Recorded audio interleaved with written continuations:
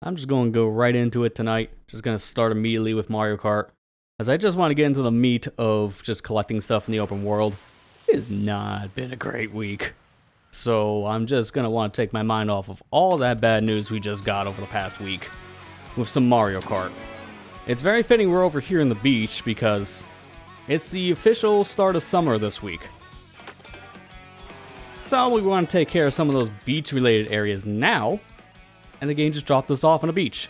That's perfect. We're going to start with Bowser, I guess. I don't know how long I'm going to play as him, but I might as well since that's what we left off on last time.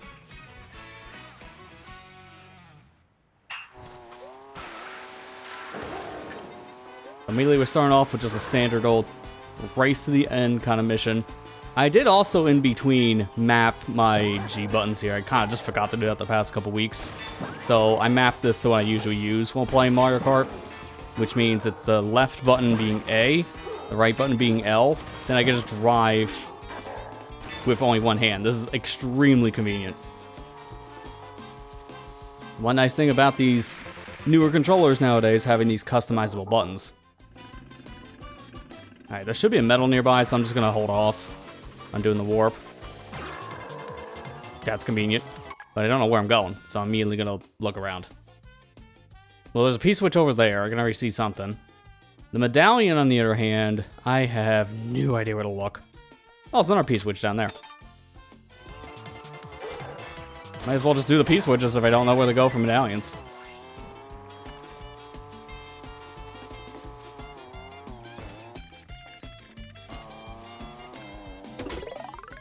Clear windmill.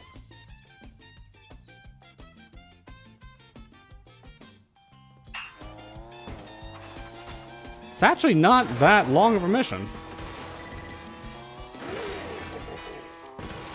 And I almost failed it immediately because of just how that was set up. It would have been kind of bad. Alright, I'm gonna reset. Okay, I found it on my map now. Because there's a P-switch nearby, we're gonna want to do that. And we should be on track to it. I saw it over here near the windmills. I'm shocked we got that mission completed without getting the extra boost panel. Just barely enough time for it. Now, mind you, I'm not the best kart character combo for off-road stuff, and that was mostly off-road. Hence why I'm probably not going to stick with Bowser for the whole session for very obvious reasons. Open world stuff, I feel, is better just to use the lightweights, just because of the extra off-road. And acceleration, I think, helps a little bit more.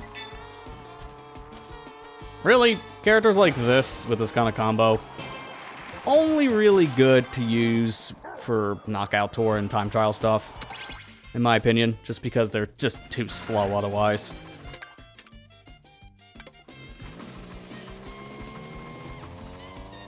Alright, let's follow the road so we can find ourselves on our mission down here. Okay, nice bonk. Follow the road so we can find a mission down here. There should be something nearby, from what I'm seeing. Like right below where Baby Peach is. Oh, well, there she is. You know what the funny thing is? Because she's so close, I could probably just immediately warp like this. And we lose pretty much no distance. Because that's exactly where I was. Extremely convenient warp.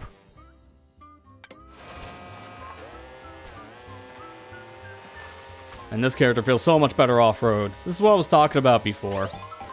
The lightweights, I feel, are much better for the off-road stuff, and that's like half of free roam, is just driving in grass. So, might as well play as one of the lightweights, babies. Maybe one of the minion characters like Goomba or Swoop, stuff like that. It's really good.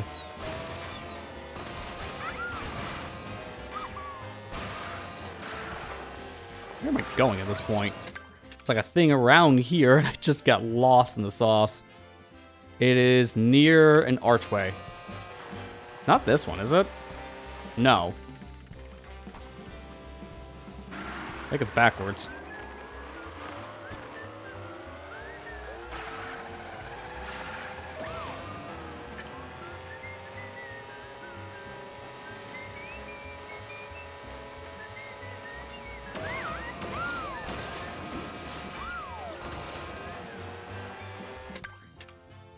I've vastly overshot this distance, I guess, at this rate. Where is this? On my map, it looks like it's supposed to be... Oh, I locked it. That's why I just did what it did. There we go. So if I'm looking correctly, it is up near the top of this tree. So I am very off course then. I don't know if this is actually going to take me there anymore, because this is starting to go more towards the desert. What a weird combo this area was. We got desert, leading to forest, leading to beach. Some very weird kind of world building here. That's just Mario Kart for you. Yeah, now we loop back around to the windmill, so we are back to square one.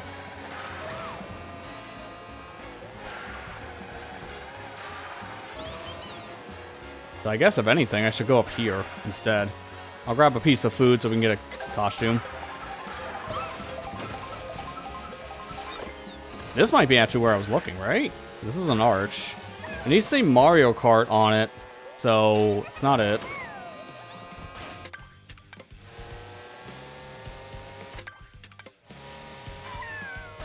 Okay, well, here's something. That's not the mission I was looking for, but this is close enough.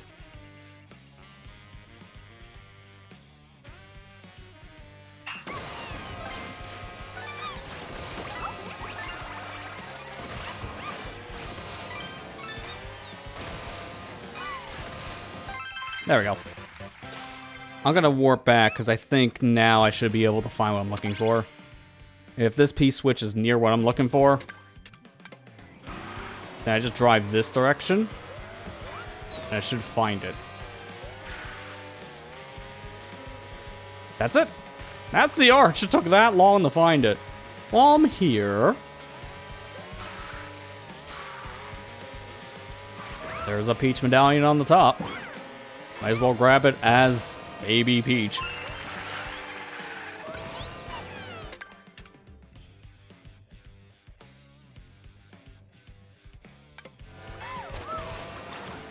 And let's start this next mission. This should be following a ivy plant for blue coins.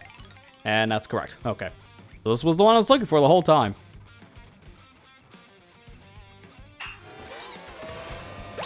These are interesting plants because you can actually control where they move a bit. They move forward on a set path in these missions, but in the actual like overworld section, these plants are kind of here and there, and you can control their movement left, right, up, and down.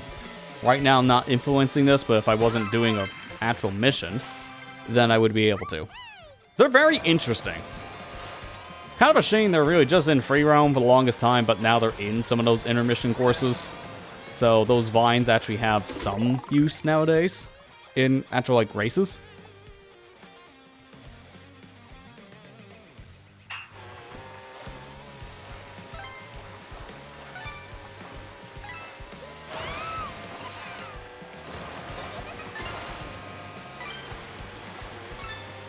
It's actually going to take me to the desert, which I don't want to be over in this area right now. So after this, we're going to warp back. Soon enough, I'm going to want to actually do stuff, you know, in an actual beach instead of everywhere but, because that was kind of where I was wanting to start tonight.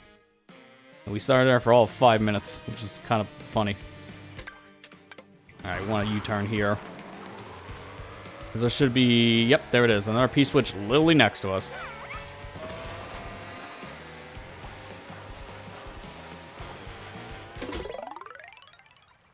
And it's the same thing we just did a previous mission ago. And similar to the mission we just completed. So we're getting a lot of these blue coins immediately. The one issue you have playing so much Mario Kart free roam stuff, you really get sick of the blue coins. Because there's just so many of these. I think it's like half the missions, or roughly half. So many of the mission types of free roam have been just find blue coins.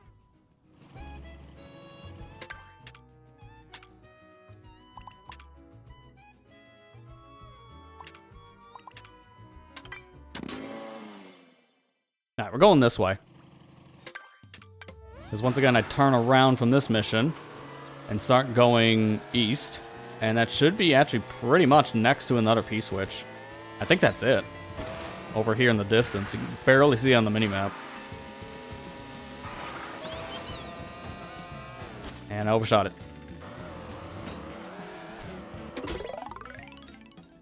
That is the mission I'm looking for.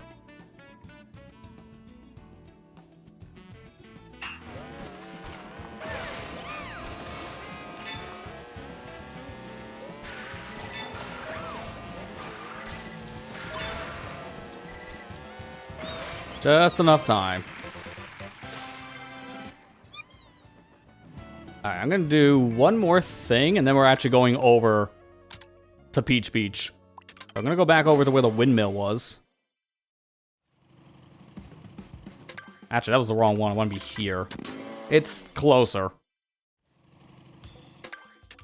Because I just drive a little bit to the east from here, and I think, is it this lighthouse? No, it's another one.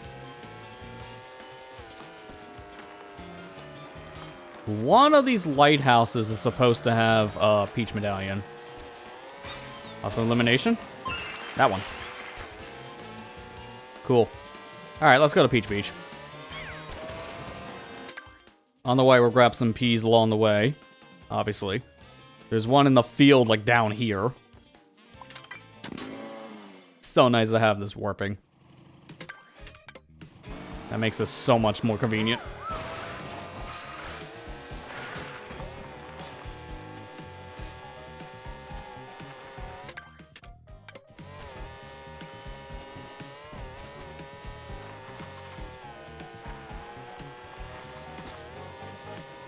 There we go.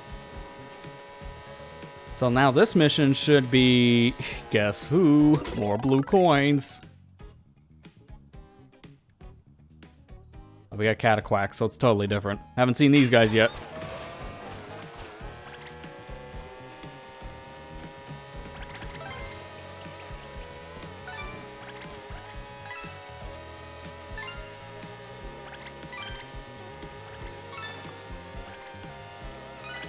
I really do wish, though, like, these blue coin missions had a little bit more oomph to them. Because a lot of these missions are just driving in a circle. They are some of my least favorite missions in free roam. They just feel like busy work. Which essentially is what they are. Like, I'm not going to sugarcoat it. They are just kind of filler missions. For them to add 394 missions in this game, a good chunk of them are just filler. Because they don't really have too much going on if it's just you switch. Now get blue coin. Here's another one. More blue coin. So that's the problem. It's more of a quantity over quality. Not to say these are bad missions, but some of them are better than others, as you can obviously tell. Hey, Warrior Line, how you doing? And variety is, though, good. I do agree with that.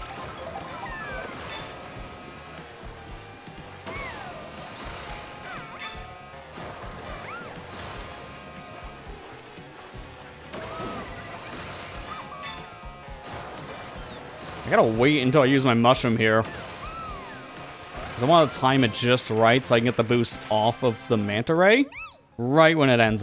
That's honestly best case scenario. And I don't know if there's anything down here. So I think it's just better to warp into Peach Beach itself from here. I immediately already see that there's a Peach Medallion up on top of the starting line. I'm not 100% sure how I'm going to get without a feather. I might just want to grind out a feather.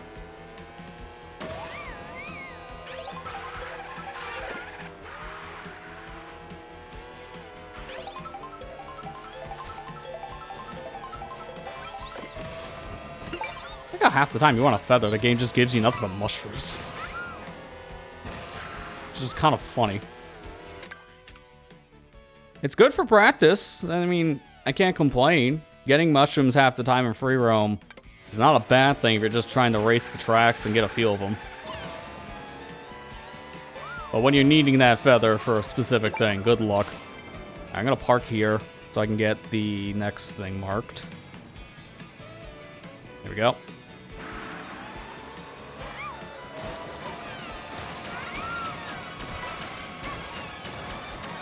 I'm just going to use this because, again, I want that item.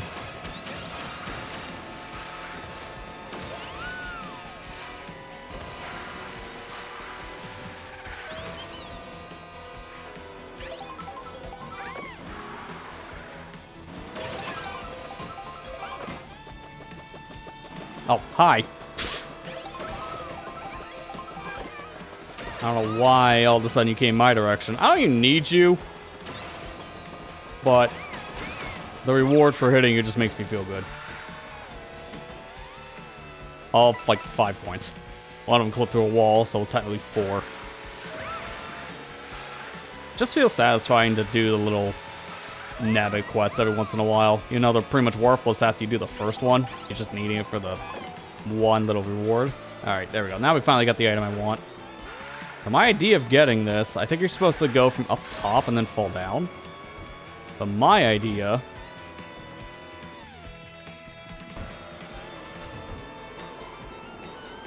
Park up here.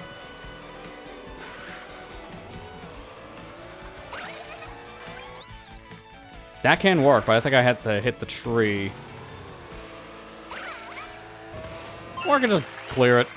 There you go. Yeah, I see how they're supposed to get the medallion. But my way was cooler.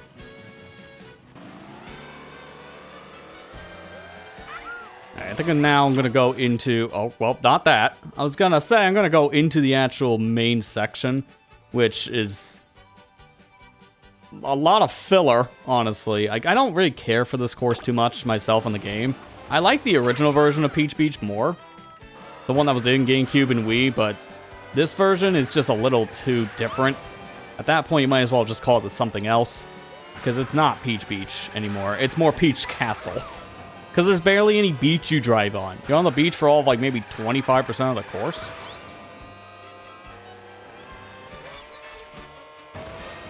I think you're right, though, about, like, the theming, because I think they were, like you're saying there, Wario Land trying to go with the ceremony look that they have in Double Dash for clearing out a tournament.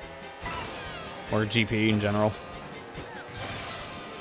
I think that was what they were trying to go for here. Okay, cool, I got it.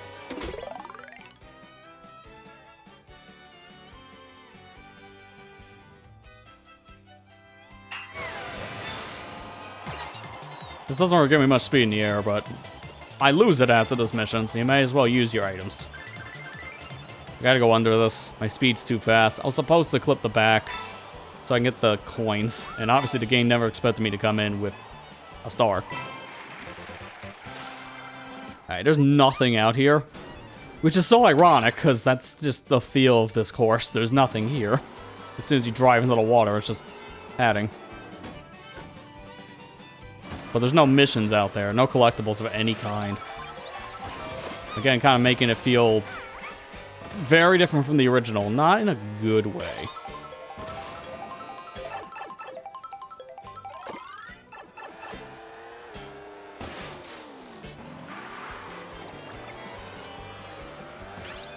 Alright, now I think I want to get up on one of these ledges so I can get some of the stuff up on top. Oh, there's a piece of here. Well, never mind. Let's do this now.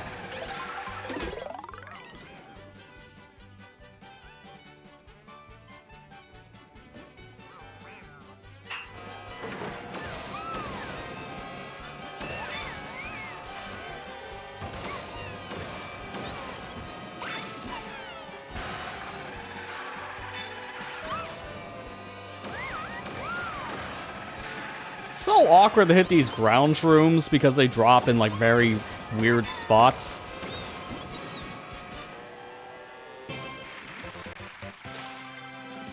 Kind of wish I didn't skip one of those checkpoints, but I hadn't just enough time, so it didn't matter. It's where the ground shrooms lay, just kind of dictates where you're gonna drive.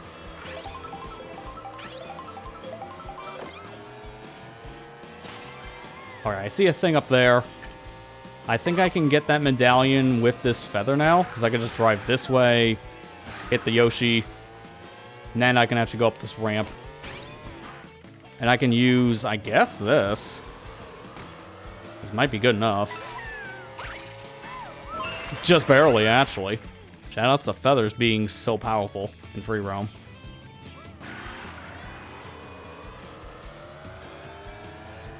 Yeah, hey, Aiden, how you doing? I've noticed that so far, yeah. A lot of the collectibles are just on the rooftops. This is a course where you pretty much do need a feather if you're going to want to get the collectibles. If you don't have a feather, it makes this so much harder.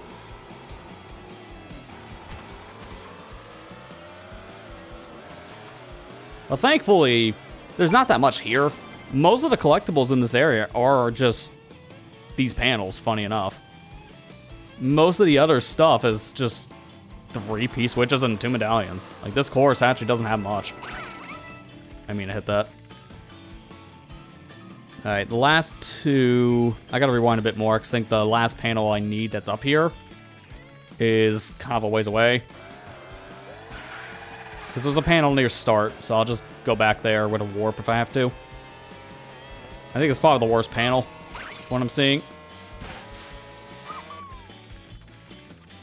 What is this song? This is the ground BGM from Mario World? You really cannot tell with how much I rocktified it. It's a great song. I just couldn't tell what it was at first.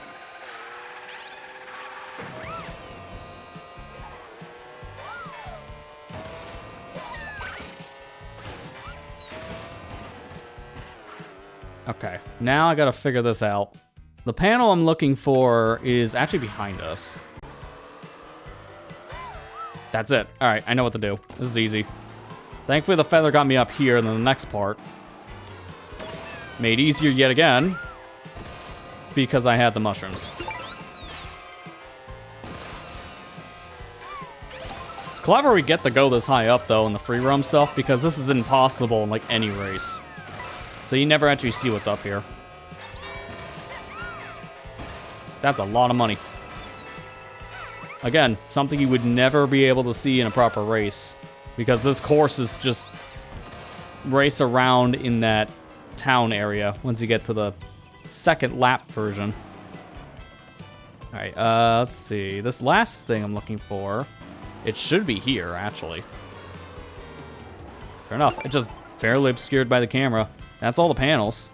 I just have one more P-switch left, and it's kind of in a weird spot.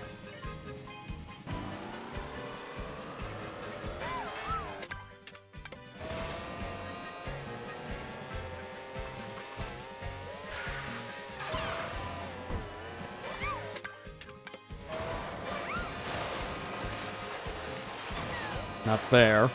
It's one of these ledges down here that I'm seeing has a P-switch next to a pipe. Again, it is kind of a weird spot. I don't want the UFO right now. Actually, wait, can you suck those guys up? If you can, that gives me Dolphin. But I think I already have Dolphin, don't I? For science, I'm already here. There we go. That should give me Dolphin. But I already have it unlocked, so it's not going to give me an unlockable. That was one of the random ones I did just get from driving around in a GP. This is where I'm going, right here. Now get me out of this. There we go. Perfect. That's our last thing.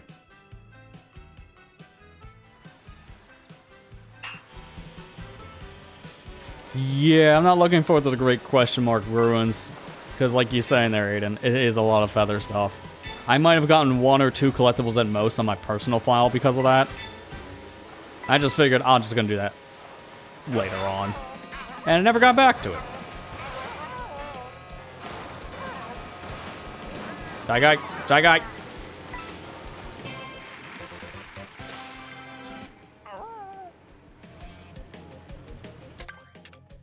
How about we take a warp? We'll go from here, because I'm going to drive her along the beach, as there are some things around this section that should be worth our time. And it'll lead us to our next area anyway, so this is really convenient. I'm going to change my car at the very least. I'm going to stay as Dolphin, but I'm not going to play with this car. I want something different. Plus, it tells me when I unlocked. Oh, good. I got his little dumpy. I think that's all of them, because I think... Yeah, that was correct. Little Dumpy is the final car you do unlock, at least according to how my setup was going. So, that's all of them. Yeah, I gotta do this one, because he's barely on it. It's just... This is so stupid. No, the real one you gotta drive if you're playing as Dolphin is Dolphin Dasher. Dolphin on Dolphin action. This is the way to go.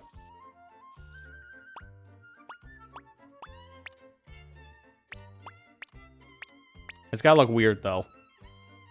Like that.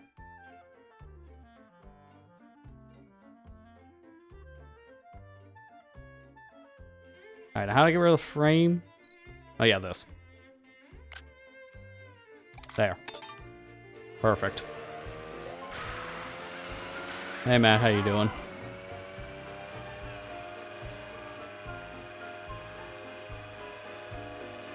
Yeah, gold card for doing everything in free roam would have been a good reward. It is disappointing that you don't get anything at all for 100%ing this. And that would have been a good reward. But gold card stuff was left behind from 8 Deluxe. Did not come back. To be fair, same for both Silver Mario and Metal Mario. Or, well, they're the same thing. Silver/Metal and Gold Mario. So I think it just makes more sense to keep them here if they're going to do the gold car, and then they probably just figure we just don't want to bother. This game still feels like it needs more content, funny enough. Like, I know it has so much on free roam, but it's the main courses that just feel... Compared to the last game having, you know, the 96 courses, it does feel like this game should be getting some kind of DLC. I think there's supposed to be, like, rumors or leaks about it or whatnot. I never believe that stuff until I see it with my own eyes. But as it stands, there's no actual DLC even announced. This game, I think, would just be good for tracks. I don't want any more open world stuff because there's already enough of it. Because I'm already kind of tired of playing through the same 30 courses. I've pretty much moved on that front. It's fun to play once in a while, but I would love some new stuff.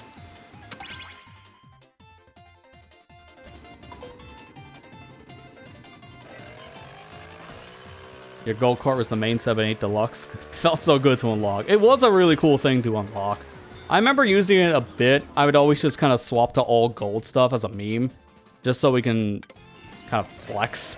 Every once in a while, it's what it kind of felt like. I just never really liked using it too much in that combo set because Metal Mario with the gold car, gold glider, gold wheels, like it just didn't feel the best to control for me. I think just using the frame alone is fine, especially the glider, but the wheels, just something about them just didn't feel good on handling.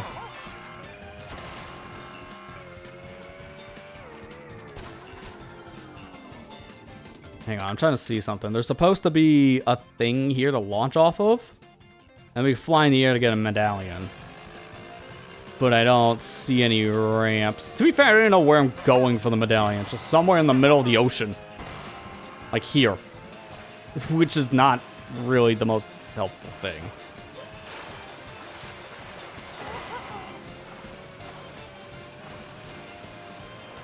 I think I'll just do the RP switch while we're here. That makes a lot of sense for you to be exhausted, Matt. 50-hour week, 2 weeks, that's a lot of work. Glad to hear you're getting it, at least. But I can imagine the tired feeling.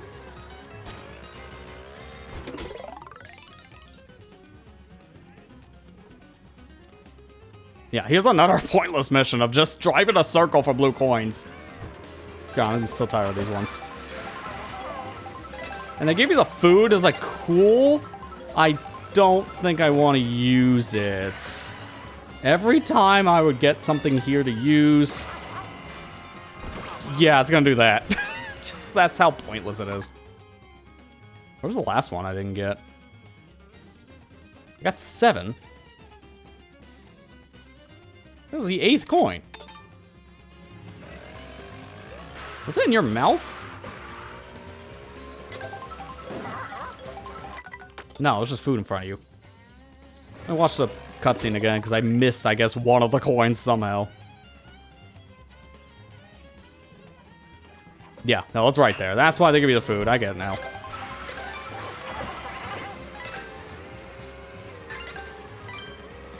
Oh, no, never mind, just this.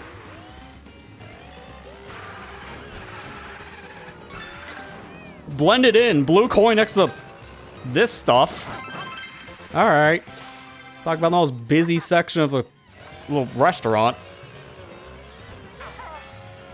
It's just nothing but visual clutter. Alright, now I gotta figure out how to get this coin.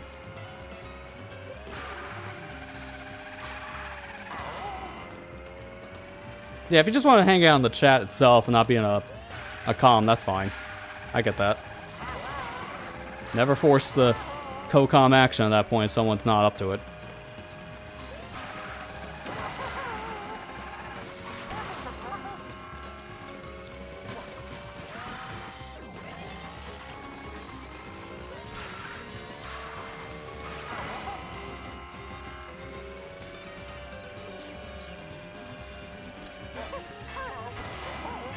I'm not seeing any ramps here, so how do they expect you to go in the air for this? Let me just see something.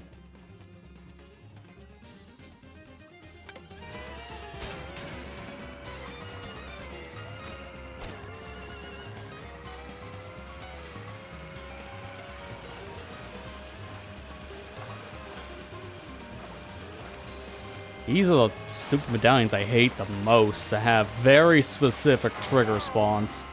If you don't hit the right platform or the right glider ramp or something, it just doesn't show up. It's really, really obnoxious. And there's a lot of those kind of coins in this game. I know I keep on calling them coins because that's essentially what they look like, I'm not gonna lie. Like, let me show you one, because I didn't even realize I missed this. Quick detour. Because I can easily just warp back, because I'll just go to the next course. I did not realize that this was a coin I did not get, or a medallion, whatever you want to call it. Because again, this is in a stupid spawn. And I gotta hurry up, because I'm almost gonna miss my ride.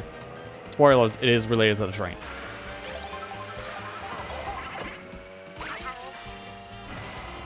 Kinda got lucky, I warped and the train is right here. Because that's not the case normally. This thing is unfortunately not the easiest to find.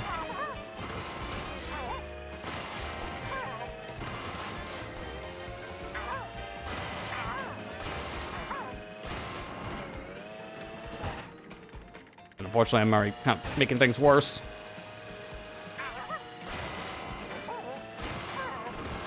There you go. So, I didn't even get this one because I just...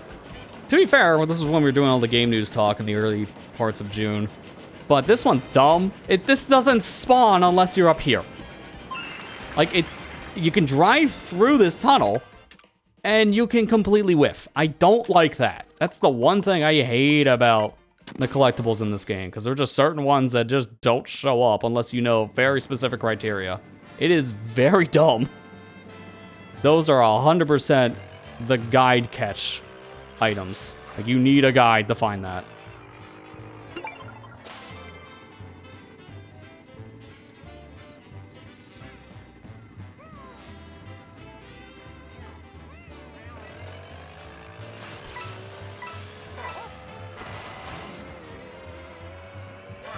Thankfully, this course shouldn't be too bad to clear out because, honestly, with how crappy of a week this has been, I'm not gonna lie on that one, it's not been fun. I've actually just been going through the motions on the free roam on my own personal file, just kind of getting the stuff I haven't gotten yet. So I've actually gone through all of Salty Speedway already, gotten basically everything here. So this is all kind of fresh in my head.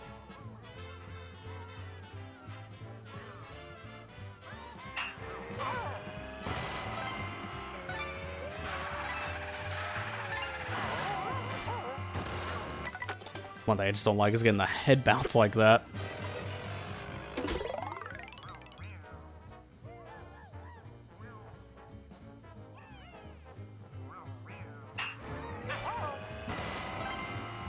Dude, that's where I'm at, Matt. It's not gaming.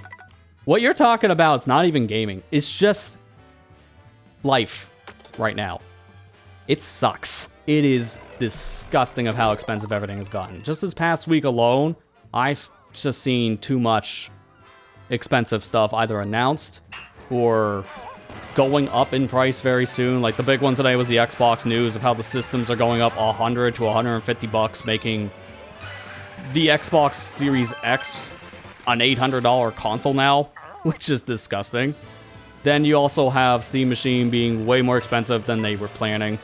They were targeting 750 at lowest, and it's over $1,000 just for a base model. It's disgustingly high. So I had interest in the Steam Machine. I saw the price, see the performance it has, and immediately just took myself off of the waitlist for it. Because I was actually thinking of maybe I'll pick this up if it's about 800 at most, and it's not even close. It's too expensive for what you're getting. It is terrible price to performance, but then everything is terrible price to performance. Max went up $100 to $300 just 2 hours ago. It's like, I'm just wanting to throw up, dude. I really am. You're not buying anything brand new for the next, like, 4+ years at this rate. And it's not over. Microsoft even warned their prices are going to go up again next year if the things are going to continue this badly. Like, they just are warning people now, hey, expect maybe another, I don't know, tripling in price. Because it's that bad. Yeah, no, the mess with GTA 6 did not help. Dude, what was Rockstar thinking?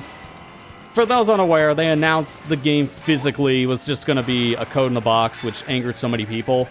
They rolled that back almost immediately, but with a caveat. The game is going to be physical on a disc in December. It's like, why don't you just wait to release the physical then, a whole month? Because some retailers just flat out refusing to sell the game because there's nothing in the box. It's just a digital code, which could just expire in like a month. So that's just really dumb.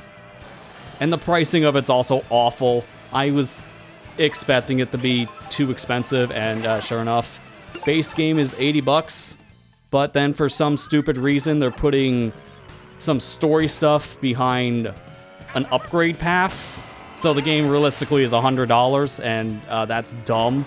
No game is worth $80. Doubly so not worth $100. Like, that is, no. I just don't understand where they're getting off with that pricing. It's disgusting. This is what I mean. Like, this week is just nothing but bad news. I'm just so tired, man. I'm so tired. You can hear it in my voice. It's just been one thing after another this week. And there's more, too, but it's like some personal stuff I don't want to get into. It's not been a good week.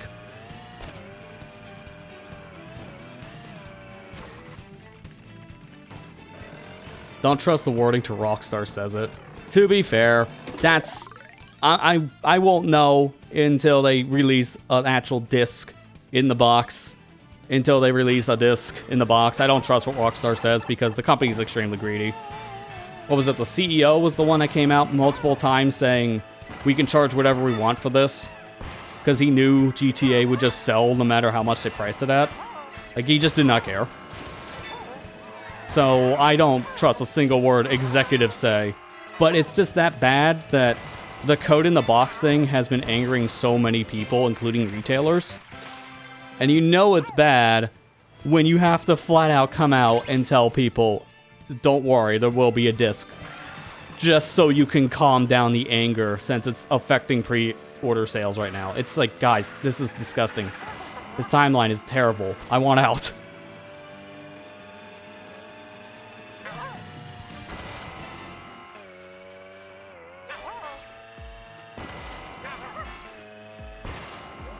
You really now, as a consumer, have to vote for your wallet. I said this a few months ago. We're getting to a point of no return with everything going up. I think we've hit that point of no return now. It's just too much. People are already not convinced at these prices to buy a lot of new stuff now. I've been seeing a lot of talk about people skipping this or that. Whether it be a new release, a new system, revolting against next gen. Like, it's just been a hot mess. There's just too much at this point going up in price that people can't keep up. And it's not helping that the quality of everything has gone down.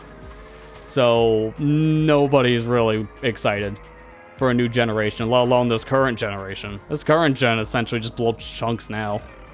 It's just all disgusting.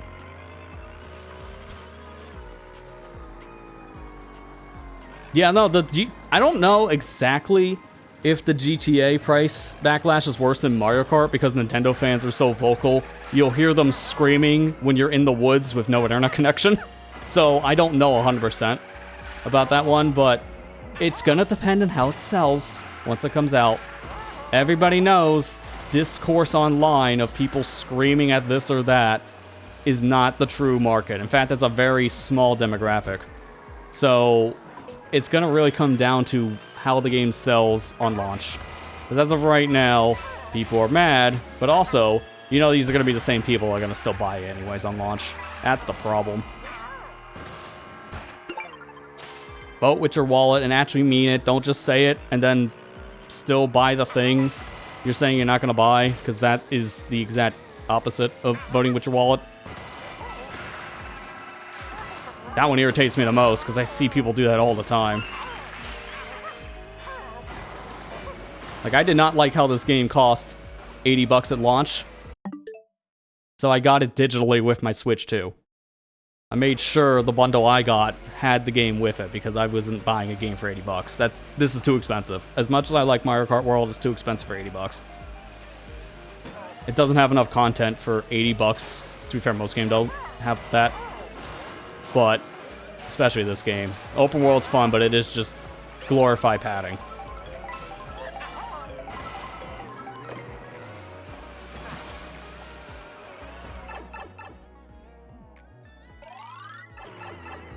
I mean, to be fair, you have no interest in GTA, so I can see why you wouldn't care about getting the game at all unless you get it for free.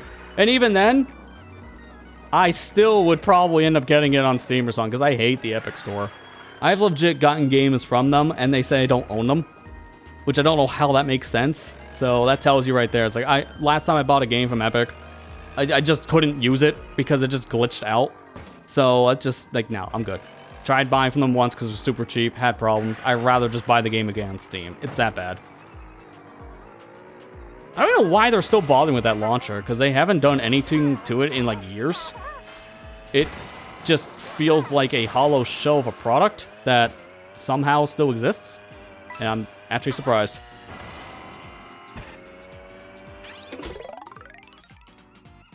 Fun fact, the mobile store doesn't have a library. How?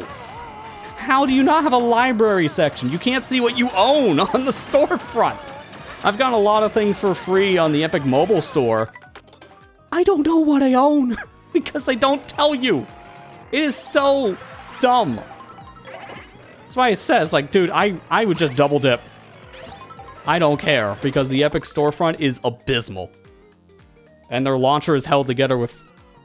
It's so broken of code, it just barely exists.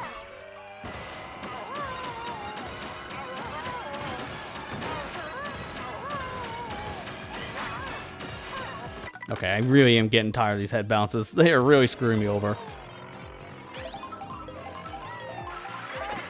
Yep, that's the thing to be mad at. Be mad at the AI thing, because that's why everything's so expensive. Technology as a whole, phones, computers, game consoles, no matter what you talk about, have all gotten negatively affected by this. And it's now to that point of no return, where things are so expensive, companies are not even sure if they can continue making things. I've heard so many people either doubt their business is going to exist tomorrow morning, or have to pull out now. I've seen a lot of mom and pop businesses shut down overnight this year. It is very sad.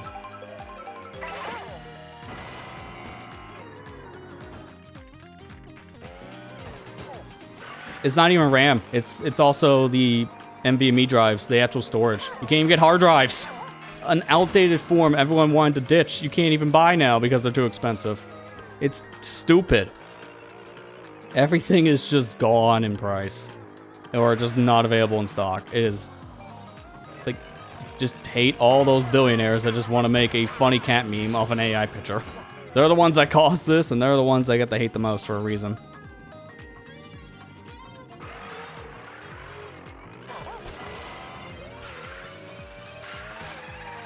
Yeah, no, I also heard about the Bungie thing, too. I don't know if they shared the exact number of people, but I heard the rumor was apparently half of Bungie got laid off. So there's barely anyone left at that studio.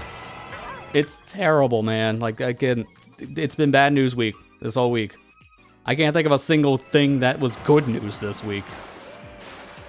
I guess the Steam sale's going on right now, so that's good news, but everything too expensive. People even saving their $5 that would normally spend on a Steam game.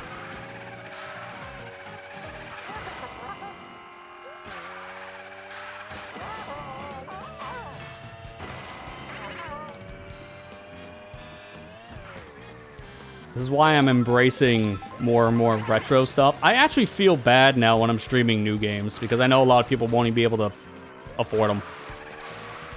Like this, I in some ways feel bad about streaming now because I know some people would want Mario Kart and are probably not going to be able to get it. Like, there's no way a kid's getting video games for their birthdays or Christmas gifts anymore because it's just too expensive. That's what I'm saying. There was a point of no return just a few months ago. I think we hit it. This has now become not just a luxury thing, but a thing that nobody, even in the luxury scene, is gonna want to really justify. I know, sorry to be like, tonight's like a downer one. I'm just not in a great mood with all this news. You can clearly tell it's just been an awful week.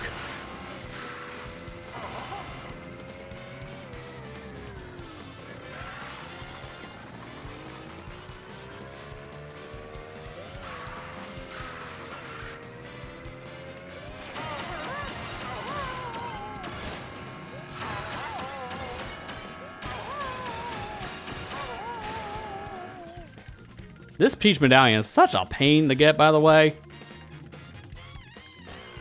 It's not even that you just need, like, a feather for this, because it's even more than just that. It's in such a high up area, you pretty much have to do what I'm doing here. Take a mushroom, use a charge jump with it, and then just launch yourself straight up, because it's in such a bad spot. You're not getting this unless you have mushrooms and a feather. It's a whammy combo. Alright, now I got that one. I'm going to figure out how the heck do I get this Peach medallion I was looking at before. Because there is another one here, and I'm not 100% sure how to get to it. But we're here, so I don't want to leave until I get the medallion. No, it makes sense. So let me just park here. And I'm going to look it up. What would this be? I'm going to just look up a blanket statement. Because this is like near beach, but not beach. Shoreline. That's what this is. Okay. The shoreline medallions. Then I can find this one. Clifftop Beach.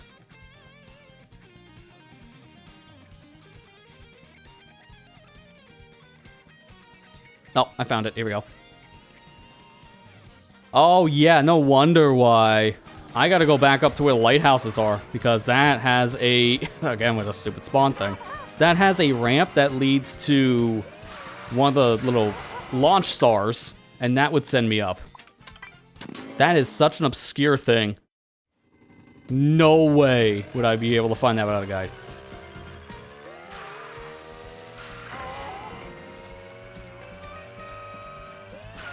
Yeah, pre-ordering a digital game just doesn't really make much sense. You're only pre-ordering digital so you can preload the game ahead of time, that's it. And it doesn't even matter for some people. If you have a fast enough internet connection, you can just download it the day the game comes out. Doesn't matter. Some people just want that exclusive 3-day window, because some games have that you pre-order digitally, you'll get it maybe 3 days early thing. So some people just want to play it like a day or two early. And that's even kind of dumb to me. I never really got that. It's to each their own. I just think companies are relying too much on these digital deluxe games, and just the idea at this point of selling a game with all this bloat digitally. Kind of where we're at.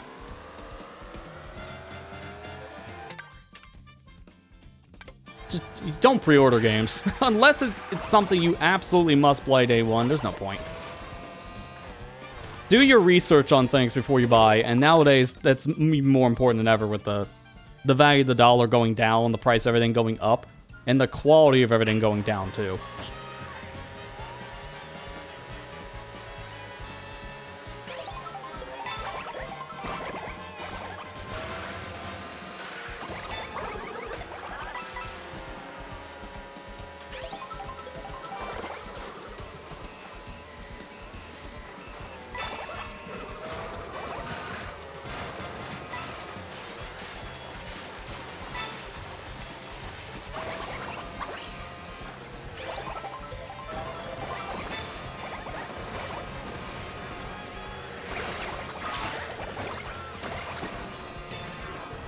That's why they give you so much extra time, because the AI doing just random things. Getting hit by a banana just is pulled out like immediately when I'm next to the opponent. Yeah, that's great.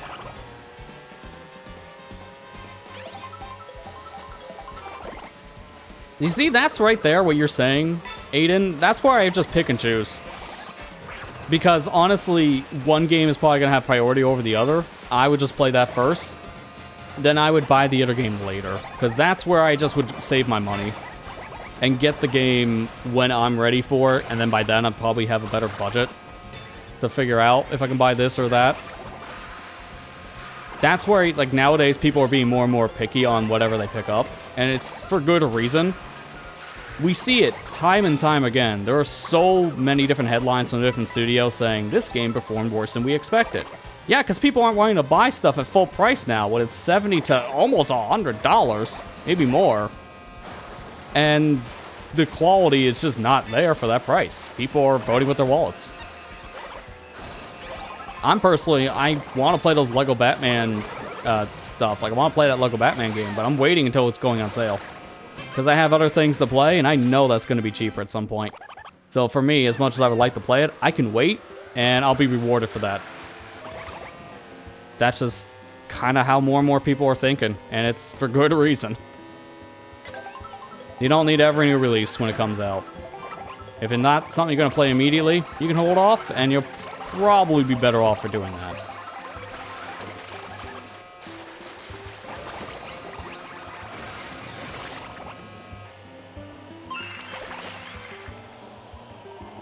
That medallion is just the logo of the game, but cursed.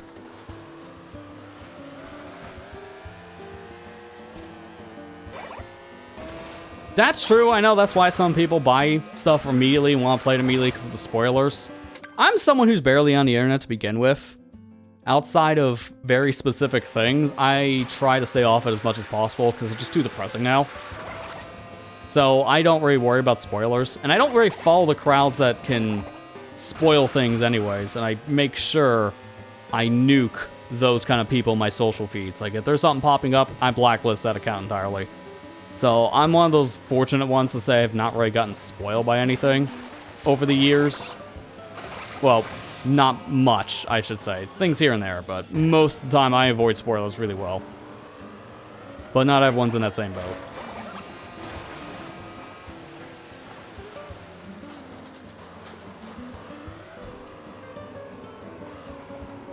Speaking of boats, where is the one I'm looking for? Is it down here more? Not that one, because there's a P-switch on a boat, but it can't be moving. So I'm guessing it's on this side, then. If it's not on the side I was just on. Oh, I see it. Yeah, this one.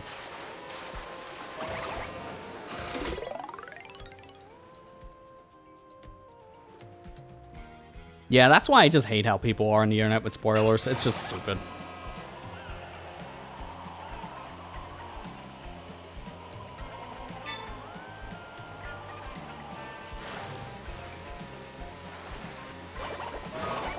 Dude, right into the fish. I even held right for that reason, because I didn't want to get hit. It's fine. They give me more than enough time here anyway, so it doesn't matter. Ironically, this section's easier. Yeah, the fish are bigger and more threatening, but they're easier to dodge, so it doesn't matter. Alright, now we're going to take the warp to Koopa Troopa Beach.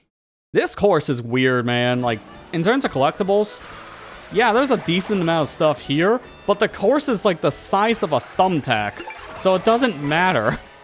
Most of the stuff you're going to be getting here is going to be very close to each other.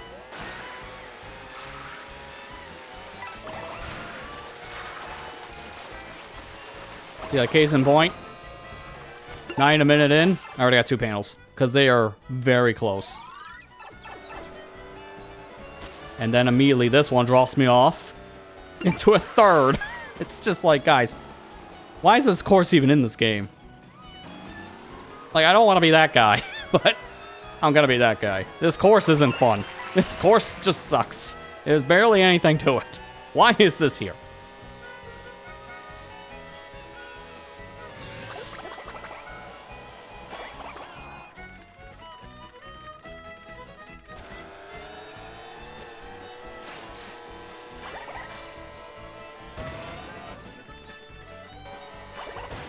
There we go. Want to land up here, get this, and immediately rewind back.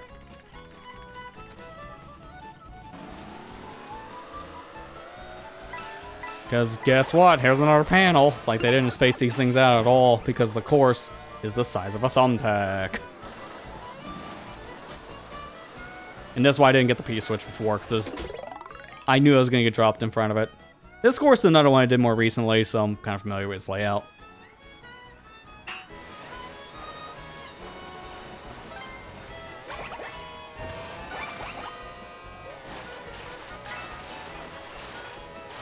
Dude.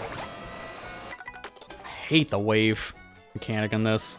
Or just driving on water in general. I just really hate how sluggish and bouncy it is. It's very realistic, I'll give them that, but in my cartoony kart racer, I don't need realism. I'm good, thanks.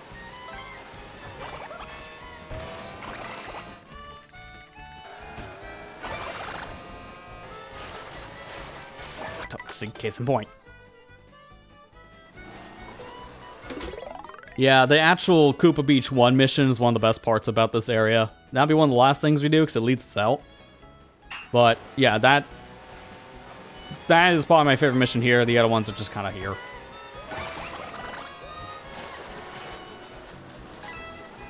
I hate how I have to literally brake, because the water control in this game is just bad. I swear, kart racers never really get the water control right, unless you're like Diddy Kong Racing.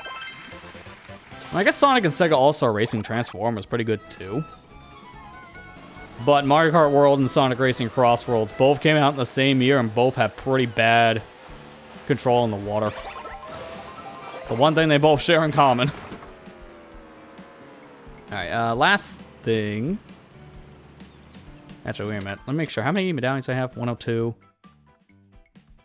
Okay. Yeah, that's right. So I now just want to get this mission.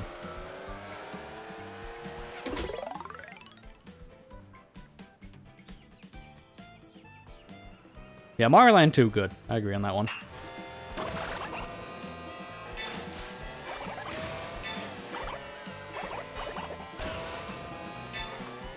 Really? It gives me a time bonus just to throw me into the drink. How did I not attach to the rail?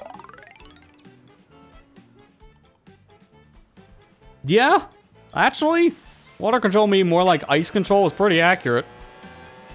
You don't really have the most fine-tuned control, which is the big complaint everyone always gives about ice mechanics. It's kind of ironic.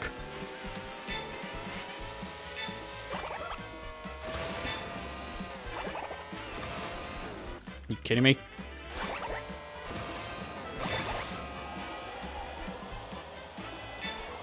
This actually drops me off near my next mission, which is pretty convenient.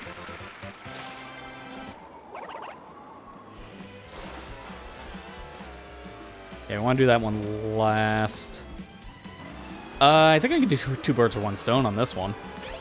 Let me get items first. Good stuff. Feather actually does not help here.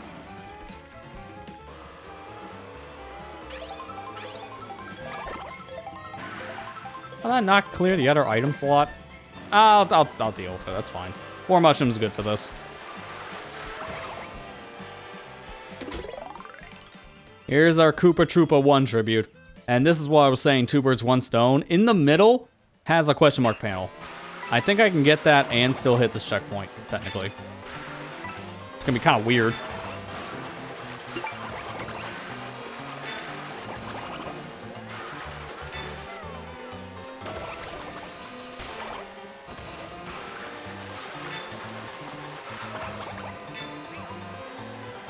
Don't shoot, don't shoot.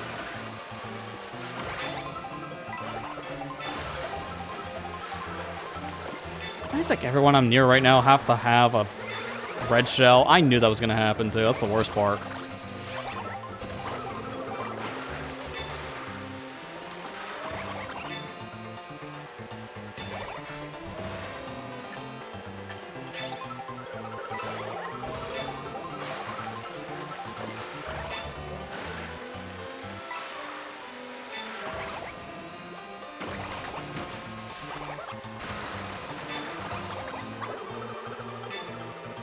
And there you go. 2 birds, 1 stone. Got the last panel, which is not even in the course, by the way. And now I got the mission around here. Well, I'm not done. Still one more mission. I just find that funny. That counts as a Koopa Troopa panel and it's nowhere near the course. It's just in the tribute course, so they get away with it.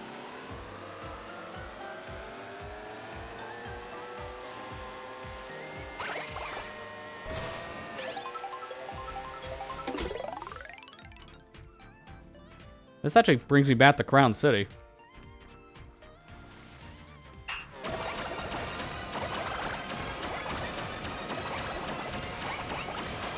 You need to do anything else in Crown City, I guess this is your chance, but I've done everything, so this doesn't matter.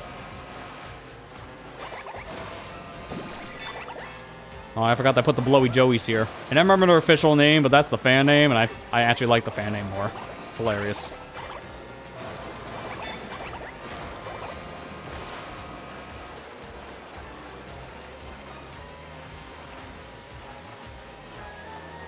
Crabs.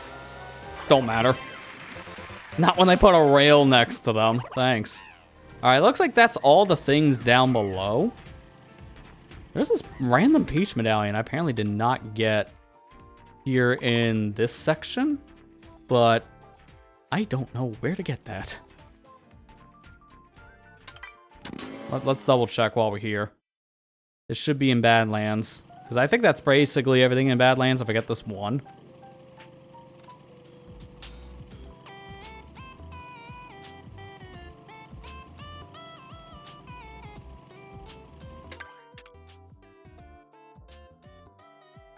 No, problem is, the guide I was using for the last medallion did actually something really nice.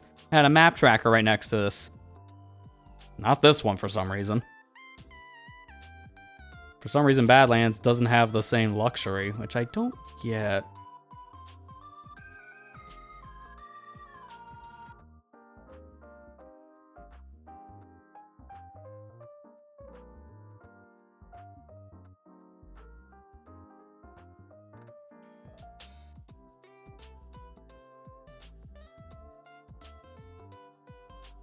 Is that the one I'm looking for?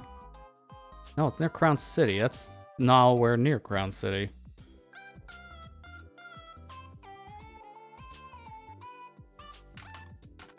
There's one just literally that's supposed to be next to this. Never found it. I mean, there's this one, but ironically enough, that's not the same. That's a completely different one that's in like a shipping yard. We got that one already.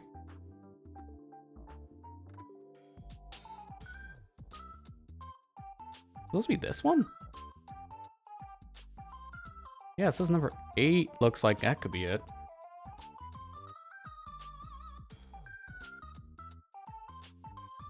I think that is it. Yeah, okay.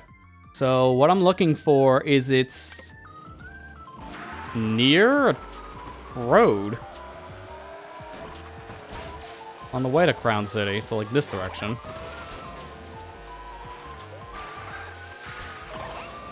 That's it. That's the one I was missing.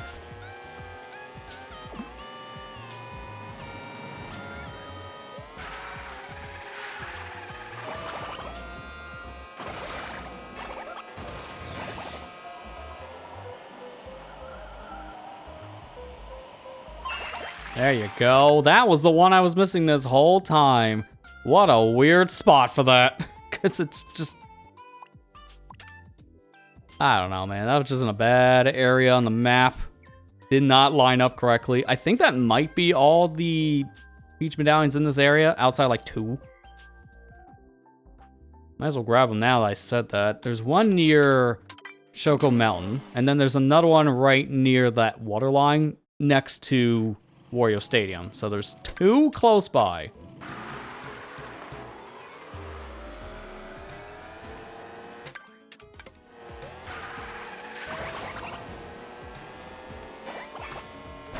Yeah, I agree, though, that the SNES tributes are probably some of the best missions in this game. I think we have one more left, because I know I have the Ghost Valley stuff near Boost Cinema. That's, I think, the last one we have left to do.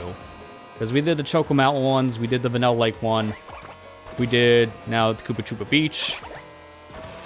So the last one's got to be in Ghost Valley.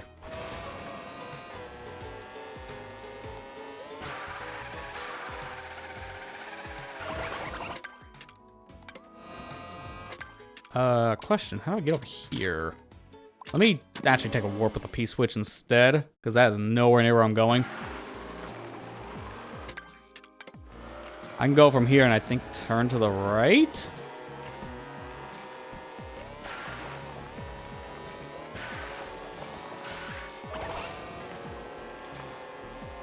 Yeah. No, I think you're right on that one. I probably did go down that path for the last Peach Medallion, but it was probably off camera. I would be not surprised if I didn't see the Peach Medallion because it was off camera. I know I was looking for it, but couldn't see it. That's just how some of these are. And again, they have weird spawns, which doesn't help.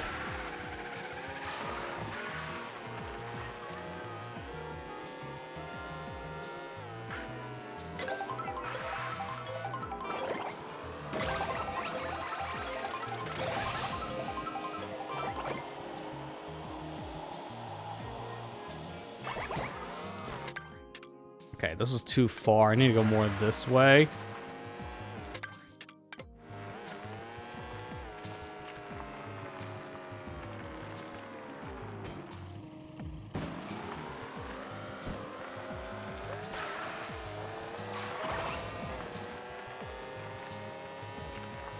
I have to bet the coin would be somewhere up on these ledges, but the question is, where is beyond me?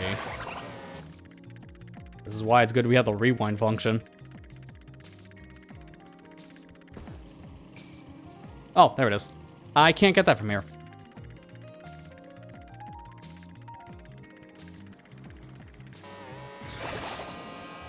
This will make it so I can. And there we go. That was the one I was looking for. Now I'm going to do the same warp again. Go up here to the north. Is this facing north? Eh, that's close enough. I literally just drive this direction. I should find it soon. It should be near the bridge, based on what I'm seeing on my map. That or... is it on the crane? Oh, dear God. If it's on the crane, I'm going to hate that.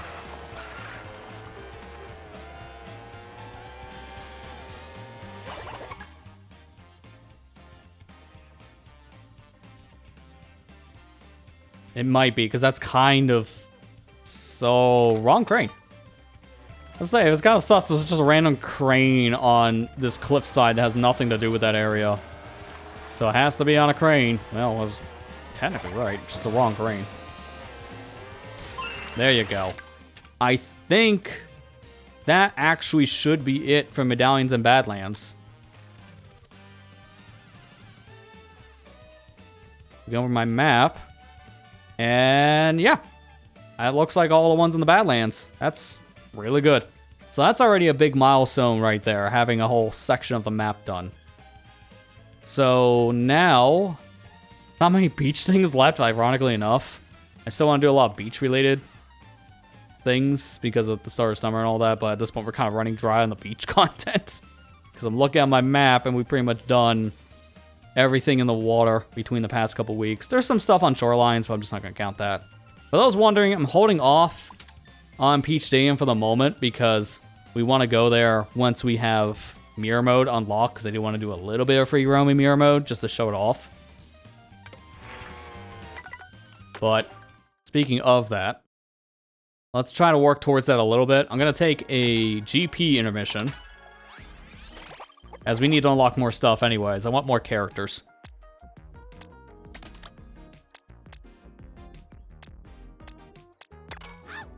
Alright, why not?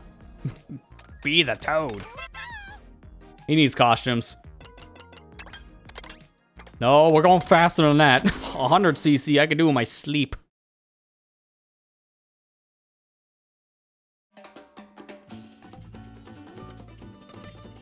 Toad's the goat, but in Mario Kart. Yeah, I mean, he doesn't really do much in the other games, so I can see that. Otherwise, you're thinking like Miyamoto in the 2010s, where that was the best character for Paper Mario, because that was the only character in Paper Mario that wasn't Mario.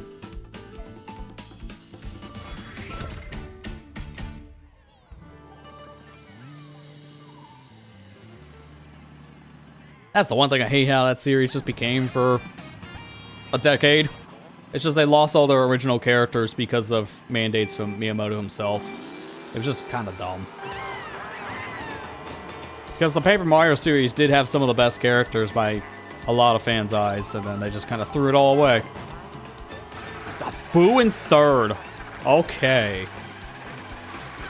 Talk about a strong start.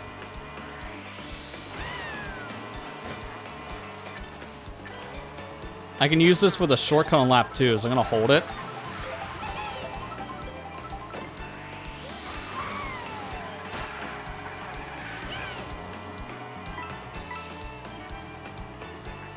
Yeah, Miyamoto doesn't really oversee games that much now. He's kind of transitioned into wanting to do more movies, funny enough. Which, for someone who hated storytelling in video games for the longest time, that's kind of a weird path to go on. And based on fan reception to his films, it hasn't been great. He's not much of a storyteller from what I hear, and yeah, that's fair. He's really not.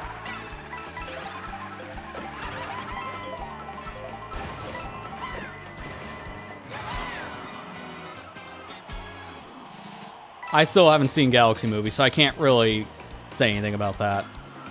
I know it did really well in the box office, but I've heard a lot of mixed things about that film. Either you really liked it, or you thought it was like the worst film of the year. There was not much of an in-between I've been hearing from people. That still counts as out of bounds.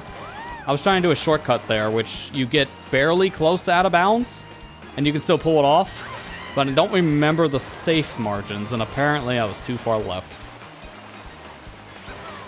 Funny enough, I can still win this, because Birdo's driving like she's on a Sunday stroll.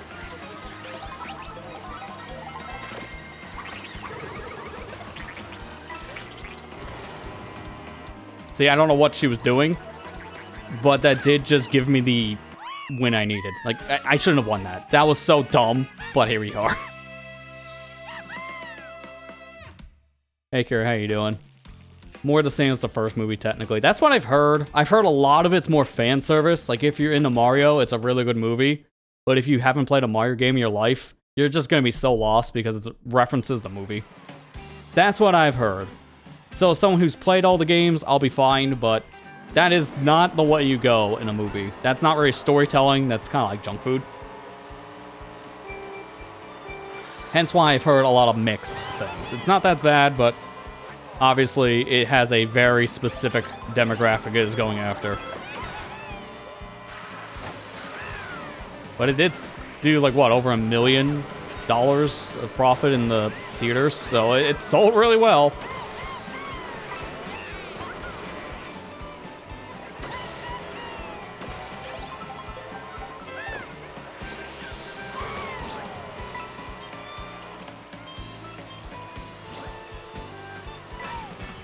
That's an interesting comparison, but it does fit. Galaxy Movie is basically the same as the FNAF 2 movie, which I heard a lot of the same problems. FNAF 2 is basically, if you didn't play the games or follow the lore, you would have no idea what's going on. So, very similar. I can see the comparison.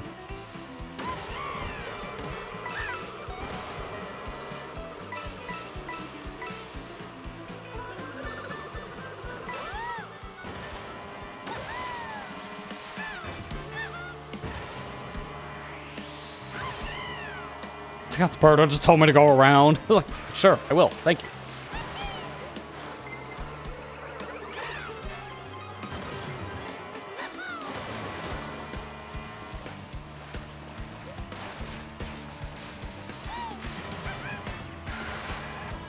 No, I didn't mean to fall off there, but whatever. I'll get smart green.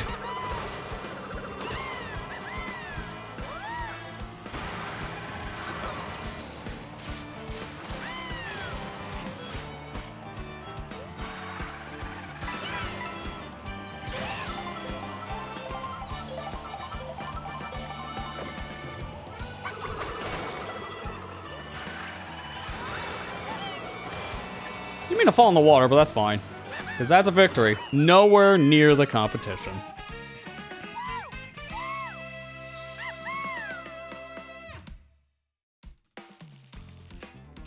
Masters of the Universe movie you're interested in? But they've really bad in the box office.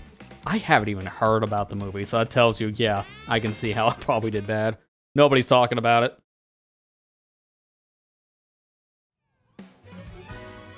Sometimes that just happens, sadly.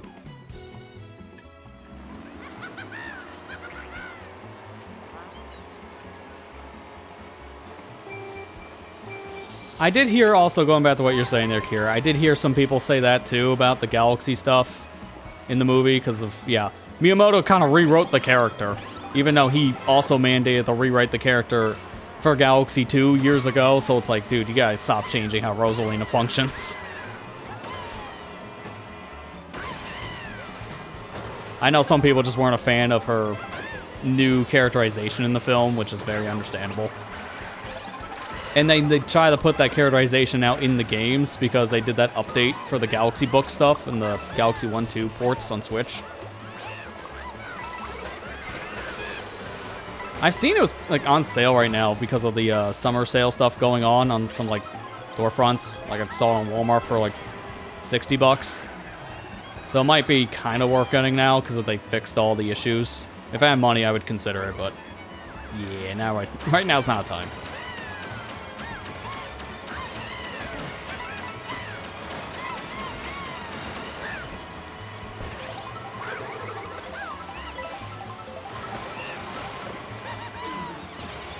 Oh no, my red shell.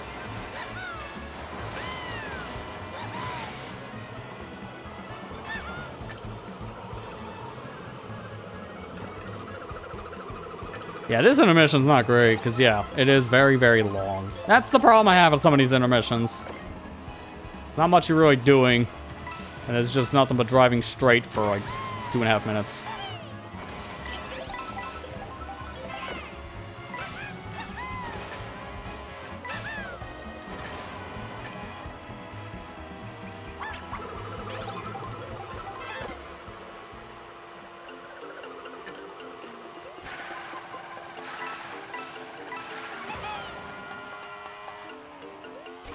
Oh, come on.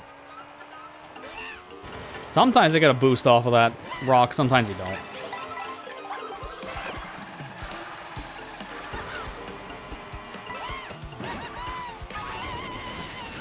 Alright, just get out of the way early. It's fine.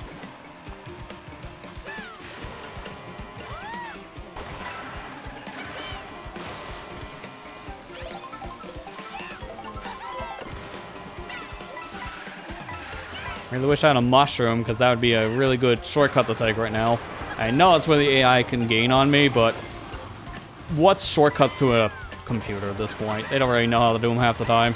Some of them are taking them, but not all. A human player would be holding off on their mushrooms, and then everybody would be taking that cut. If this was an online lobby, it would be like 50% of the track would be on that off-road.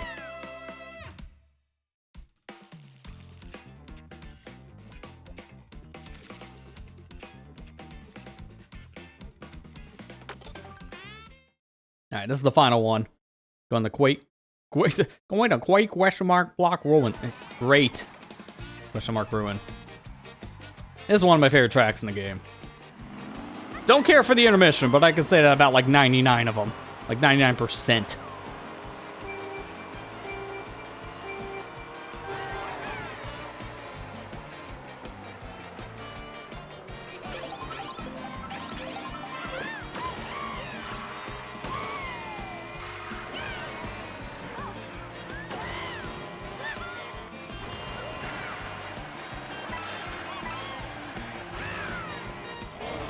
Strangely enough, this item set is not one of the ones that has a double, which I am very surprised about.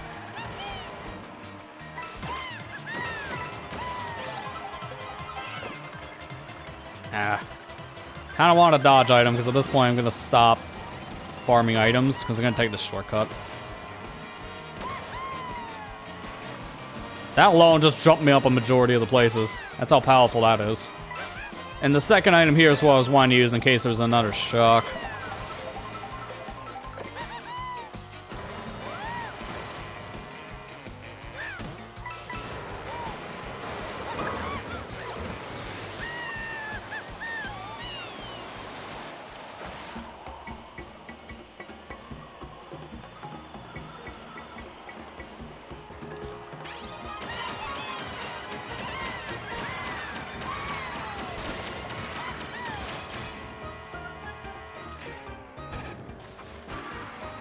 Well, that was awkward. That's why I let go and boosting and I still overshot my target.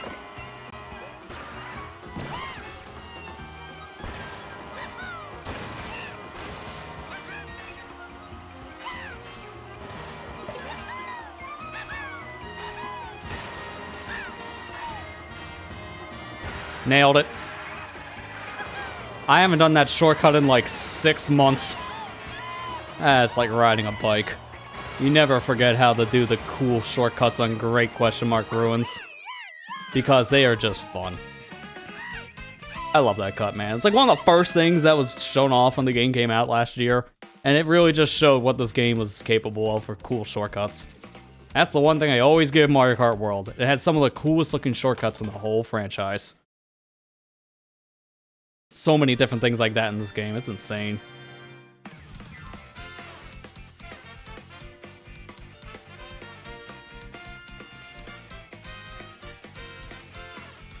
Well, for doing this, the character we unlock is Birdo, so... guess now I have a Birdo in my party. I don't really use Birdo, so I don't really care. And just filling out that character roster.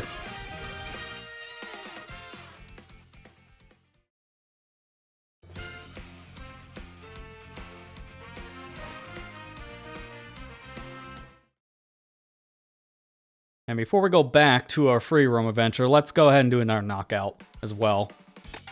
Oh, I did 7,000 tricks. Neat. In terms of who to use for this, because it's going to be... What courses are we driving to? Can't remember the center mission we're probably do, like the set of them. Oh yeah, this is the one that ends on backwards desert ruins. I don't really care for this one much, if I remember correctly. Like, this knockout tour is okay.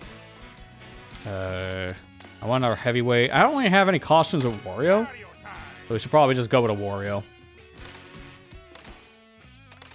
Do the classic Wario B-Dasher. If you watched any time trial world record, chances are this was a character you probably saw at some point with this combo. I think currently, I'm not 100% sure because I need to check them again, but I think currently the world record on Bowser's Castle is using Wario B-Dasher again. It keeps on flip-flopping between Wario and Wiggler on that course, I noticed, because it's just... I think it's some player preference more than anything else, because their stats are similar. I think technically Wiggler's supposed to be the best character for time trialing in a lot of courses. But Wario is also one of the best, too. Yeah, I'm not worried about getting the 3-star, because we can't do that yet anyways. We can only get the 3-star once we get mirror mode. So if I really want to go all my way for that stuff, it's not now.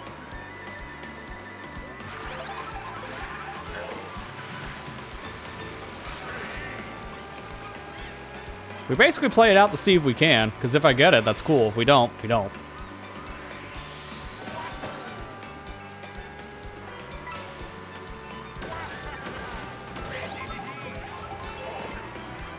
That's some good setup. Didn't until I get hit, thanks. I don't want to use this yet. There's a big shortcut up ahead. Okay, this right, I'm gonna have to use it now.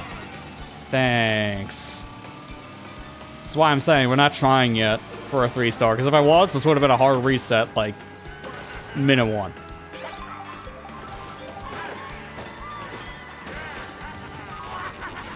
Really? At this time? Why?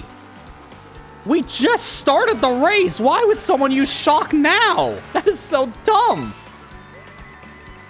I've never seen a shock that soon in Knockout. That is so fast. Well, so much for the shortcut.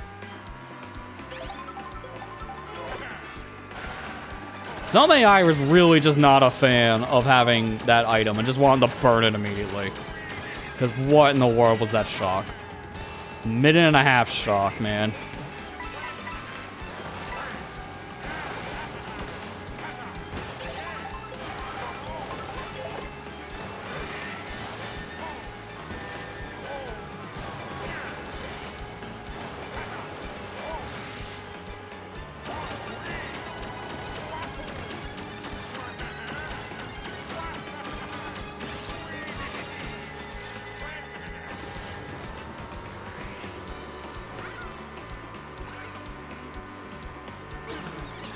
I had a feeling that would happen. Okay, I didn't know that was gonna happen, though. She just was waiting. What is going on with this stinking AI set this time? Oh my god, they're awful. I've never seen them this aggressive. And this was also a time where I got all this done pre-update to fix up Knockout. This is insane.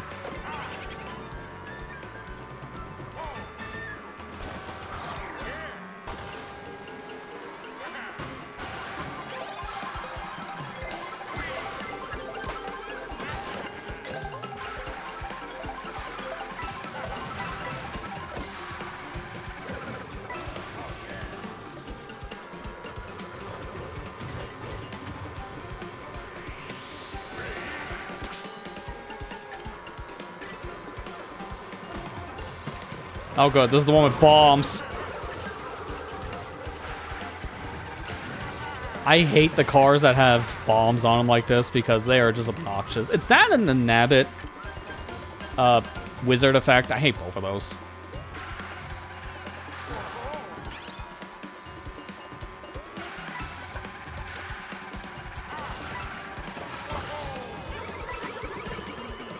Oh, that miss.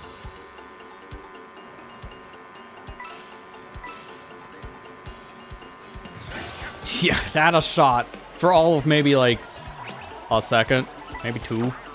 Like, I'm surprised I even had a chance at the disastrous start. But again, it's best off if you're gonna do the 3-star thing. Wait until you unlock mirror mode, because the game actually will give you 3 stars on every single previous difficulty GP. So if you're gonna go for 3-star, you unlock on a mirror, and then you do it all at once. It saves you a lot more time.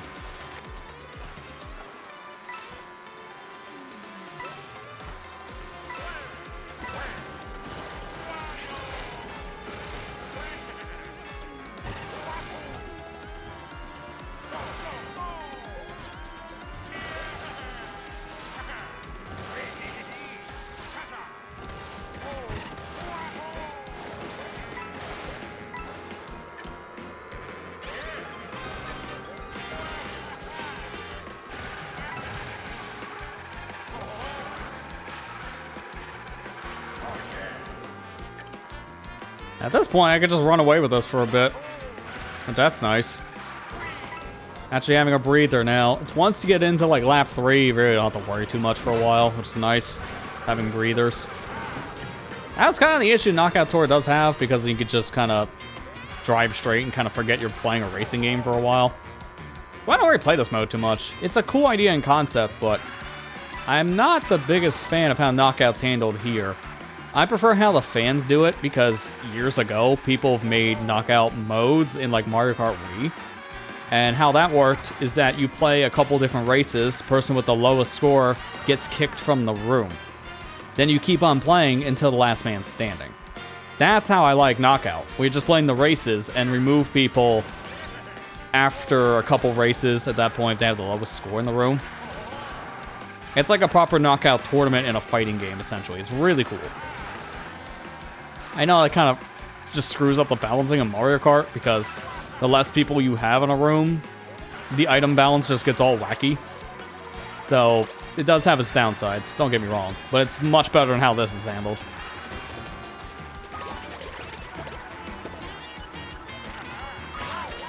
Where did you come from? Just suddenly Mario.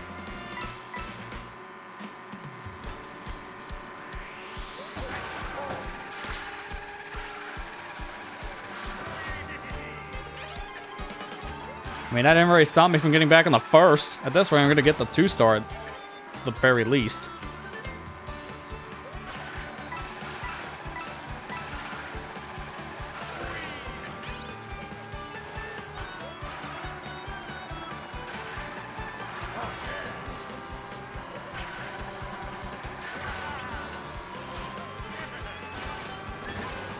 Why are you so close? How's Mario keeping up when I have a better top speed? And he keeps on pulling triple bananas. I'm not using this horn. I think he's horn bait right now because he's so close to me with all these defensive items. I think the game is encouraging me to try to use my horn now But I'm saving in case there's a blue shell. It's best to hold the horde. I'm not using it.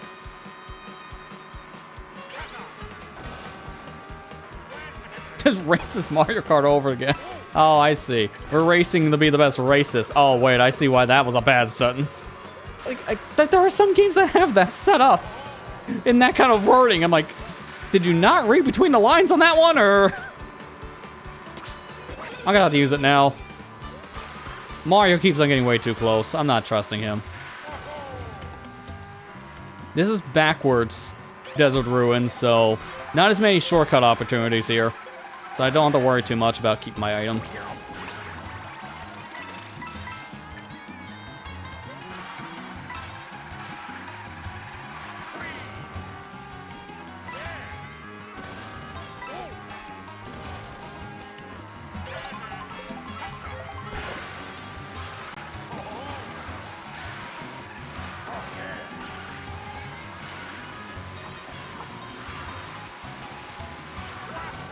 Dude, outside of that atrocious start, because lap 1 is something I don't even know how to describe and how horrible that was. That was actually a pretty solid knockout race. If we just didn't have what happened on lap 1, that would have been 3-star. But unfortunately, that wasn't the case. That's just sometimes how it goes.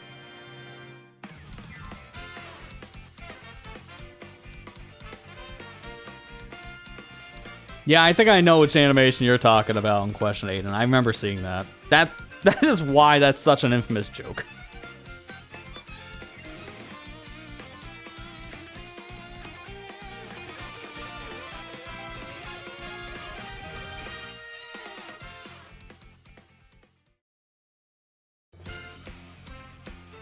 How many more of these do we even have before we unlock Mirror? I think we have 3 more to do.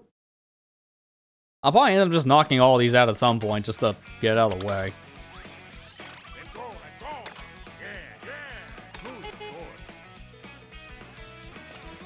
Yeah, we have 3 more. That's what I thought. So I have Acorn, Cloud, and Heart left for the knockouts. There's a G piece. Let's go. I'm the best. We have 2 more, and then we get the Special Cup, which gives me 3. All right, perfect. I think I'll probably end up finishing up the knockouts before I do the rest of the GP then. So we can at least see if we can unlock Special and Mirror at the same time. I doubt it, because this game is kind of stupid when it comes to that kind of stuff. You have to do the Special twice just to get Mirror mode, because someone didn't think that was a good idea. But I think for right now, what I'm going to do is I'm going to take a little bit of a break so I get up and stretch. And then we're going to head back in the free roam so we can do more of the collectible stuff from there. So, with that said, stay tuned. Just a few moments, we'll be back playing more of the Mario Kart free roam.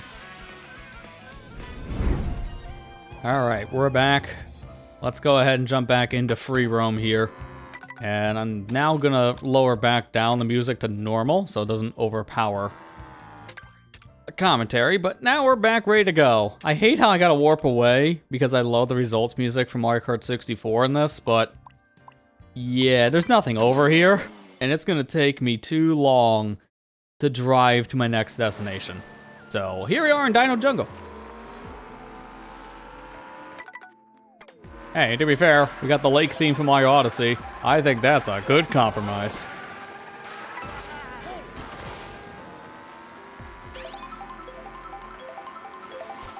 Now, from what I'm seeing here, a lot of the collectibles in this map seem to be all kind of clustered together in a very similar area.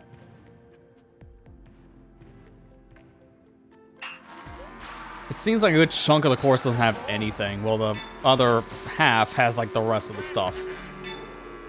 Kind of funny. But that's just how some of these courses are designed for free roam.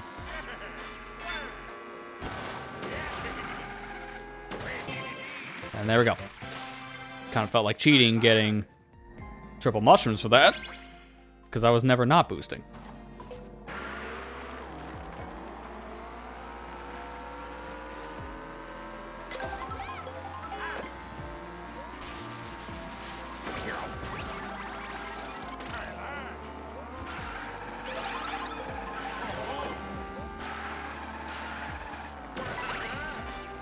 Don't know how you're supposed to get that normally, but that's how I'm getting it. Ooh, this is one of the tests of skills. I haven't done one of these in a little bit.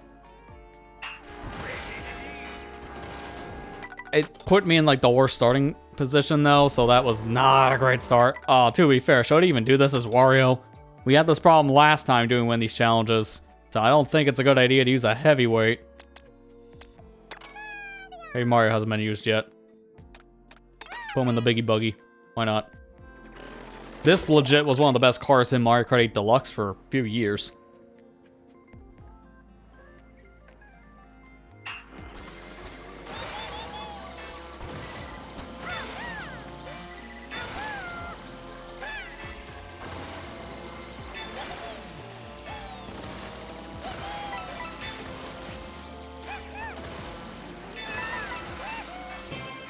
Easy. As soon as I swapped characters.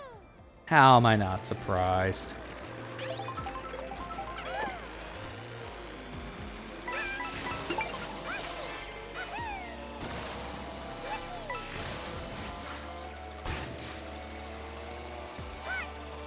Now I can see why everything seems to be clustered together on my map. Because if it's just a vertical climbing level, then I can get why everything looks so close together, at least visually speaking.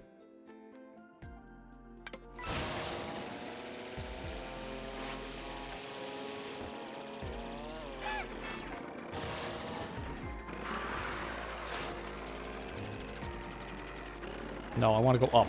I hate how this is just sending me straight up, just to fall down. One up. That way. No, no, the other way.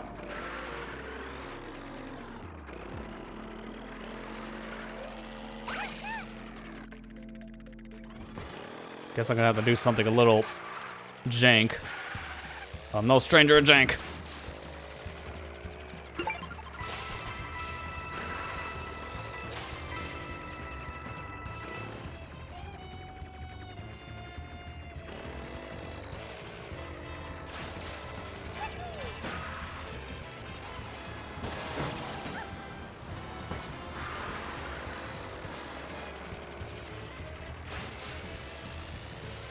Yeah, I love that biker costume for Wario, because it always did give me a lot of WarioWare vibes. So I think that 100% that's where they're pulling it from, or at least trying to reference. It's not one-to-one the WarioWare costume, but it's very close. There are some costumes in this game that are like pseudo-references to like certain costumes from other games. Like, where was Bowser? I think I already had his. Yeah, this one. The biker Bowser, I think, was supposed to be referencing that Skylanders amiibo. Like, one of his costumes is supposed to be Skylanders amiibo. I think that's also what the all-terrain DK, I think, is supposed to be, too.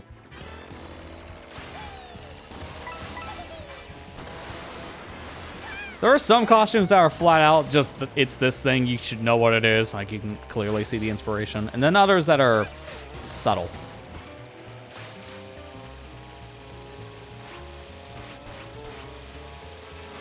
That's the one thing I do appreciate about the costumes in this. They kind of feel like the Smash Bros. Costumes in some ways.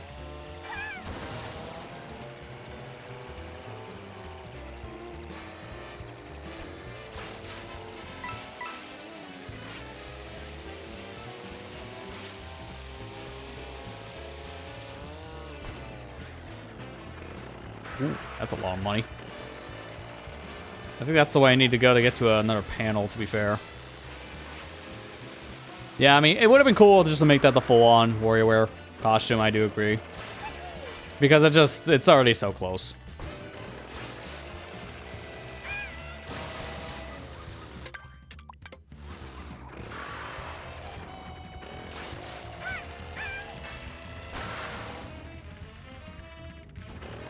I think I know how to get to that. I'm gonna go from here, slow it down, not drop off on that section. Slow it down here.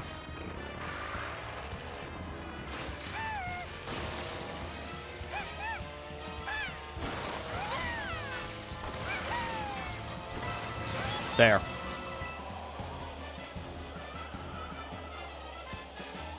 Nothing. Okay. Rewind back a bit.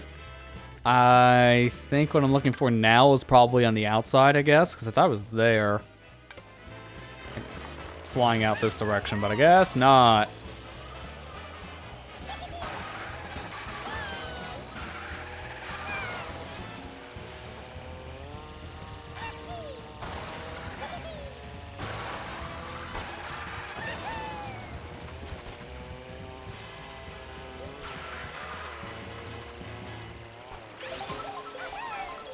I do appreciate this track being back in Mario Kart, because we haven't seen Dino Jungle in a few years.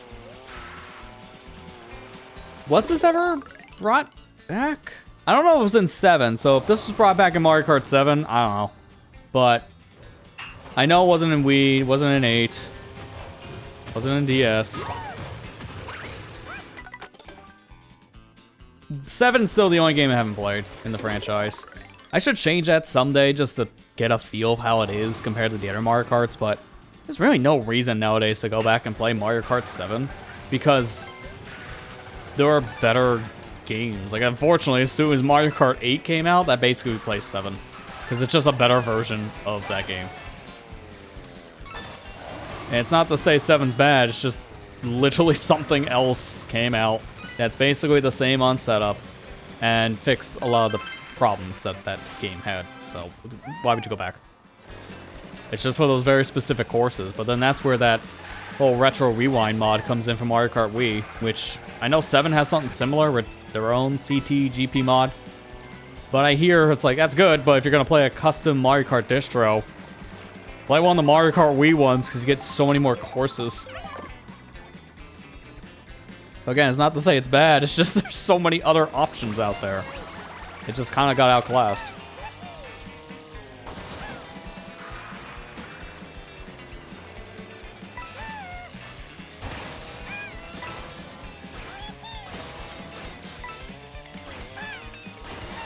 Seven felt bland from what you remember. Going down 8 from the 12 players. Yeah, that's fair because it had to be limited a little bit more due to the 3DS hardware issues. They couldn't do 12 players. I know some people might prefer that, to be fair, but it just, I guess, depends on preference. I don't like 24 racers in this. I think that's too chaotic, but I love 12. I think 12 is the perfect middle ground between having a lot of racers, but not overdoing it. 8 now, kind of going back to the older games, does feel a little too small. Like, it's not bad, but I also do feel like it could have been a little bit more, I guess, if that makes sense for some games. Like with, yeah, like we say with 7, but technical limitations. And that's the same system that we got a Smash Bros on, but we had to cut all those characters that had the duology setup because the 3DS just couldn't run them. We can't do Pokemon Trainer, that's too complex. We can't do Ice Climbers. No, man, that's just too much. Like, I get it. It just sucked.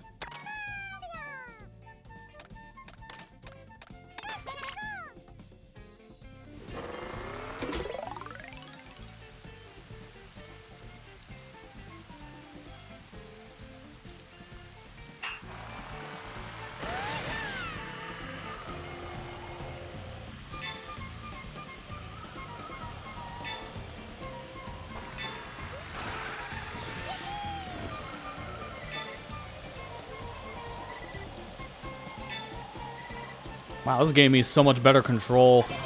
I think that's how I could have gotten to that test the skill mission, honestly. It's probably just by doing this. If I missed the goal at the end, I could have flown to it.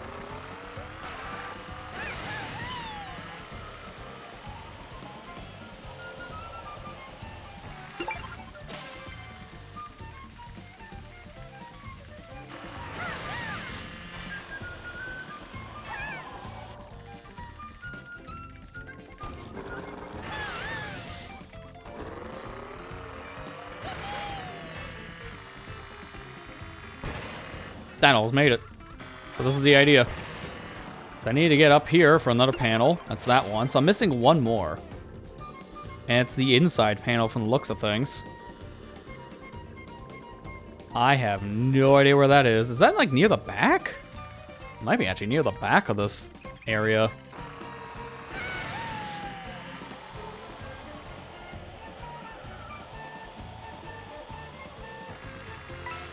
Yeah, I mean, I get why back in the day they cut Ice Climbers for 3D Smash Bros. But I think the biggest problem I had with that back in the day was just that they had to feature parity the roster for both 3DS and Wii U. Because there was no reason to cut Pokemon Trainer. There was no reason to cut Ice Climbers. Because the Wii U can run it. But they had to keep the character roster the same between the two games, so unfortunately, those characters got left behind to Ultimate. It's good they're back in Ultimate, but I know a lot of people just weren't a fan of that. I wonder if modders have gotten that kind of setup, though, to work on the 3DS, because now, like, 3DS modding has become a lot more popular over the years. I don't know if there's any 3DS Smash Bros. Mods.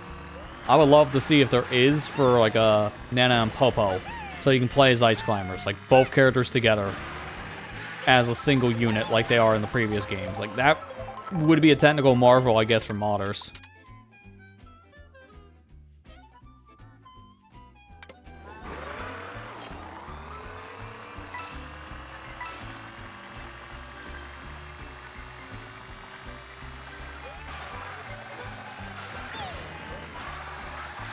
But, I don't know, man. It's kind of funny how I want to talk about that generation in general, 3DS and the Wii U, because I know it wasn't the best. But I just have so much nostalgia for it, and with all the crap that's been happening, I've been thinking a lot more of stuff from, like, 10 or so years ago. And I guess I kind of went down memory lane a bit because of watching the latest Wii U trilogy video end for Scott the Walls and just see the rest of the Wii U talk. It's like, oh, I'm wanting to think back of those times, because somehow they were simpler times. They were worse in some ways for me, because that's what was going through so much crap. 2016 was a terrible year, so that's like the one year I don't want to ever think about again. But besides that year, there's so much I could just remember during that generation. That's what really got me into just trying out more Nintendo franchises with how dry the Wii U was. So you just were trying out a lot more things. I just have nostalgia for that. I don't want to go back to those release windows, because, dear God, that year alone, talk about 2016. That was probably one of the worst years to be a Nintendo fan ever, because there was basically nothing. And what you got was kind of hit or miss. So, yeah, let's not go back to the actual year. We can remember, but let's not go back.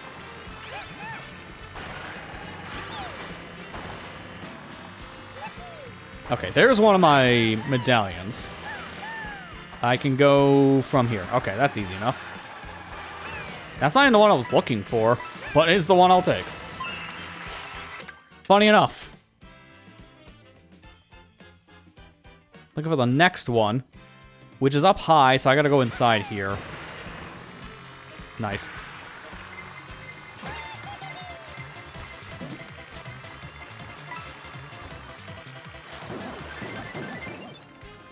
Yeah, if we see an Ice Climbers mod for the 3DS Smash game, I do believe it probably would have to be emulator exclusive. You're probably right on that, Kira. Just because of the idea of how the system wouldn't be able to handle it, but give it extra RAM and processing power on something like... What's it called now? Adazar? It's like the spiritual successor to Citra. Then it should be fine. I played a lot of mods like that for games you usually can't play it on the hardware. You have to do it on emulator. Just because it doesn't usually have enough RAM. One of the ones I want to play soon enough, I need to play on Dolphin if I wanted to custom music. Although, from what I understand, I think it was just fixed for Nintendo. So I don't think I have to play it now on emulator if I didn't want to, but I'm just going to opt to play it because I want to play Mario Clips soon. That's the game of reference. I've been talking about it a lot for a reason. So I'm setting myself up to play it soon. It would have been this week if it wasn't for Sonic's 35th anniversary, and I wanted to celebrate it better than Sega. But seriously, what a 35th. It was... Ugh. I know they didn't have to announce much during the stream itself because it wasn't the point. It was mainly merchandise they would announce, but the stuff they did announce was really underwhelming.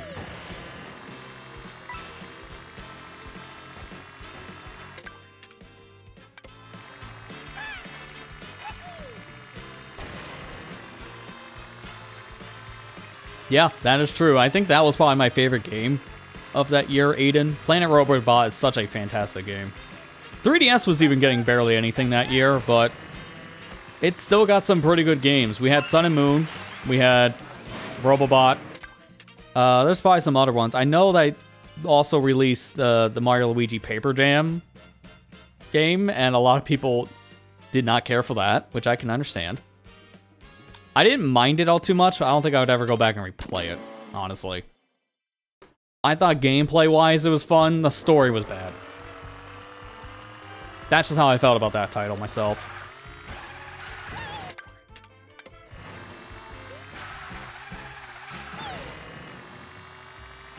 And Sun and Moon is fantastic on story. Gets ruined by Ultra Sun, Ultra Moon. Like, man. That happened to me a lot that last couple years on 3D. Played a lot of games I thought were good and kind of petered off the more that came out on the 3DS.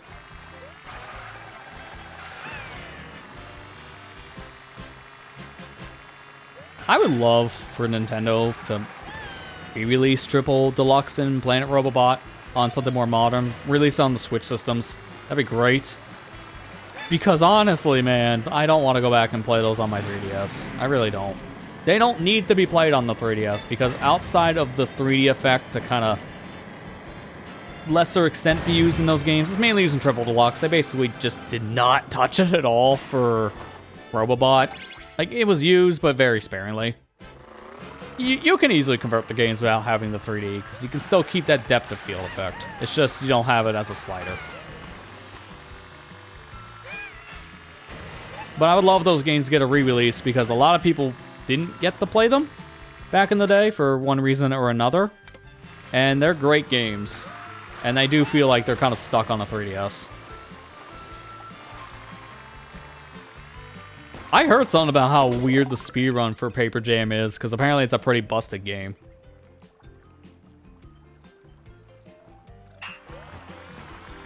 I wouldn't go as far as calling Paper Jam the sticker star for Mario and Luigi games, because it wasn't bad. It's just, going into Dream Team, that's when we saw the Mario and Luigi game kind of peter out a bit. They weren't bad games, but they were starting to go to a direction a lot of people weren't starting to care for. And that was really apparent by the time Paper Jam came out. It wasn't bad, like I said, on gameplay, but unfortunately, they were really playing it safe with the story. I guess because of how it was Paper Mario related and the Miyamoto mandates again. That did not help. That was when that series was at its all-time low, and Mario Luigi was starting to get to the same spot, which didn't help. But I think Sticker Star is way worse, because that gameplay was just awful. There was basically nothing you had to actually do in that game for battling. While in Paper Jam, you were still needing to battle almost every time you turned around. Because you still needed to battle things to get experience, because the later half of the game got kind of difficult if you were skipping battles.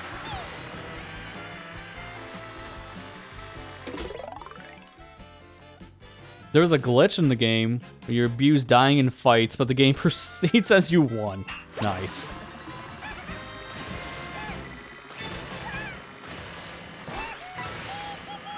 I can see how that could be easily abused. Sometimes those are my favorite glitches, to be fair. I learned of one just like yesterday I need to try, because apparently it's so easy anyone can do it, kind of classified glitch. I have a problem in Sonic Colors Ultimate with that new medallion system they have set up, because you need to get so many of them just to unlock the costumes in the game. It's insane. So grinding is a nightmare, but for some reason, I don't even know how this works, there's a glitch in the game where go to the store, buy costumes, close your game. Open it back up. You have all the costumes saved that you just bought, and you got your medallions back. You get a full refund. It's like, I know the game is held together with shoestring and hope, but I didn't know it was that bad. So it's like, I just want to try it just to see if that glitch still works in the recent patch, because that sounds hilarious. And like I said, grinding in that game is a nightmare. To be fair, I don't even want to play that version because it's just a bad version of the game to begin with on performance. Every time I've tried to play it on PC, it stutters every 3 seconds, no matter what hardware I throw at it. So it's just an unoptimized mess. I'm half tempted to just look up how you remove de novo so I can get maybe some level of performance that doesn't shug. Because I know a lot of it has to do with the anti-piracy measure they put in there, because de novo is legitimately one of the worst things that mankind's ever made in terms of software. that 234? Okay, so I didn't miss a P-switch. Yeah, that's where I saw the glitch from. That's how I heard about it. And it's like, dude, are you serious? That sounds so easy. Just buy things and quit. That was a good video. It's a long one, but it was a fun watch. Didn't realize just how much extra stuff they added to Sonic Frontiers over the years, because I haven't played it since I did that level 1 run stream like 4 years ago. I haven't played any of the update stuff, and I didn't realize how much extra. Like, it's a whole new game, essentially, if you're 100%ing it. One day, I think I'm going to revisit the game, and we're going to do a true 100% completion run, probably, because I did that during my level 1 run years ago, but that was when the game was still new, so we didn't have any of the updates yet. So I think that alone, I think would be another 20 hours at least. That's how much extra content they put in the game. I was thinking at one point doing extreme mode, but with how awful I heard extreme was, I've been debating it, but I'm also like leaning away more over the years, because there are some challenge runs that aren't worth it for my sanity. As much as an entertaining watch it would be, there are just certain things that are just too obnoxious, that are just not worth it.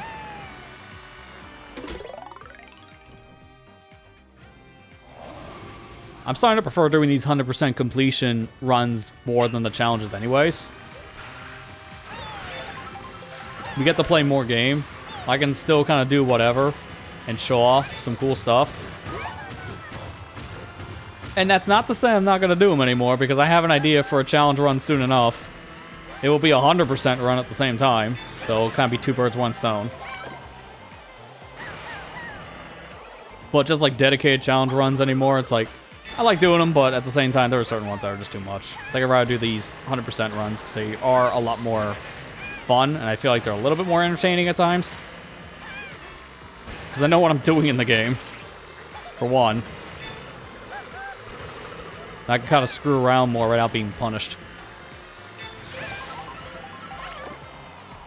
Where does this even take me? This is like going closer to the Koopa Troopa Beach area.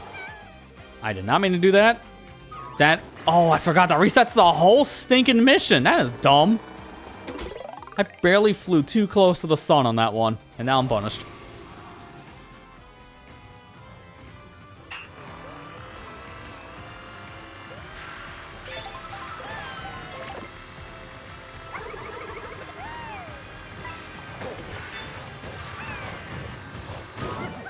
That dino is in like the worst spot. I don't know if I can get past him without getting stomped. If I can get a mushroom here instead of just a red shell, that would be better.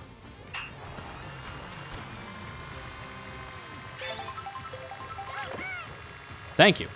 Now this is much better, because if I get hit, I can just mushroom.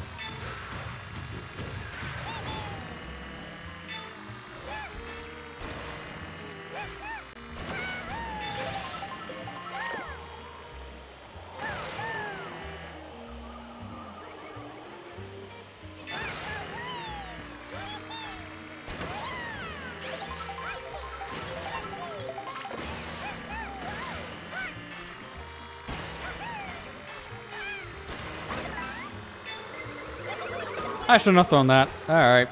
Getting punished immediately from throwing my shell. And almost got smart greened.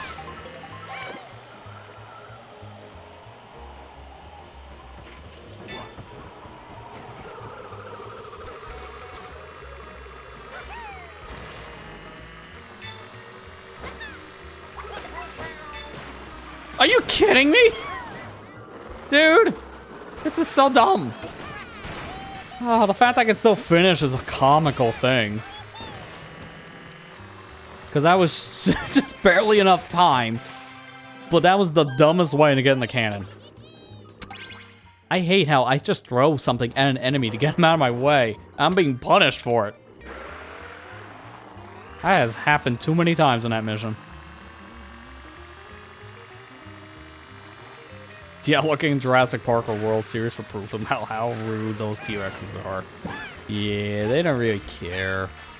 But they are very hungry.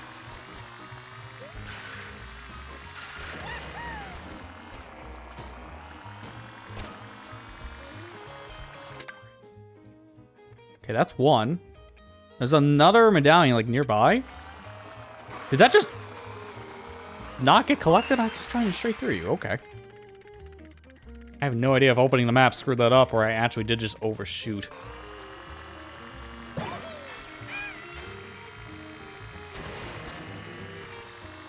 Yeah, honestly, I don't know if I would have still made it, but I think you're probably right, which would have been dumb. Just driving past the cannon, I still would have won, would have been hilarious. But also still infuriating that happened to begin with. Alright, I think this is actually at the top of this mountain.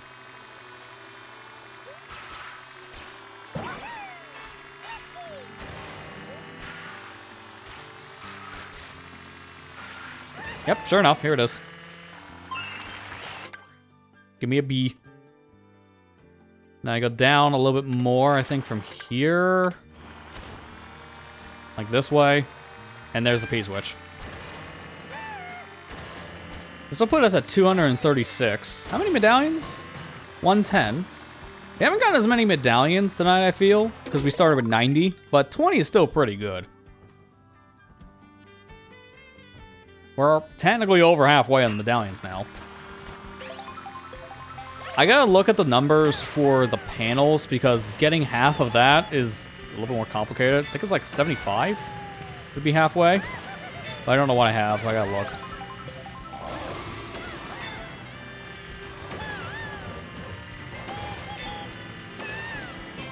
There we go. I wish I can keep that. Now, what I have, let me see. On panels, we have 90. Okay, yeah, no. So we're halfway on everything at this point.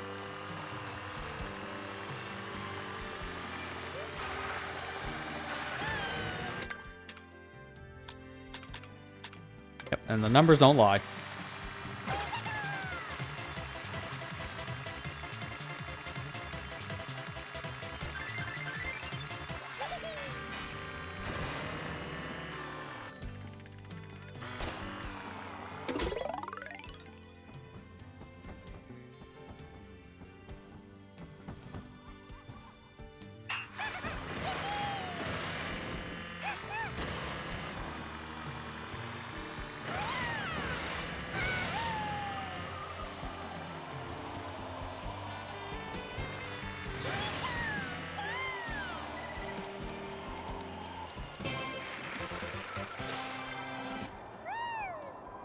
Let me reset from here. I still want to find another medallion nearby. It looks like it's in the same boat as the last one, where it's up on a mountainside. I think it's this one, actually. I don't know how to get up there just yet. I hope there's more little flower paths to use, and that'll make my life easier. Oh, yeah, no, 100%, Aiden. Like, we have a good amount of the collectibles so far, so it's already feeling really rewarding. I gotta do the math to know, like, how far we are completion percentage, but we still have a lot more to go. Does not matter. Just like how when I did the Breath of the Wild 100% stuff years ago, when we hit, like, say, 70%, it felt like a massive milestone, but there was still, like, 600 Koroks to collect, so it didn't matter.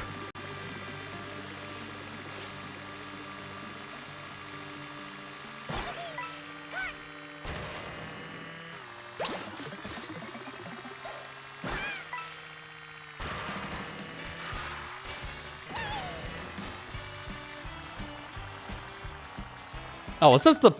Okay, it's the slider one. Sorry, I always got PTSD for a second there, hearing the song, thinking it was the Baby Park one, because of the fast tone in the beginning. I hate the Baby Park remix in this. I hate it so much. I just don't... I'm not a fan of dubstep, and that's pretty much all the song is.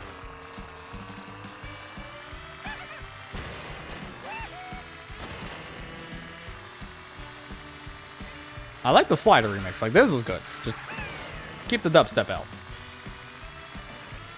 No Baby Park. I wish there was a way to blacklist songs on this OST with how many of them are. Like, it's 800 songs, something crazy. And there's some that are, I will be honest, stinkers.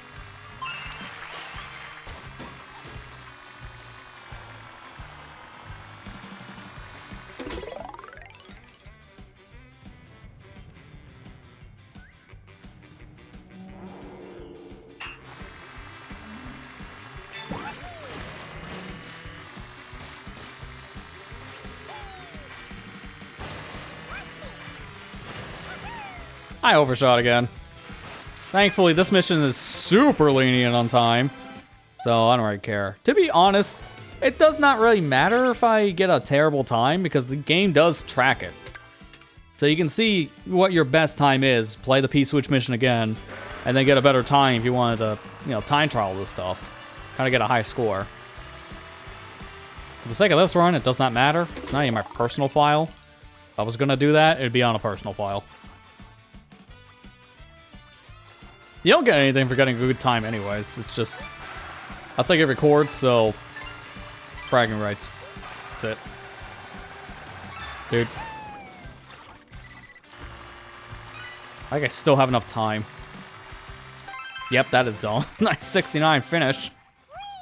Alright, I guess we're getting this one over with now, because we're on our way to Great Question Mark Ruin. There is supposed to be a switch nearby, though, so I don't want to go too far yet. It is, like, on the shoreline. Yeah, here it is.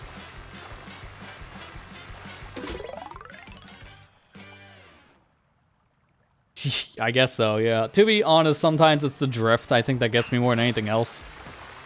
I sometimes overshoot it. It doesn't help. I'm going back and forth between playing this racing game and Sonic Racing Cross Worlds, which have completely different drift controls. My drifts are so tight in Sonic Racing, while in this game, they are very loose. So that's like my big issue, going back and forth between the two games. And you sometimes will notice that.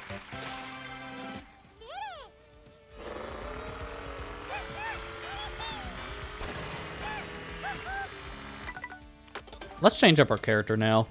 Lakitu's nearby, so instead of swapping to him, I'm just going to swap to the character in the selection. Put him on Cloud 9, because this is just fitting. And instead of warping to the course, I think I'm going to want to take the launcher so I can see the stuff around me. Because then I can just get a peek on where collectibles are.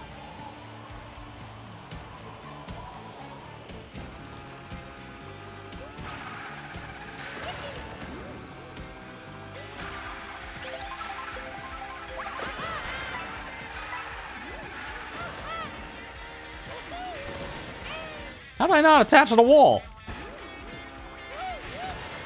Thank you.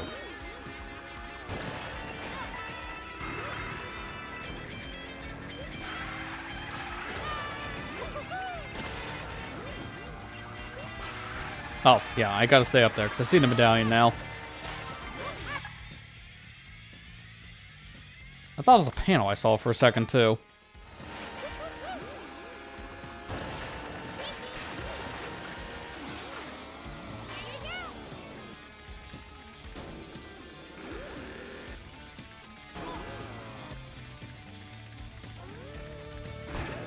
Wow, you really put me that far back.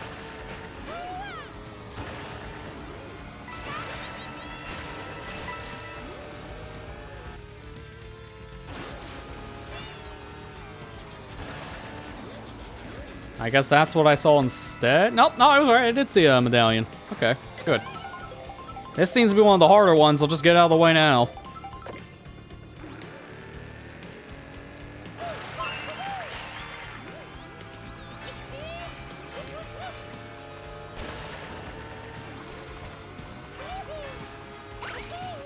Too far. I'll have to get that by going around. Not a big deal. Yeah, rewind is really helpful, especially for this collection stuff. It'd be much harder to get half of these items without rewind, because it's just all the trial and error.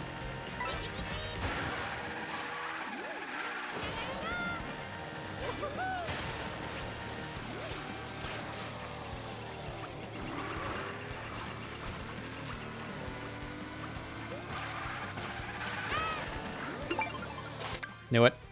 That just felt like a panel spot to me.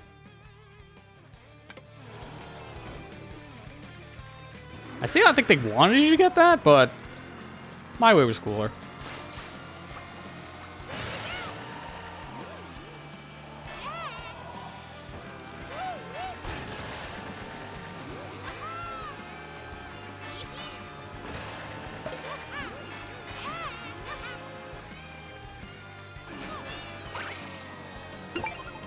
So I'm doing the shortcut path for that.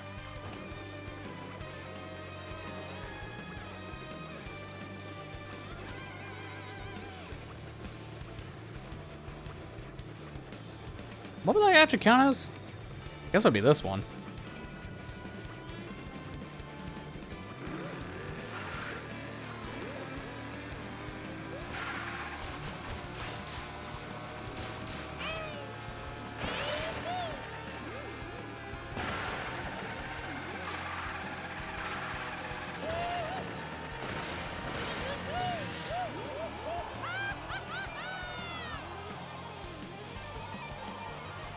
You're not gonna drop me here, are you?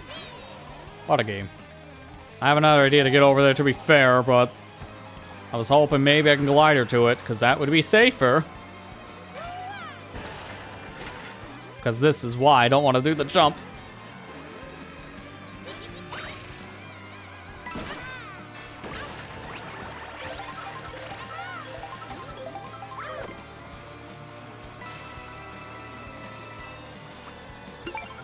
There we go, another one. I'm gonna pick up the Star Fox remake. I did. I'm not gonna have a chance to play it until probably a few days from now. I wanted to do a first impressions thing on it, but I'm also thinking, would that even make sense to do? Because I did stream the demo, and I've played Star Fox 64 so much on streams over the years. I don't know. It's a thing I've been debating, but I just got it today.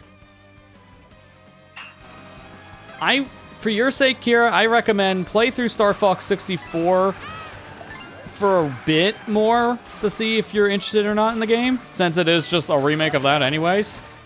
And if you're on the fence about it still after playing 64, not sure if it's a thing for you, I would just hold off. Because it is still just Star Fox 64 at the end of the day. Like, it's a great remake. I've been hearing it's getting a lot of good review scores, but it is still just an N64 game with a new coat of paint.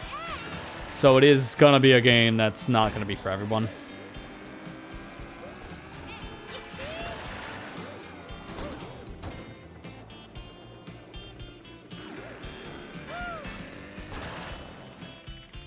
I think I have an idea how to get that.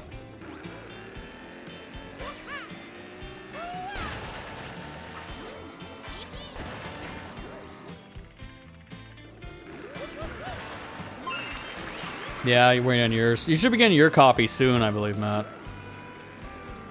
After stream, I gotta message you about something, by the way, too. Then something I gotta ask. But I'll leave that for later. Alright, that was which one? This one? Yeah. Alright, I'm missing 2 more panels. One is nearby. It's supposed to be in like a grass section right next to blocks, so it has to be here, right? This is the only section that has these blocks.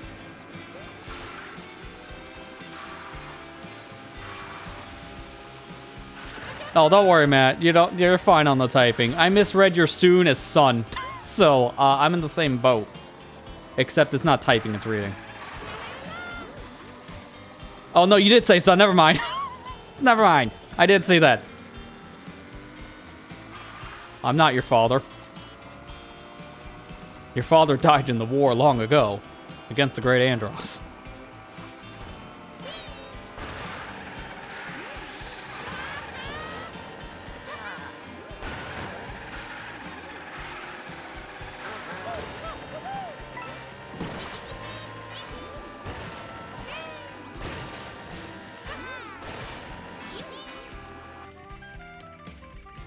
I don't think I can reach that over there right now without a feather, so I'm going to want to take one of these alternate paths.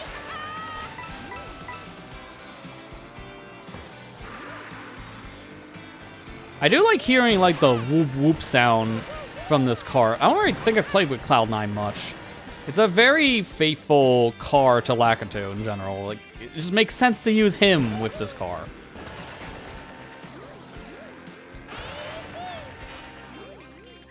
Yeah, I can't make that without a feather, so... Oh, come on.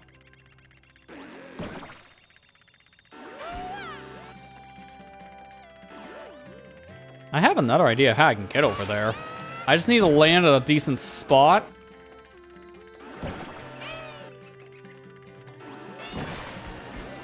Like this.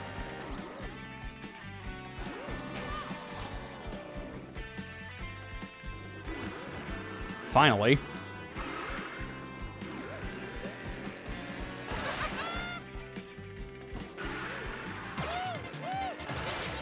No, that needs feather. I gotta go somewhere else then to get to that. There's a cloud over there. So maybe I can reach that.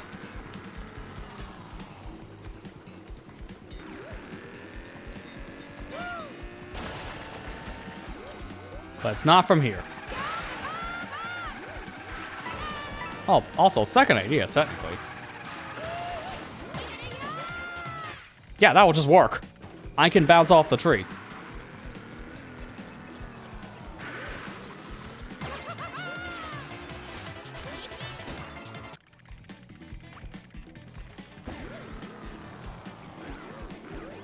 Oh, also, I think I did mismark one of these. There we go. I made it. So much for needing the feather. I'll hold it now, in case this mission needs it.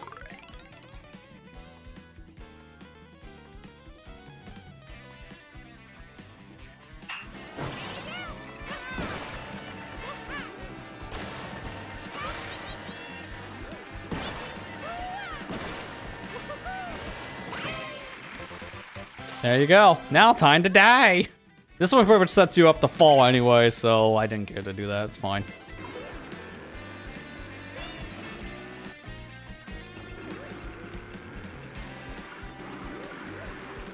I am gonna, however, restart the mission. Because this is a case where I think using the mission just for some platforms is a really good idea right now.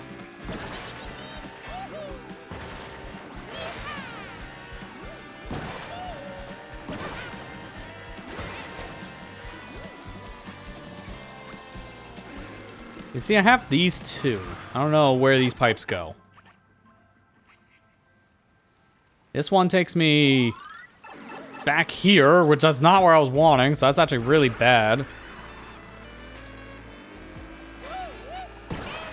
Thankfully, I can get back to the same area just by doing this. So now I can check the second pipe.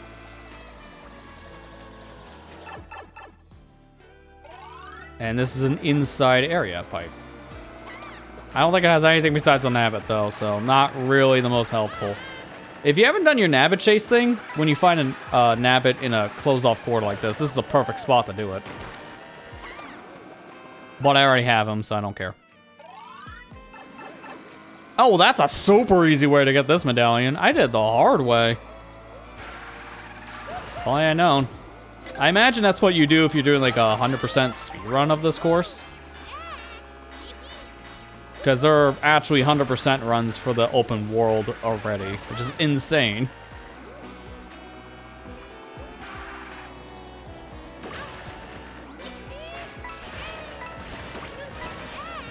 I don't think I ever got a rotating dish of food before in this game. I didn't even know that was an item.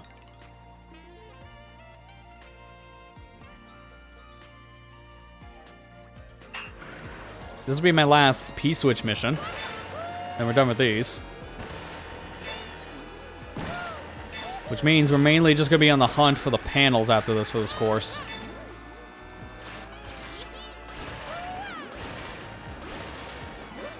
Yeah, Games Done Quick is already out with their schedule. They did that, what, about like a month or two ago? Like, the schedule's pretty full from what I see. It has a lot of good stuff. I just haven't checked it in a bit. I do know, like, one of the things I was wanting to watch was a Wind Waker Rando co-op. Like, I know at least that is one of the runs that they're going to be doing.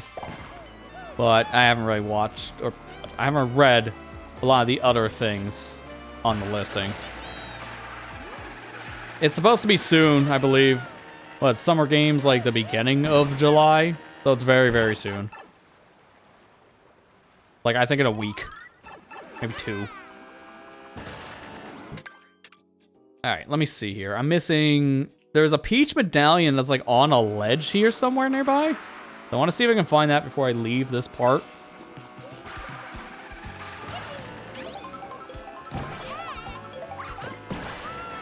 Perfect, got another feather.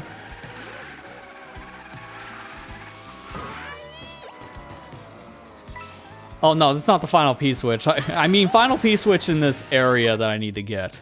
That's what I was meaning. There's another one that's, like, close by, but I think it's out of question mark ruins. So I don't think it counts for the area. But yeah, no, we're not even close to done, obviously. We have 243. We're not even at the 100 mark yet. It's 394 in the game. Once we get 295, it's less than 100 left. Then we can rejoice. But until then, yeah, we can cry.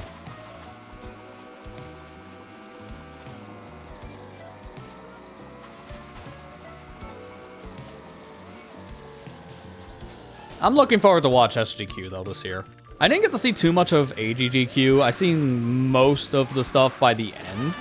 And that was about it. Like, it was mainly final day I got to watch. Oh, no wonder why I couldn't find that panel.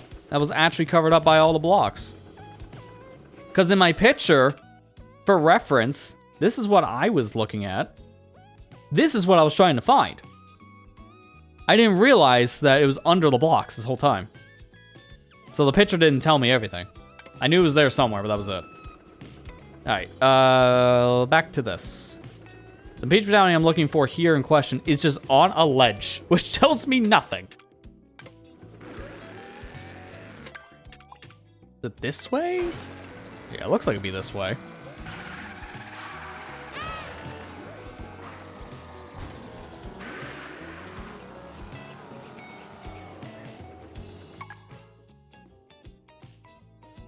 I think it's down there.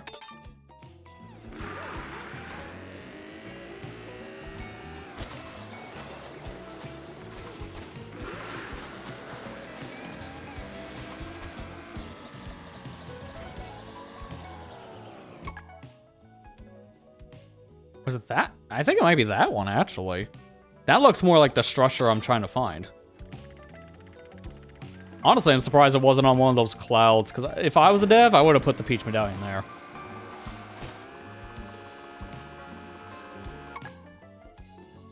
That does look like the structure I need to go to. Let's rewind again.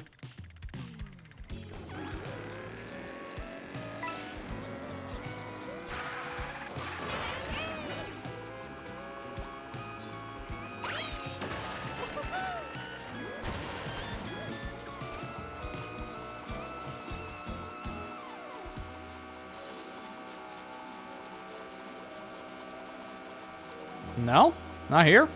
This looks like the area on my map. I guess not.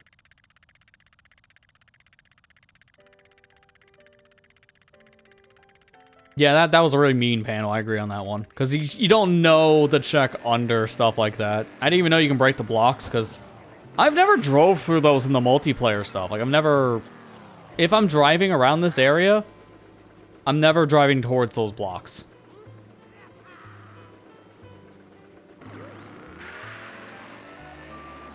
What, the golf runs on the schedule? Yeah, that's a fun game. I wonder how that's going to work on a speedrun, though. That'd be interesting to see.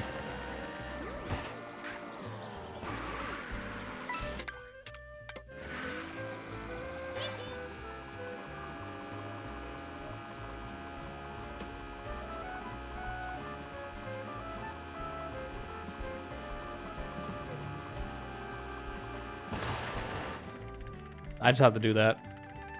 Get a full-on drop. Isn't one of the stickers in the game like fall X amount of distance or something? So that technically count towards one of them.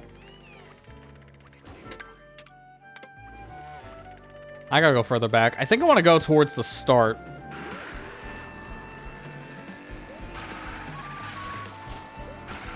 On top of the blocks. I don't think the medallion I'm looking for is on top of the blocks. It's on a cliffside. That's what I'm looking for. But the problem is I don't know what cliffside, because there's a lot of them. It's near a waterfall like this. I want to keep on going this way, because I think if I keep on driving this direction, I should be getting closer.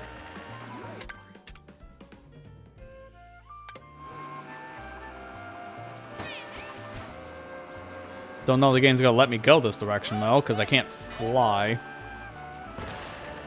I'm legit shocked I didn't fall.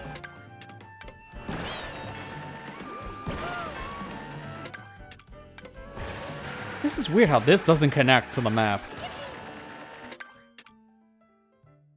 Like, it's down here. Where my cursor is in particular. Like, around this area. I did not know you can land on this. That might help.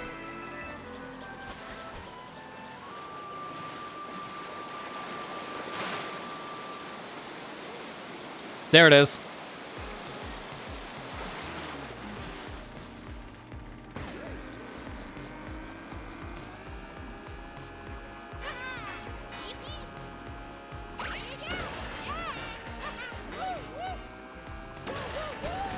Oh, come on. I gotta go a little more to the right, I think. Got it. That's a mean Peach medallion, because I did not realize that was even in the Great Question Mark area anymore. It was down below. So now I'm just looking for one more P-switch, and it's not even up here, so why am I going back up? It's near the bottom, so I gotta drop down anyways. Thank goodness we can get rid of this feather now. I didn't need that anymore, so I'd rather have anything else. Watch, I'm gonna land the island again. No, I'm not.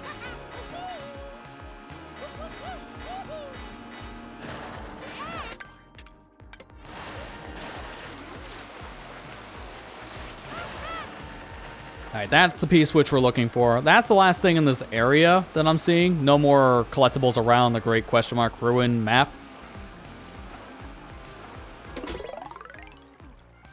Which is good, because this is one of the worst areas to get all the stuff due to how spread out everything is.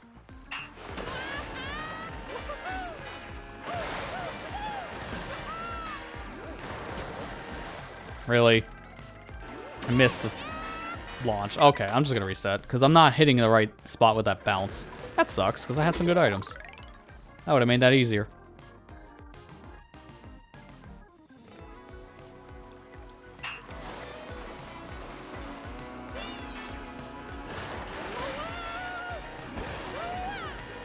There you go. If you don't hit that ramp directly in the center, you're not hitting it.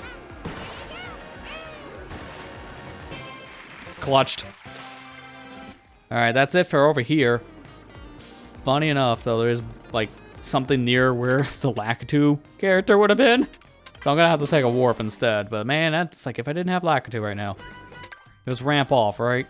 Yes. Then from here, I go this direction.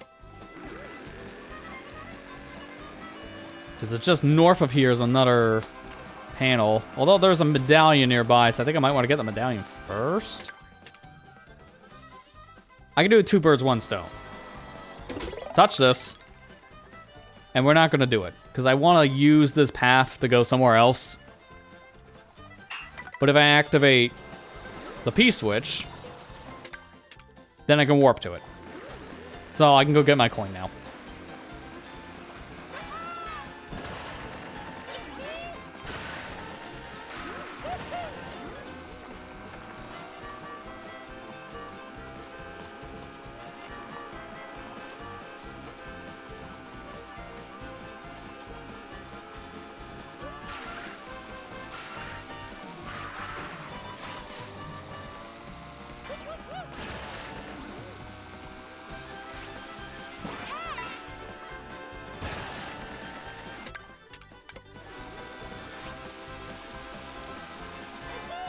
There we go. Nice reverse. To be fair and close enough, I'll just drive to the P-switch, because that'll be faster than waiting for the game to load. As fast as this game's loading is, that's still faster.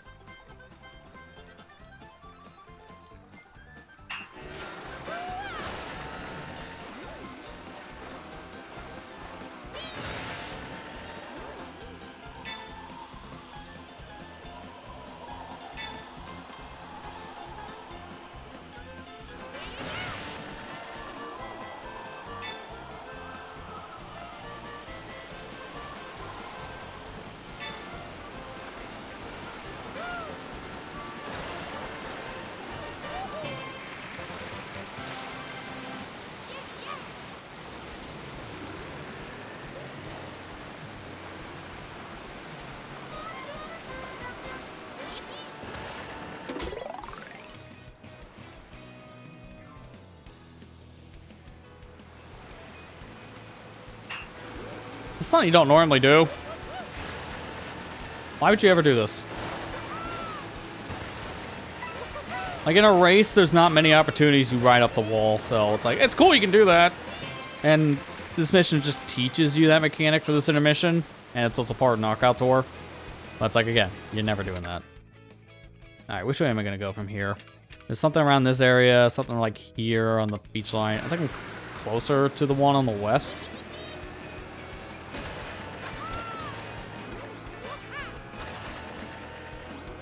I do feel like we're up for a character change soon. I've been playing as this one for a bit. I just want to shake it up a little bit more.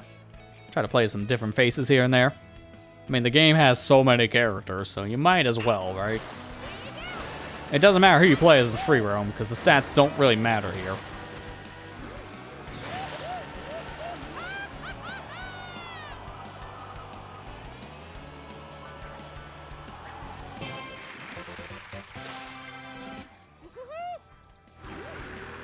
Yeah, this Savannah area is going to be one we're going to be in for a while for collections. Because there's a lot in the Savannah Desert we haven't really done yet.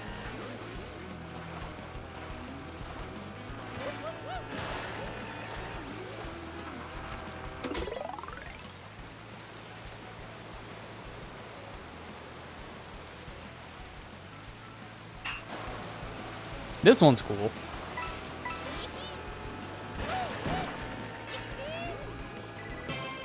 It's a very simple concept of a mission, but it's like a really cool idea to try to land in the middle there of that target. Alright, I'm gonna work from here. I think now we're due for a character change. Alright, who else here? Let's see.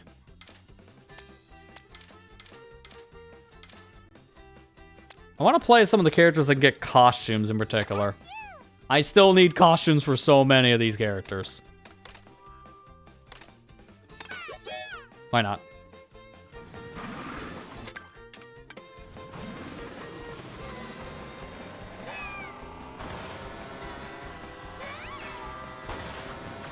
Thankfully, from what I'm seeing on this map, there's not going to be any Peach medallions to worry about for a little bit. So that's nice. It's not until we get into the next course we'll have to worry about the medallions for a bit.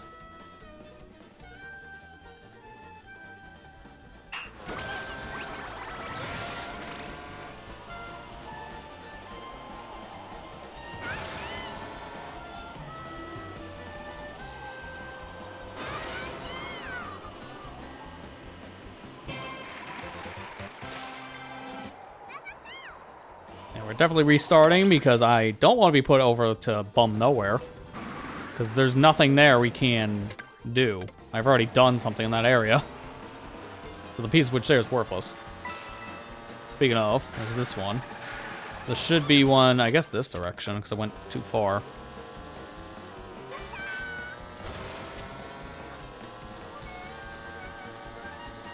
Yeah, if we're going to get all the costumes, it is just going to be a grind fest at one point. It's not going to be that bad, but it's just going to take a little bit of time. If anything, it's probably going to take realistically like half an hour at the rate I'm going. Because by the time I get to that point where I want to just get all the costumes at once, I'm aiming to have at least a few costumes unlocked per character.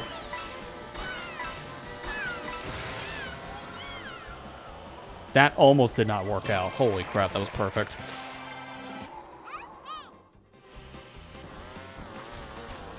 That should be 250, right? Yeah.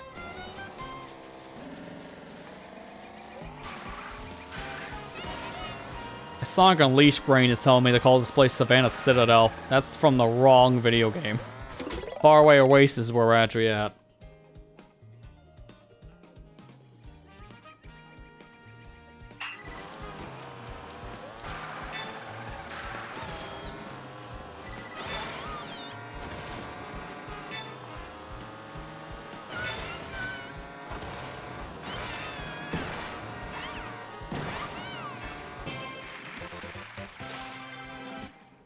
There's supposed to have been another P-switch right next to that one, so go back.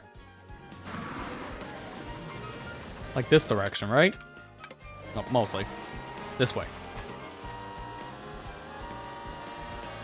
I really wish this game had a like cardinal map system for that mini-map. That would have made this so much better for completion's sake.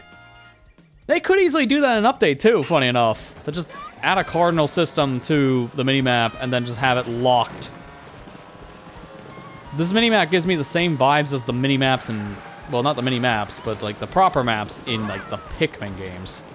Where you can't see what's north, south, east, or west, so just guess.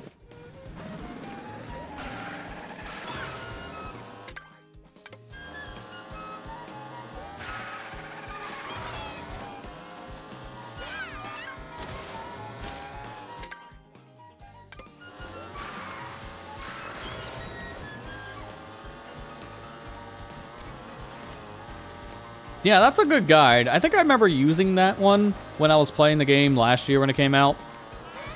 There's like a spreadsheet people have made that just shows you all of the costumes and how to get them with the food. So it's not hard to get the costumes nowadays. It's actually pretty simple. Because you just follow a good guide.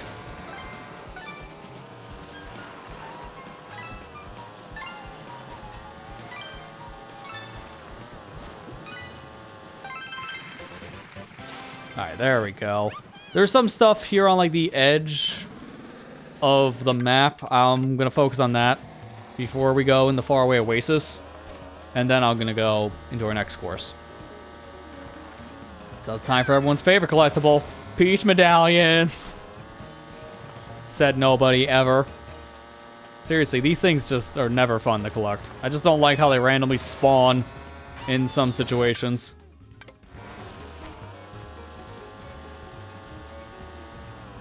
Now, I guess before that, I didn't realize I'm so far out of the town. I'm at a set of P-switches, so I'll just do these first.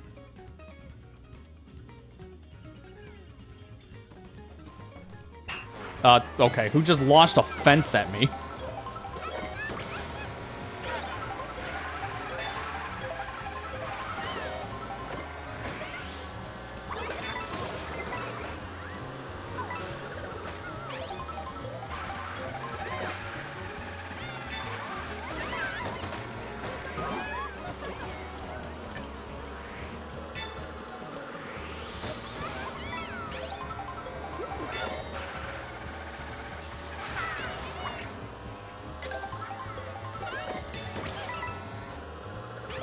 I really wish the dash food was better. If you're not in like a low spot, dash food is basically worthless as a boost.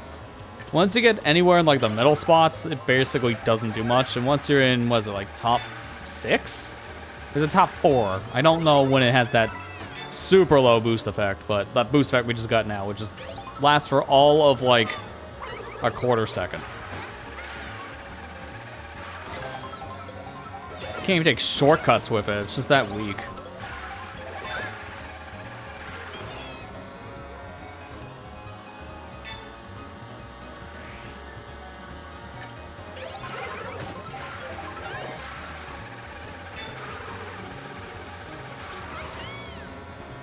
How the CPUs just spawn in though.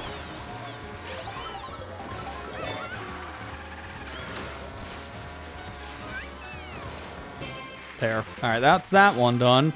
We can immediately just drive across the street to get another challenge.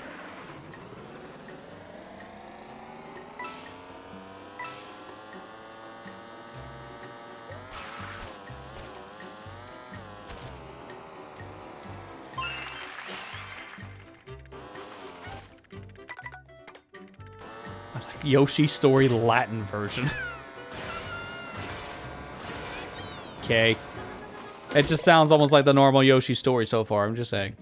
No, it's a good remix. I'm joking on the name, because it's saying the culture, technically, because like the instrumentation and such, the style. It's like, no man, I just hear Yoshi Story. Yoshi Story's an international game. What am I gonna do with a shell?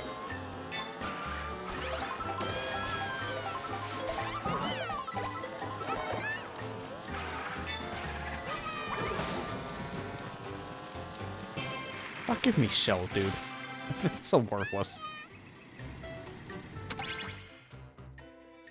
That's not what I was actually wanting to do before I got to the course.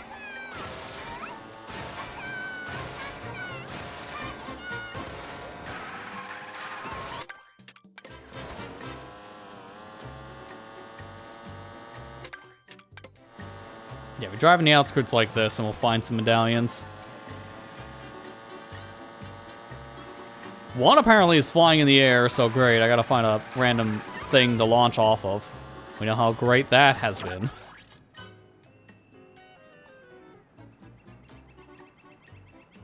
There's another one. I think that's actually... Yeah, that's the one that I was going towards first. So I get on one of these ledges. Nice money. I don't know how to get up there yet, so it's something on this side.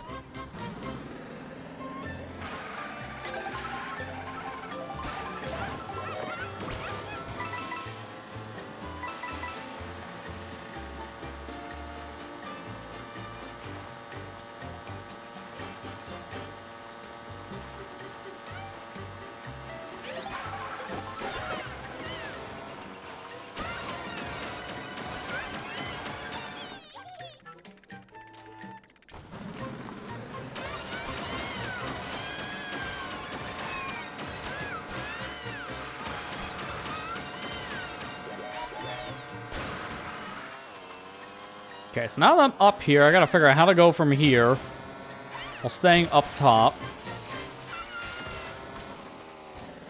Just like that. That was a little too close. If I can keep on driving this direction, then I'll be able to get the medallion.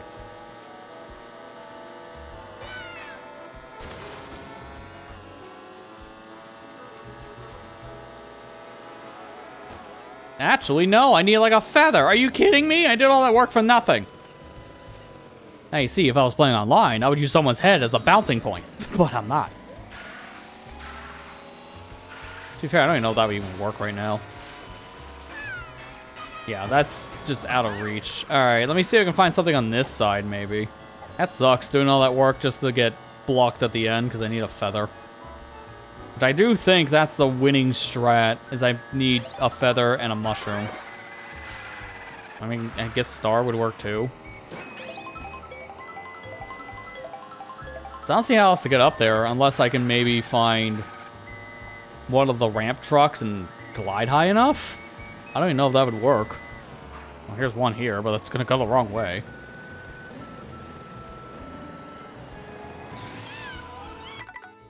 We just went from one Yoshi story song to another. The game's a little biased right now. It's like the Yoshi story songs from this game got put on NSO this week for the music app, so they really wanted to show it in the game. It's not actually what's happening, it's just extremely coincidental.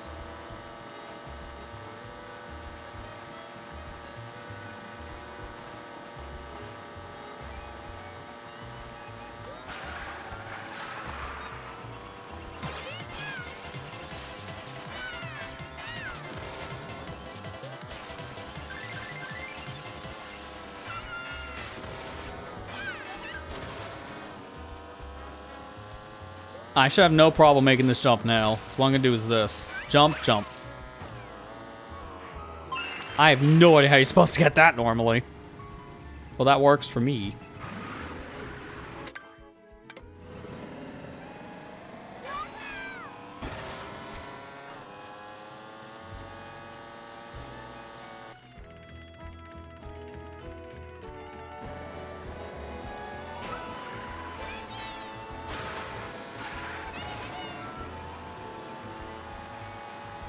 I think the other one's supposed to be here, so I kept on driving by it. Yep. Figures. Alright, it's just a question of how do I get the other one. Oh, great. I clicked the wrong button, now my hard drive needs to wake up. Not even the one being accessed. Why does it wake up? There we go.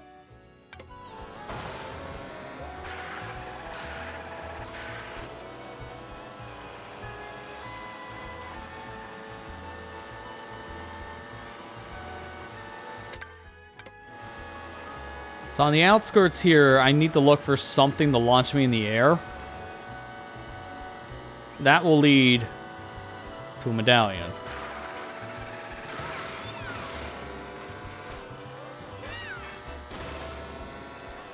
So I'm just gonna drive down this cliff and see if I can find something. Yeah, there it is. Okay. Wait a minute. I might have a way to cheese that then.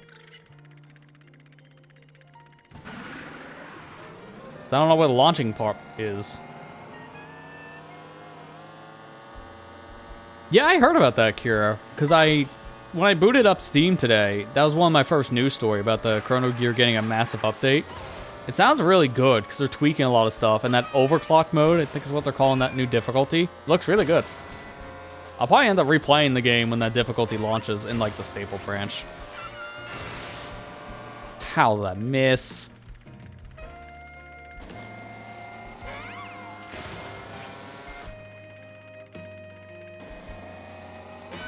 I think is that game on sale right now because of the summer sale? I didn't check.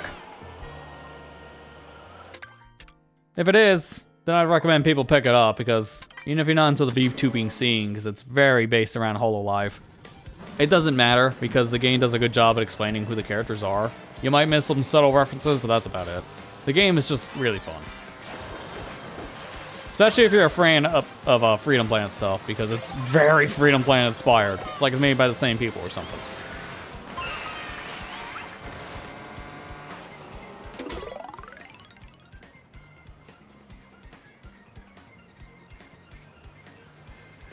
It is on sale? Okay, yeah. If people haven't picked it up, I recommend picking it up now when it's on the Steam sale. It's like, what, $20 game normally, so it's already a good deal, but when it's on sale, it's even better.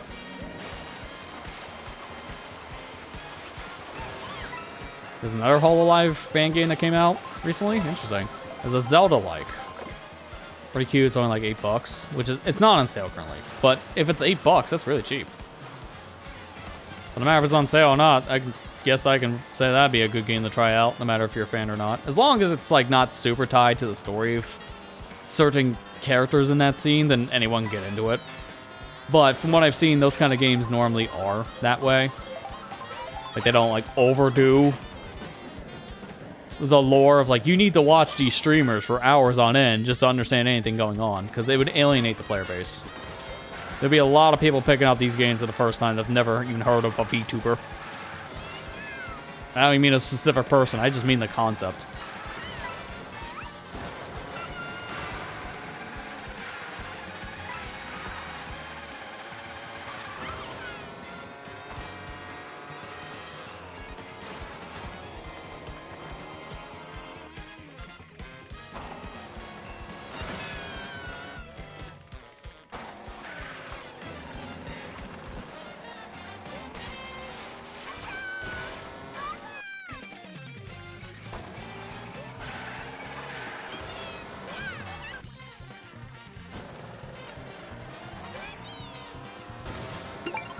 There we go. Jeez, that was a weird one to get.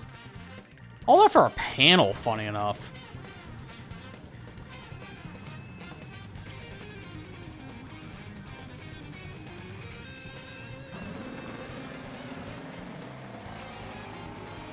There's some pretty good stuff I noticed on the Steam sale right now.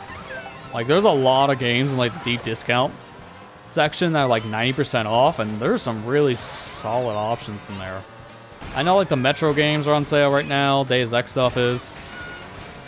If you ever wanted to try out the new Call of Duty, like, remaster stuff, like with Modern Warfare 2, that game was, like, $6. So, that's the only time I ever justify getting those kind of games, is when they're, like, dirt cheap. Like, there's a lot that's, like, good sale right now. That's why we always love Steam sales. No one was looking forward to this day because of the Steam box, like, reservation system, because no one was looking forward to the higher price that the thing had. But I was looking forward to the 25th because of the sale stuff. And the thing, with everyone not wanting to pre-order GTA 6 because of its controversy, that's more money for Steam.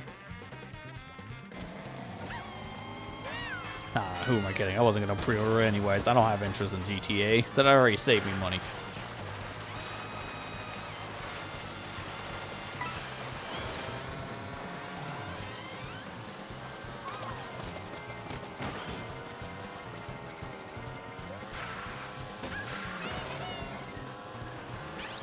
Nope, there's the panel.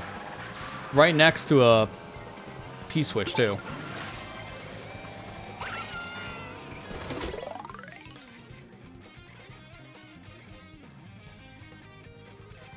Someone favorite. More blue coins.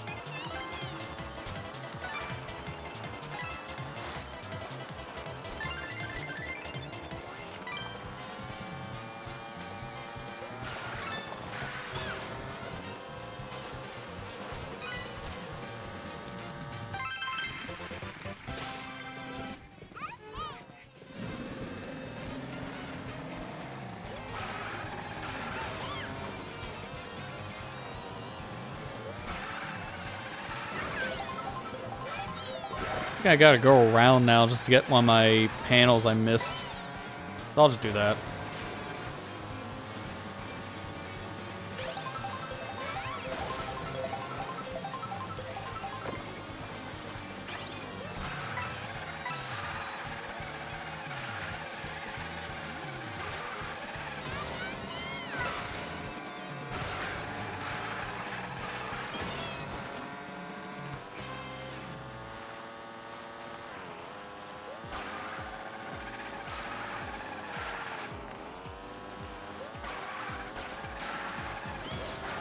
Oh, here we go.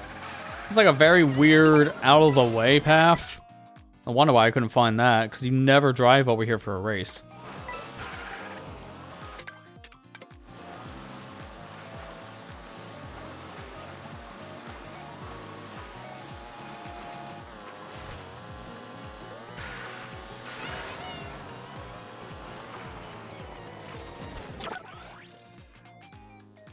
I think I want to go over to where that tree is on the ledge now, because there is a panel I'm missing that's on grassland.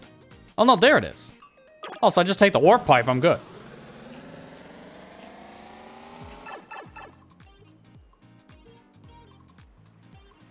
That's all the panels.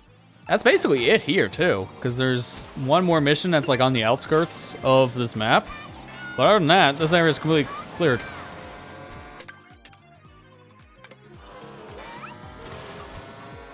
Is that the mission I'm looking for? I think it's a different P-switch, actually.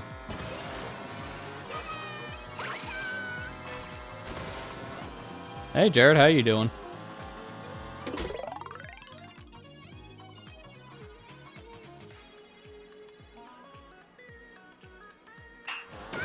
Please don't launch me too far. Okay, we're good.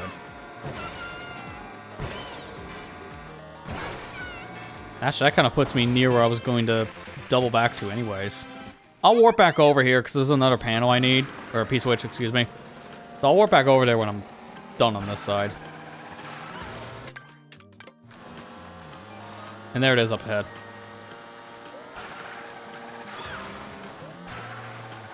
Closed on the house today? Congrats on homeownership. I can understand that being a big mental toll. Just dealing with stuff around here right now because I got a lot of things breaking down all of a sudden. Like, it's a lot to deal with when you're, you know, trying to maintain a home. So, congrats.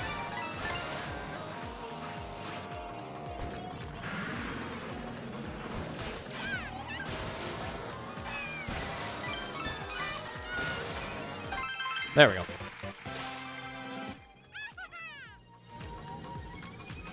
That should be 259. Perfect.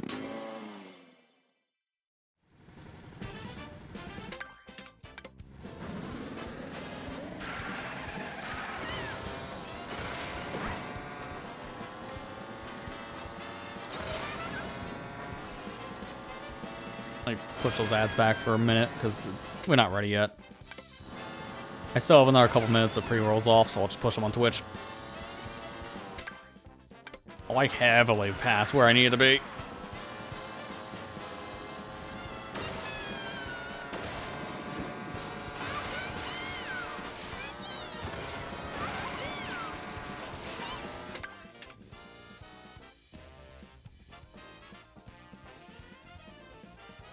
Oh no, what am I finding it? I remember this one actually. It's near a train track. I remember this mission. I gotta get up there instead. Hang on. There was a way... Yeah, it's mountainside over here. Perfect. I remember a way just to drive up from here.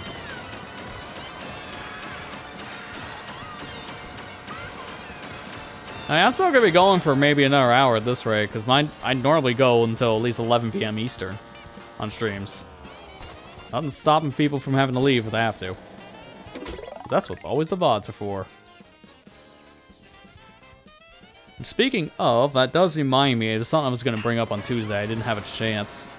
But if you're subscribed to the VOD channel, you might have noticed the name changed.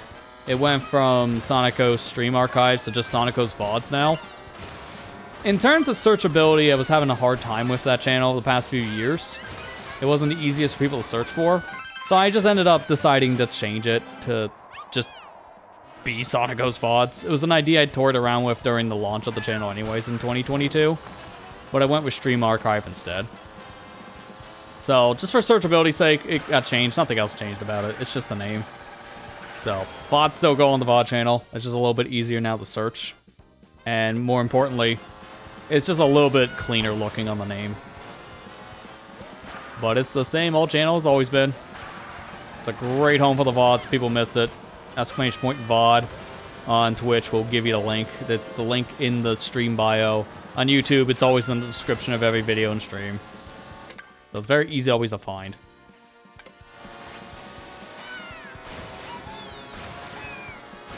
And for those wondering, because now I do the multi-streaming thing anyways, why don't I just leave the YouTube streams public?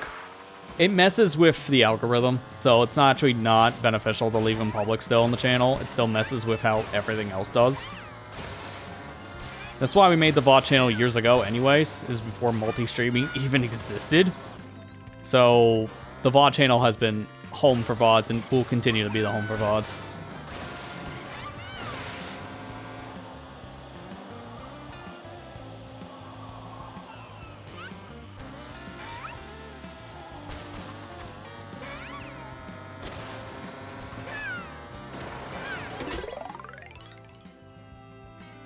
Where's this? I don't know where I'm at in the map. I'll look here in a minute to check this off, because I legit was losing track where I was. I was looking for a medallion, and I found a P-switch instead.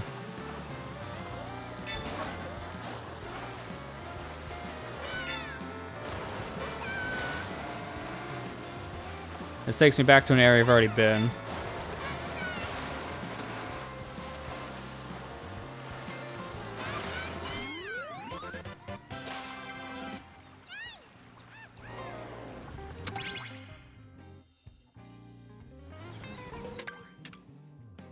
Oh, way up here? Wow, that's nowhere near where I was trying to go. Sometimes that's just what happens when you're in the free roam mode. You wander off so far from the beaten path, now you're in a sudden new area.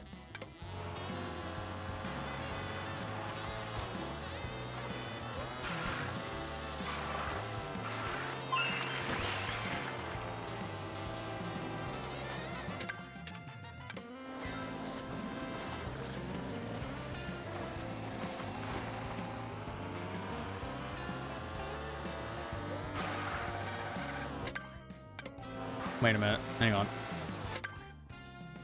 Do I go up or down? I think I go down from here, so south.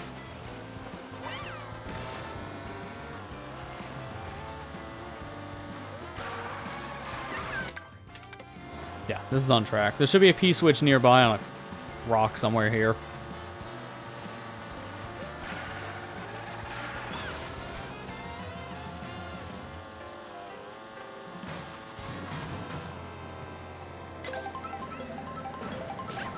There it is.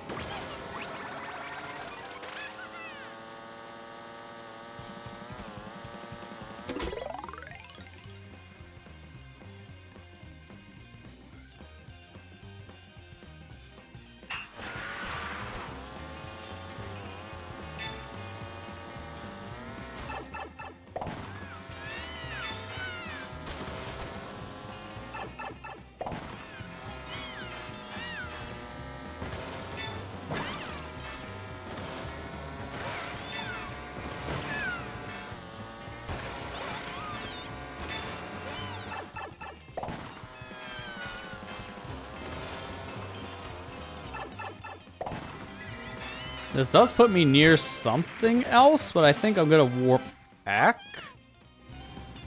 Actually, no, I'm not even gonna do that. It's too far. If I want to drive back to where I was, I got a lot of driving to do. I want to go around here, because there's a medallion in this section. There's some stuff down here, so I got plenty of other areas to go. I think I'm gonna warp down to this section. Closest to get over here with some stuff. I think it's this mission. I can drive up, find a P-switch, takes me near the rapids. It's all about routing. And it's good to have something that tells me where these P-switches drop me. Helps with the routes.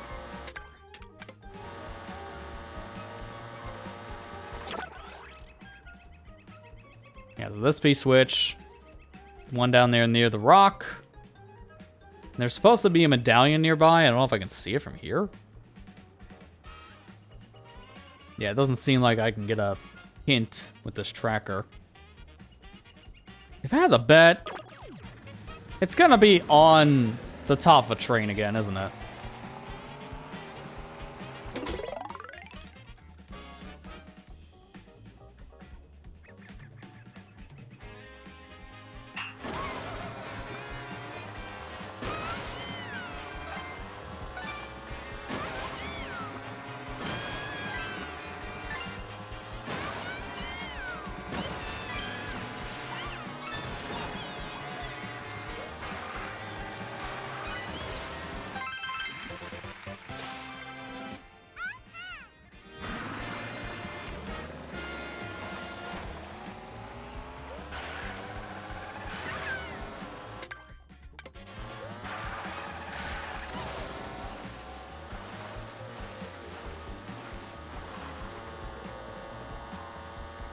These cars are driving through water. That doesn't even make any sense to do.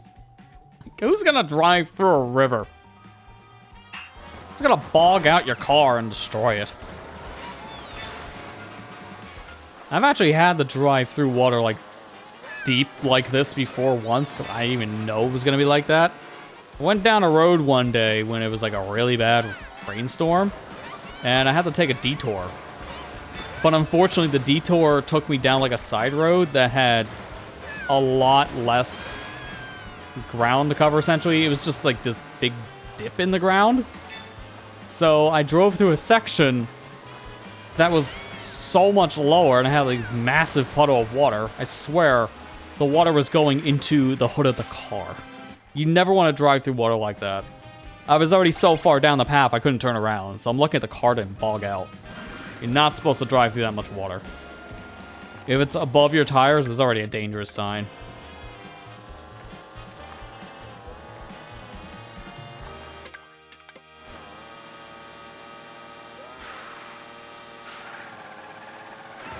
Like what these cars are doing right now is just a dumb idea. I would not be doing that.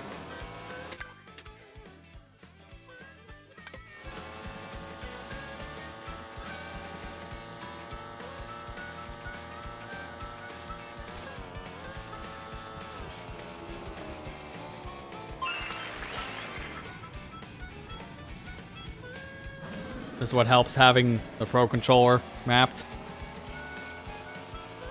Drink and drive. I wouldn't actually do that, that's illegal. But in this context, it's fine.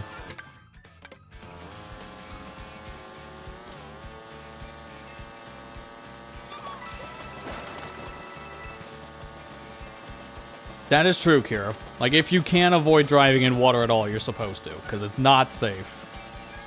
It can easily bog out your car. Is that? Oh, that's the one I was looking for. Wow, that's a bad spot.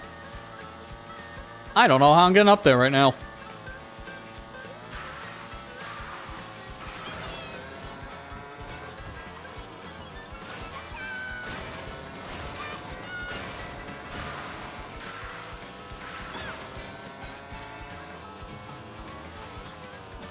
Yeah, I need a feather.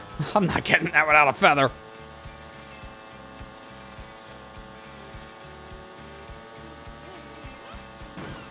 I think that's the only time, though, that story in particular I just mentioned, having to drive through some water that was too deep. I think it's the only time it's ever happened to me. Which I'm glad, because, again, you're not supposed to drive through water at all if you can avoid it.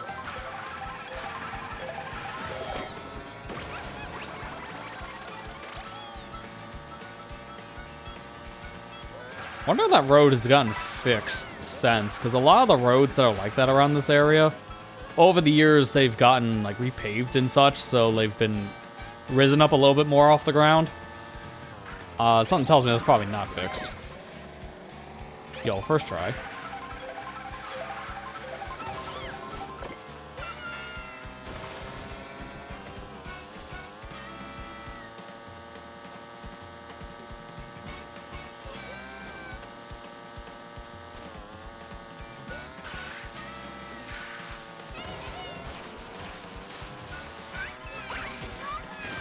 Oh, I can almost make it. Alright, I have another idea then, because I'm not going to be able to make that just from a charge jump. I'm going to have to do that.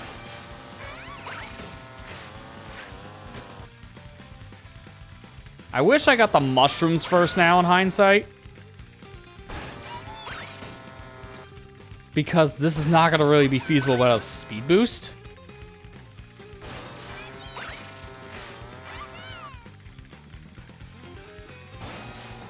I think, do intend for me to get this from a higher ledge. That's what this definitely is feeling like.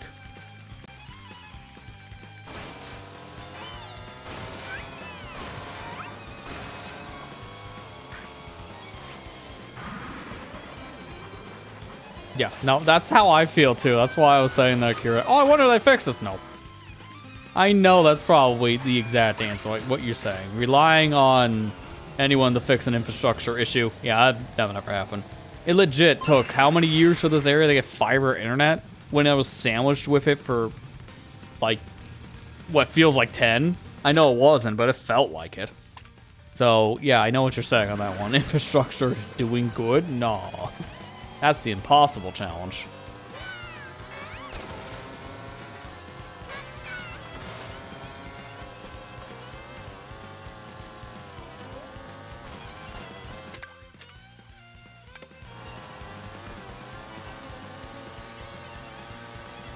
Yeah, that's one thing, though. I wish more areas had, is just better internet connections. Because I know so many people are still limited by what ISPs they can get, or even, like, kind of connections. Whether it be some flaky cable. Somehow dial-up still exists in so many areas, and that's the only option. Or even just, like, mobile hotspots. Which is, like, extremely hit or miss on its overall reliance.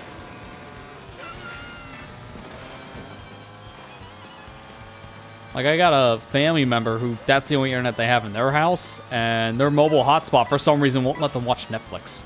Everything else works, but they can't load Netflix up for some reason. It's some weird issue with the provided router, which is why ISP-provided routers are always hot garbage. If you can, use your own. Not everyone has that luxury, unfortunately, or knows.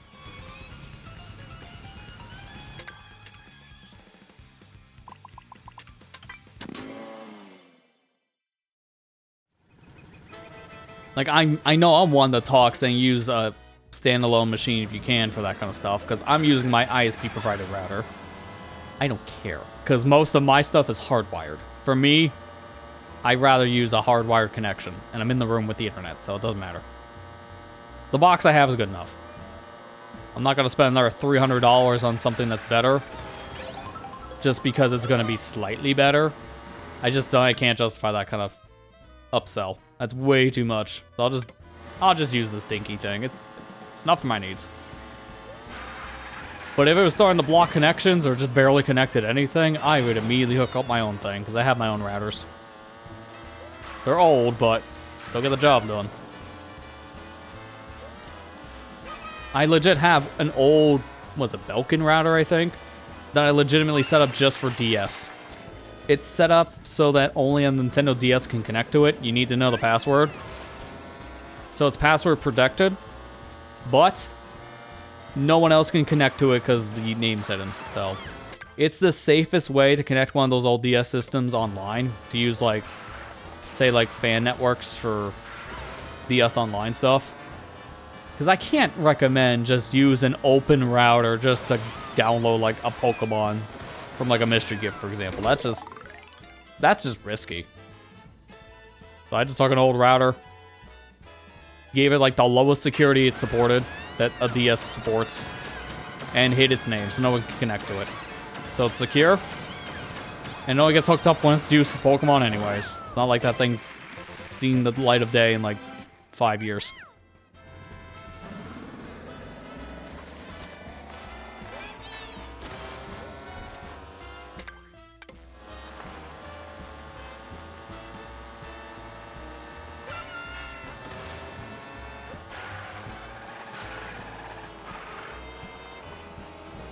Oh, how?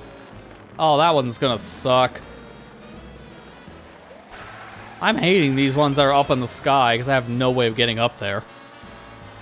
Well, I'm playing as a lightweight character because there's no way I'm getting up there as Wario.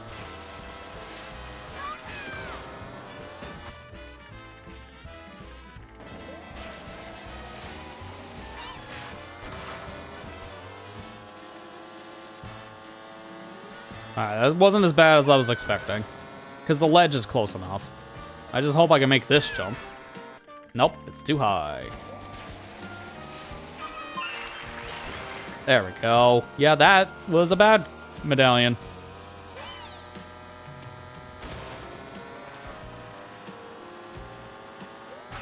I swear, I see medallions like that, and I'm like, were they trying to make that a challenge, or they just kind of throw it in the map somewhere at random? Like, there, go. It's good enough.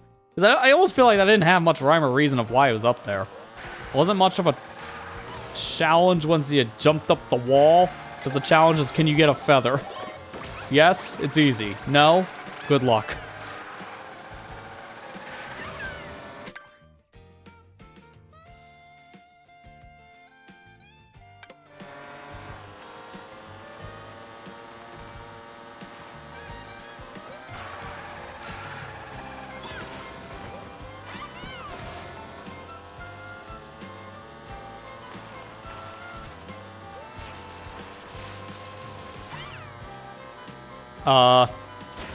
Okay. That's the longest I've ever got stuck before. Didn't even know you can do that.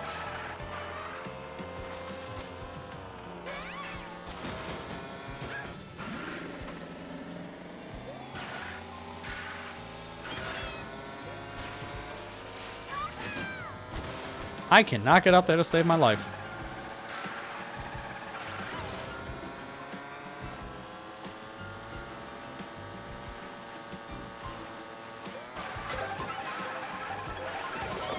At this point, I think I'm gonna just go around. We're going into another course here, technically. Because this is Cheap Falls. I'm also due for a character change soon, but soon enough, I think I'm gonna hop out and do another GP and knockout, and that will probably end it for tonight. But I'm wanting to get up here so I can get to this stuff. I don't know how to get up there from here.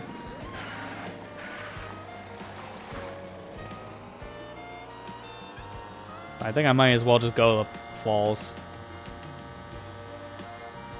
It's probably a path that's nearby. I'd probably cut up into the mountainside. So that's how I'm probably supposed to get up there, but I think Cheap Falls. We're here. This is where it's fitting to play as Cheap. Which unfortunately I can't do at the moment. After this one, I'll swap to him. This mission's neat because you're basically going through the track in reverse. This would have been a cool level to have a reverse track of, but that's not the case. There's like 4 tracks, I think, in the world that do a reverse map with some intermissions. This is not one of them. That's why it would have been cool, because you fly up into the air like that. That's so cool. It still counts as me in the mission. Nice. Alright, now I can change my character.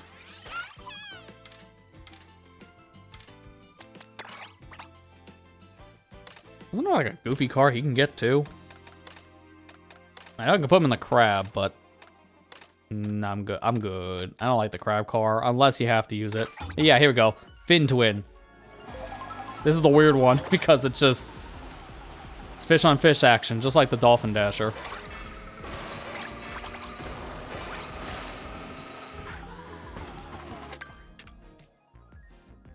Oh, I didn't realize I was already around here. Oh yeah, when I was doing all the stuff in the ice tundra last week.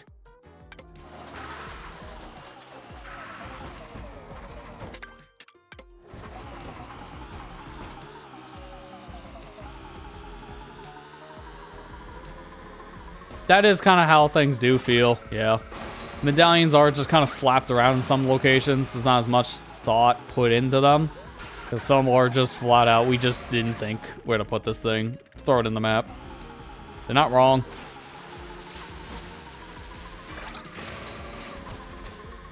That's why the medallions are my least favorite collectible. I think that they don't have as much rhyme or reason behind how they're structured.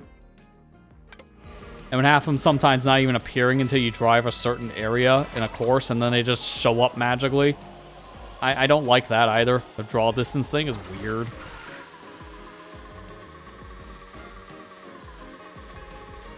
It's a complaint that's come up like every week for a good reason, because the medallions are just they're collectible for me. They're essentially this game's Korok seeds, but handled worse. Because at least with the Korok seeds, you did unlock stuff that matter than your main adventure. So you went out of your way for some, but they didn't really feel like they were always like placed in random spots. There's a lot of good puzzles behind a lot of them. You had to think to find half the seeds.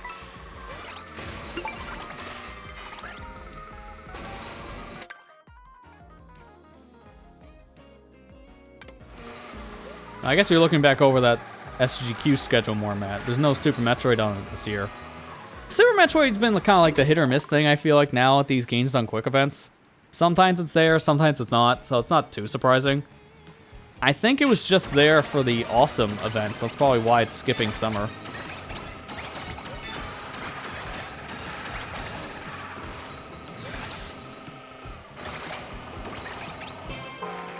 That was nice and fast.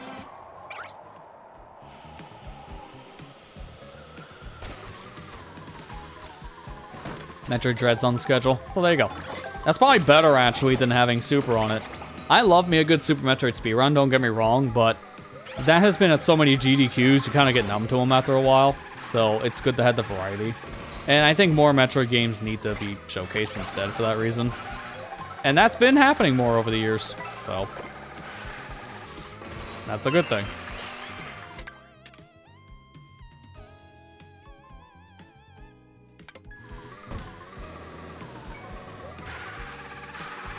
Oh, great. It's at midnight. Okay, well, gotta take that back a little bit. Why did they put Dread at a time slot like that? It's beyond me.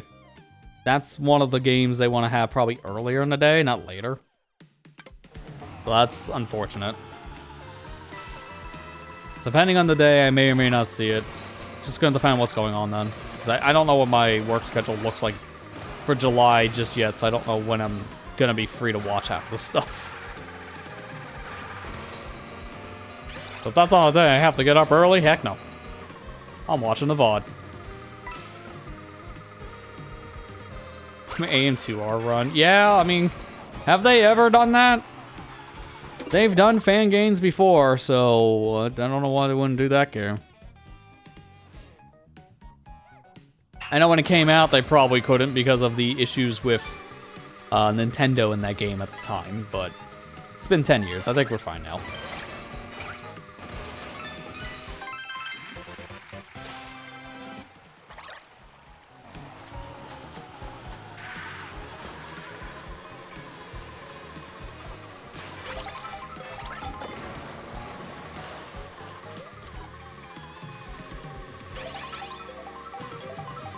Man, this thing sucks on off-road. I have, like, no speed. I can't do anything. It makes funny noises. But that doesn't make up for its crap stats.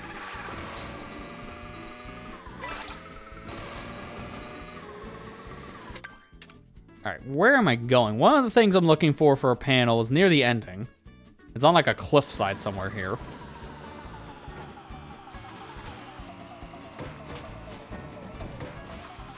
Oh, I see something here. Think. Or was it just money I saw? No, I was right. I saw a Peach medallion. One way to get it. Right in the Tarzan shortcut, too.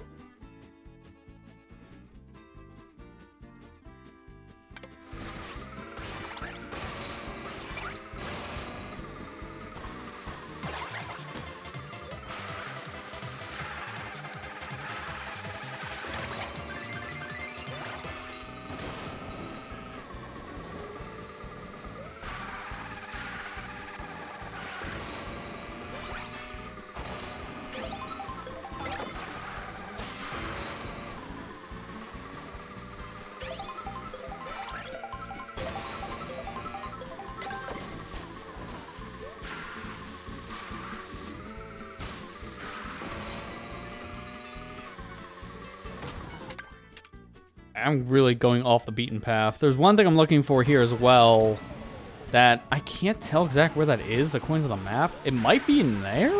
Like on the top of that tower? If that is the case, I don't know how to get it from here. I'm gonna have to use this feather.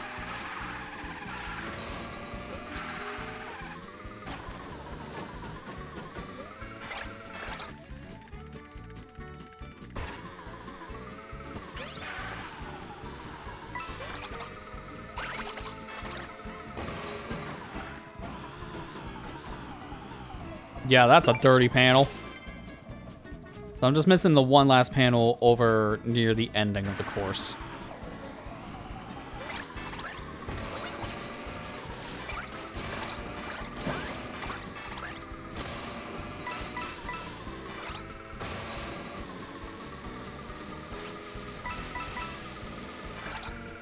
And there it is.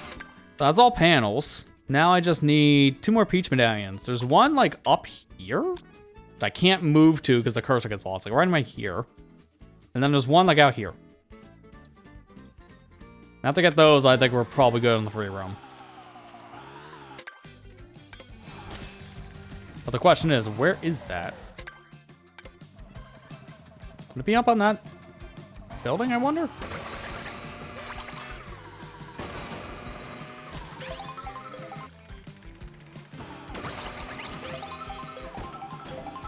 Nope. That would have been a good spot to hide it, I'm just saying.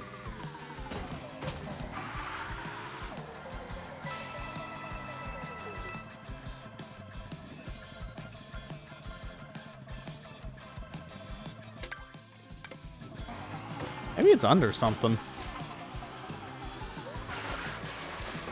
I could be hidden over here, off camera, hidden under like a tree or something. One could dream.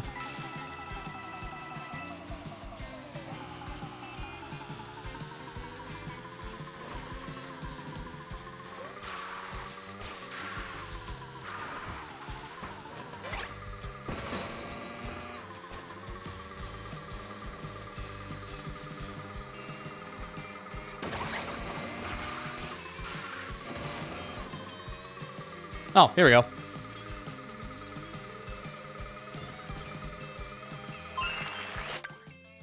Now just the one in the middle of this course. Now be it for Cheap Cheap Falls. There's some stuff around the area that I can do too, but again, I think getting this last medallion that's in here should be a good stopping point for the free roam tonight, and then we can just finish up with the quick GP and knockout.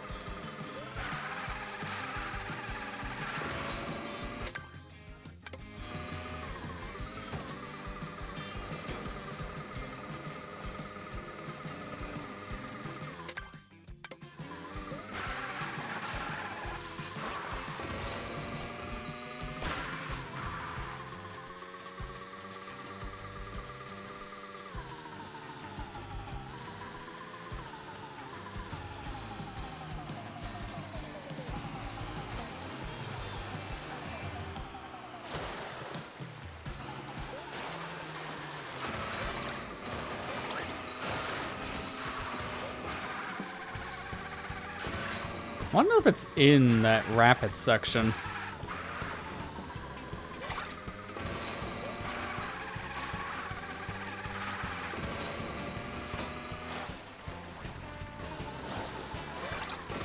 Like right around here. If I can not fall off, that would be ideal, so I can look.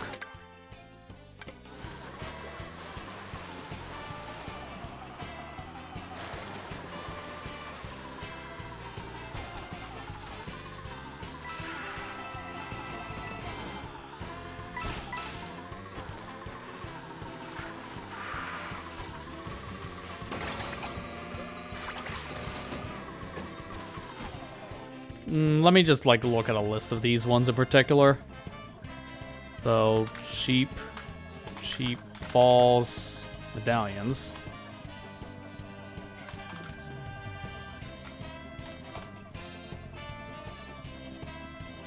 Thankfully, there's only 3 in the map, so it shouldn't be hard to find these.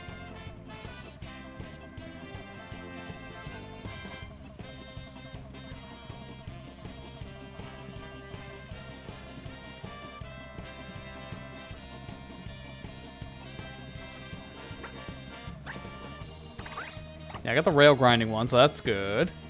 There's this one in the hut, got that. And then top of waterfall, which we got the top of waterfall. Wait, hang on. 1, 2, 3. No, I was right, there's 4. I'm missing this 4th one. But this video I just found only had 3. What? It forgot one. How do you forget one? Come on.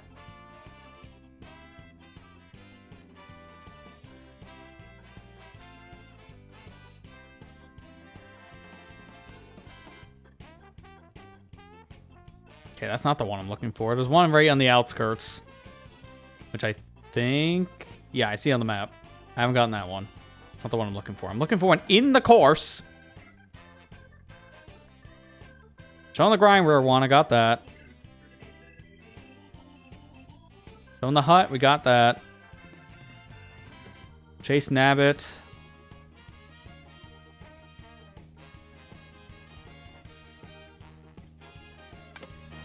I'm gonna double check it, but that's the one I could have swore knocked off. Yeah, King Boo's a really good character to have. That's why I want him for knockout. So, it's really beneficial to do the next GP.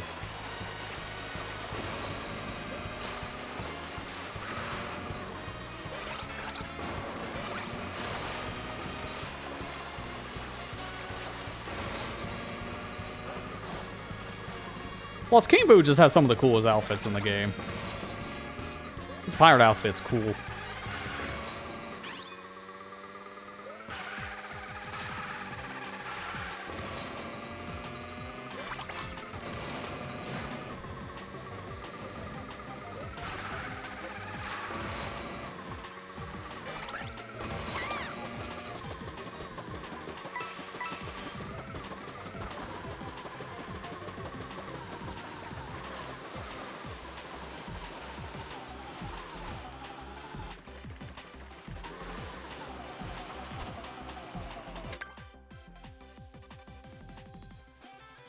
Yeah, we did get this one. What I thought, it'd be right here. So that one was collected.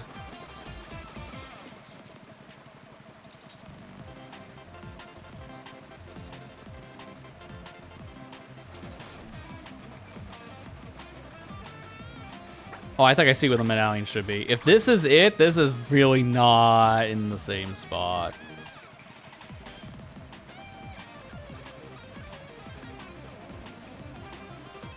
That should not count as in here on this tracker. I got them all in the area already.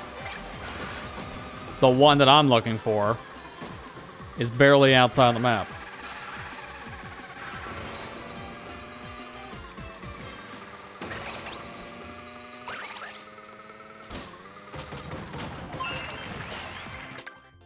That's so dumb.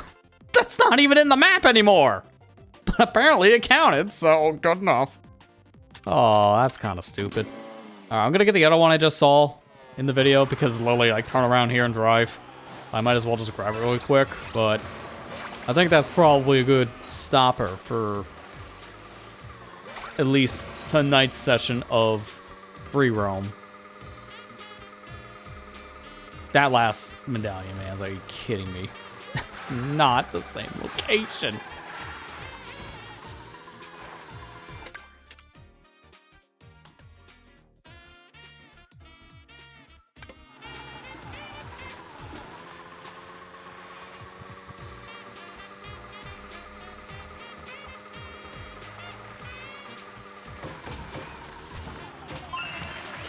Yeah, I figured let's just get that one because it's literally right here. Oh, man. That last medallion kind of made me mad. All right, so our final total for now is 105 of the panels, 269, nice, of the P-switches, and 132 each medallions. Do the math. Get the calculator. See how many of these we have in relation to the overall total of 744.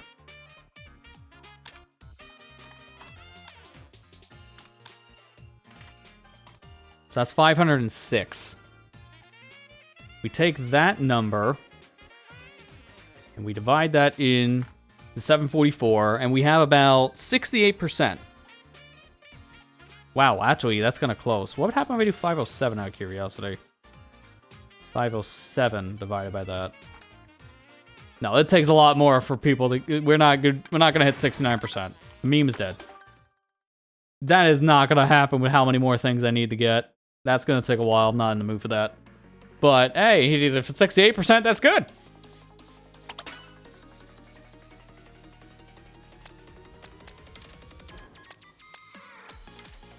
Now, what other characters do I want to play as? I know I need to be as Pauline at some point so I can get her out of costume. So I guess, sure, we'll do a Pauline race. What are her stats again?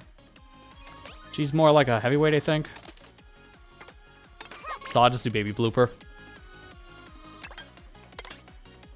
And how convenient. We start from the course we just finished on.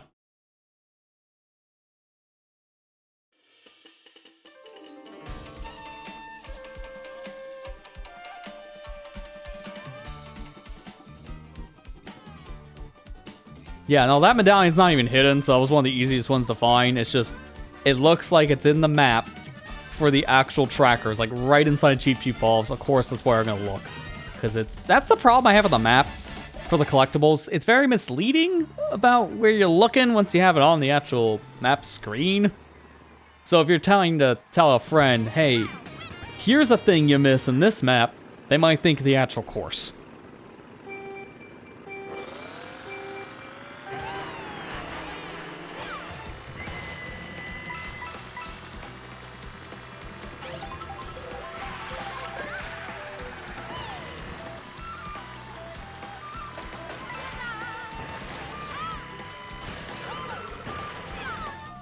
Okay, I was trying to land on the rail again. That was just a stupid thing to do. Speaking of stupid, I've seen people do it. I'm just gonna try Tarzan. I don't know how to do it. Case in point. That was a horrible attempt. We'll try a different lap if I have a decent enough lead. In the beginning, it doesn't matter what I do. That's why I'm just screwing around. Lap 3 where it's gonna actually matter to try.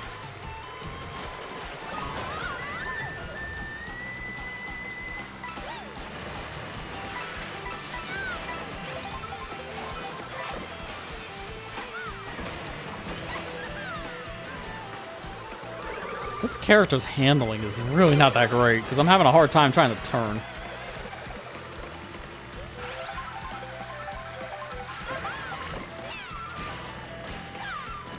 Nice, I got the little off-road shortcut.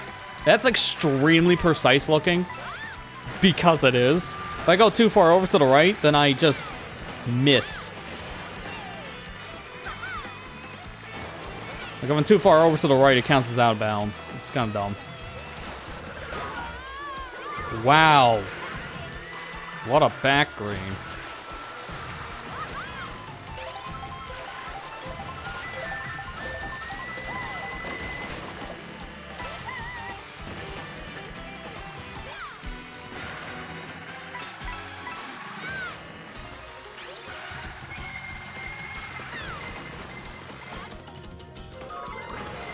I didn't want to do that, but that was another way of avoiding the blue shell. Really unfortunate timing to get the blue shell. I did not mean to do that. I held up, but it counted as right.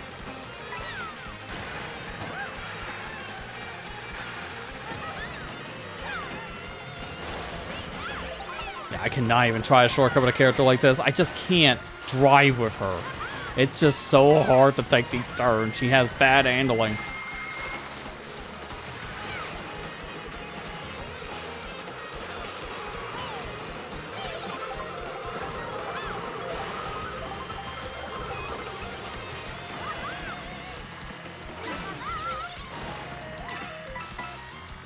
I clicked the button the second I got my item stolen. I thought I used it the moment it was stolen. I was that close.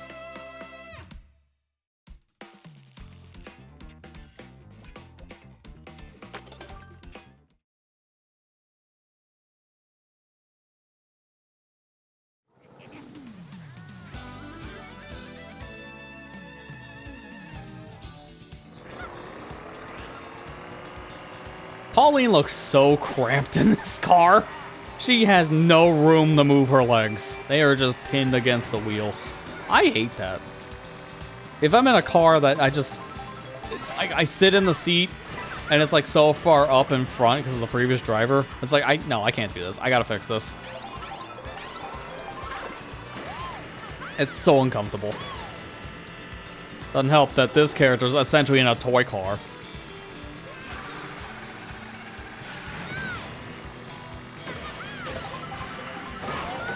What the? Frame 1, come on!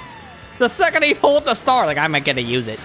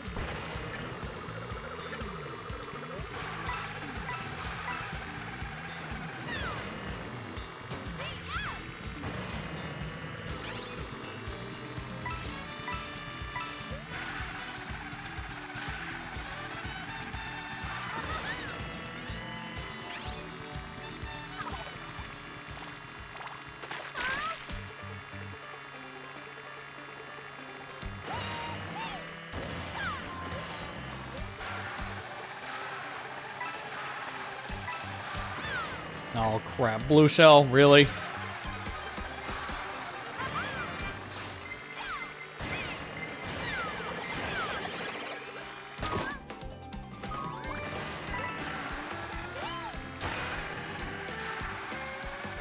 Really didn't want to lose my items. That's fine.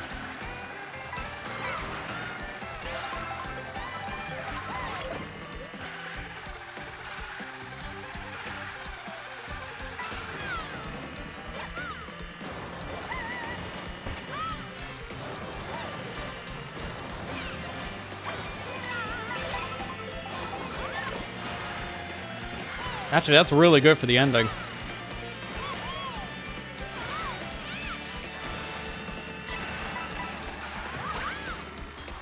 Okay, well that wasn't the best use of that. I think I should have went a little bit further out, and then I would have made the feather cut, but that's fine. I still got first. This kitty rides in the mall. Yeah, that's kind of what it feels like right now. Adult in kid car. Same energy.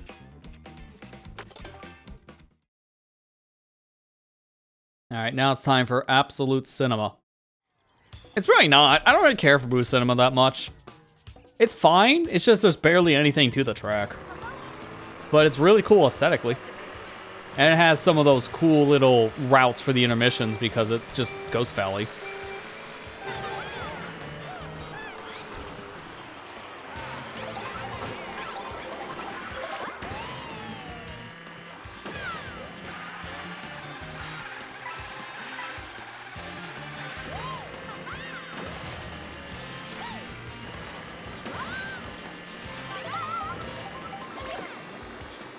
Really? Another set of mushrooms?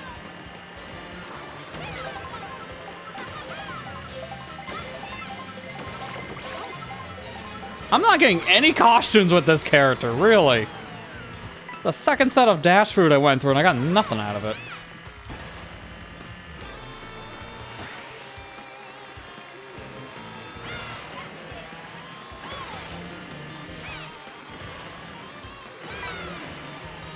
Yeah, I know. Like, Pauline having one costume is what makes this worse.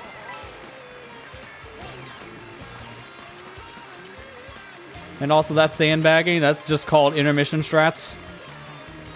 Because that's literally what you do in these intermissions. You've got to be kidding me. Why would these CPUs using items frame 1?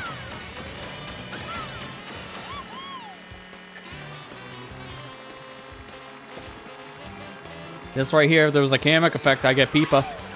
Oh my god.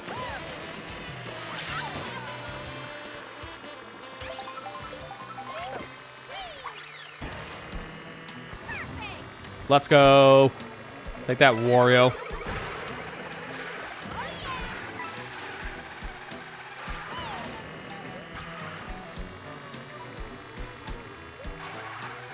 And What's nice about this intermission route?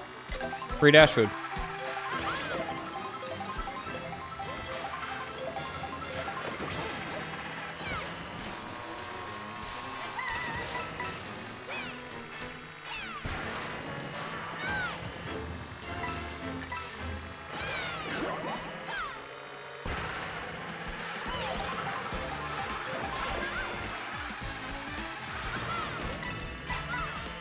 Thought I had to use the feather there. I didn't want to use that item yet, because now Boo comes, he'll steal my feather.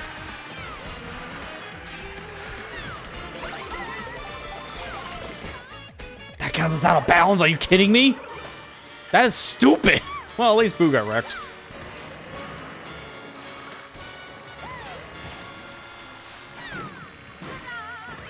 Alright, don't even ask what that was. I was trying to wall ride and somehow that happened.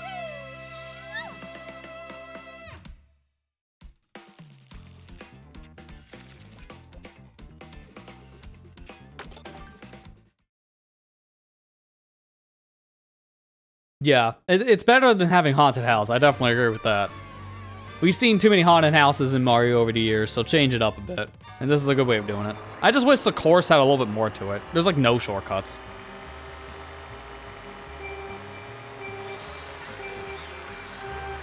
Oh crap, my button stopped working. Whatever shall I do? Oh yeah, the intermission strat.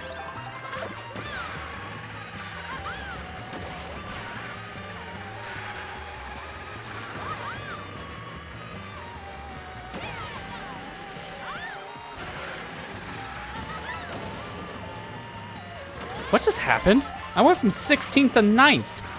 Half of the CPU just fell in the drink. I don't know what happened there, but alright. That's actually bad. Because I was wanting to be in a lower spot for better items. But whatever. Now, it doesn't matter to hold the Boo here, unless I get hit by a shock. Which I really hope doesn't happen now that I say that. I can't get the Boo stolen. That's one of the very few items Boo can't steal. So I can hold this and be fine. Well, there's the blue shell.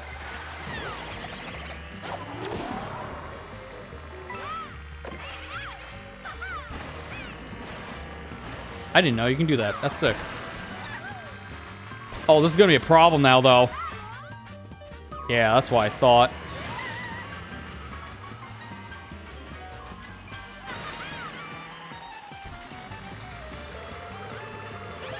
This section does give me vibes about that one course they added in the Mario Kart 8 DLC. I can never remember its name, but it was like the Force course in DLC Pack 2. I'm talking about OG Mario Kart 8, the Wii U game. I can just never remember what it's called, but it's just always like a cool course in terms of just aesthetics.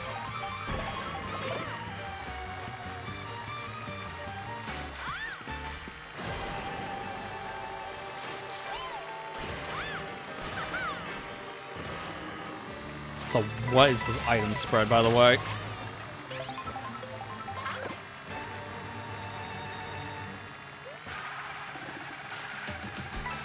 Yeah, the reason why the count is out of bounds is the dumbest reason. I need to be in a glider. Because I wasn't in a glider, the game had to say it was out of bounds because I had to correct my position. It's dumb. I get why that was the case. Ah, crap.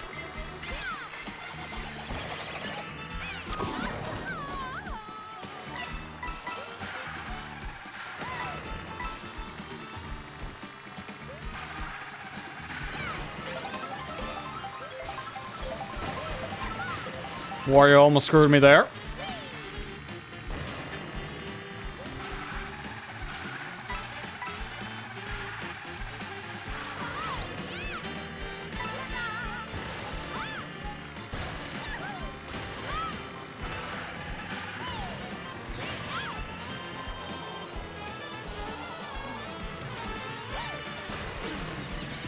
Really? That sucks. I was about ready to use the feather.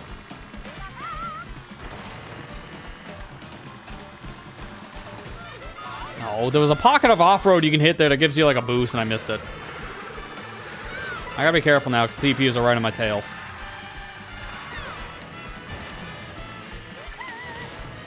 Doesn't matter. They're CPUs at the end of the day. One thing I do wish this game had was some kind of a difficulty option for the Grand Prix mode, because I do feel like the AI is a little too weak. because a lot of the times it does that. It's so close, and then somehow they step on the brakes, I guess, at the finish line. Why Woods? Thanks. I could never remember the course name for some reason. When I'm playing the game, I'll remember it, but not when I'm not booted up 8 Deluxe.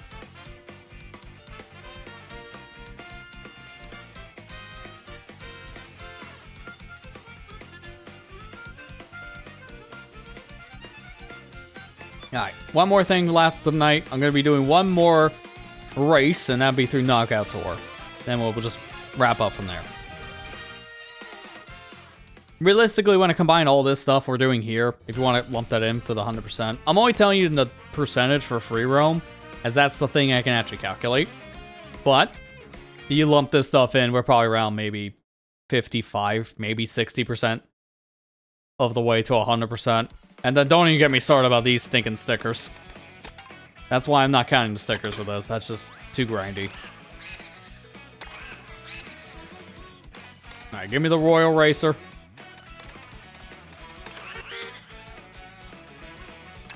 And now this ends at DK Pass. I think this is reverse DK Pass, if I remember correctly. I'm not 100% sure. We'll find out. I know one of the intermissions, I think, takes you to reverse DK Pass. I'm trying to remember if the Knockout Tour version does. We'll find out in the end. Might just be normal DK Pass.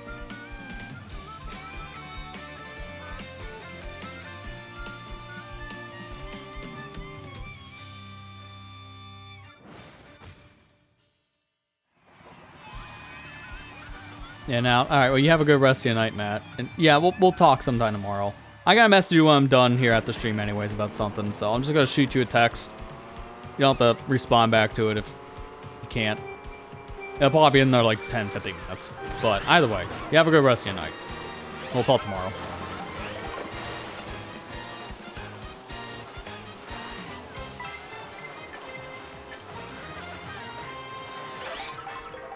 Can't believe I got a star as my first pull. That is why I'm gonna hold it. Like, this is fantastic.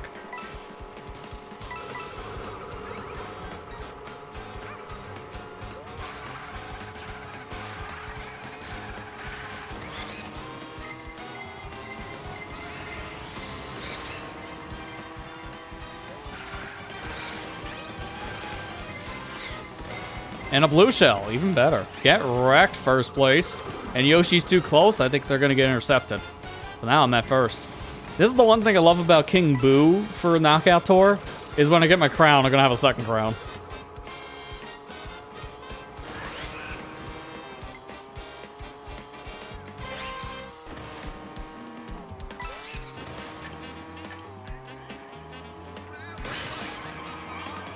There you go. Crown on crown.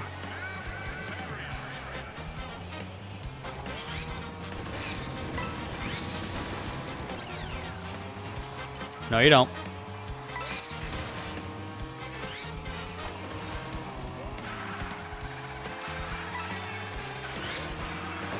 Give that back. I'm royalty. You're just a toad.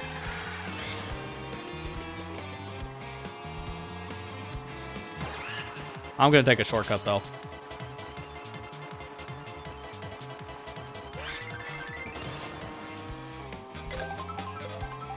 That would have been smart to hold for a blue shell, but let's be real. I think a blue shell is going to hit me after my star stolen.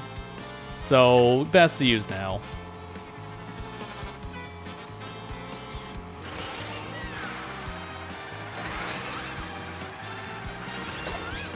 Get wrecked. He drove into it.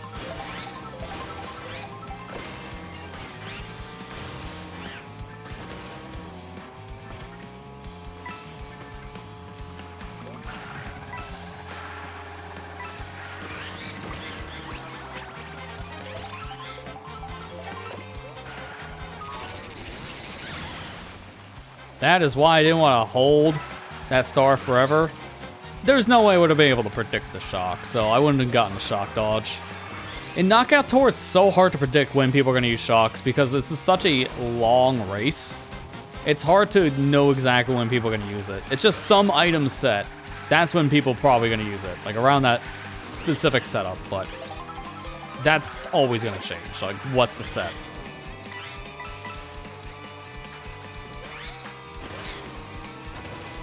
I don't know what's like optimal strategy for Knockout Tour outside of trying to hold the power items going into higher spots so you can dodge blue shells. Like, that's pretty much all I know. So certain shortcuts are viable, but it's mainly like item management. Then you can run them up the first place and have a huge lead.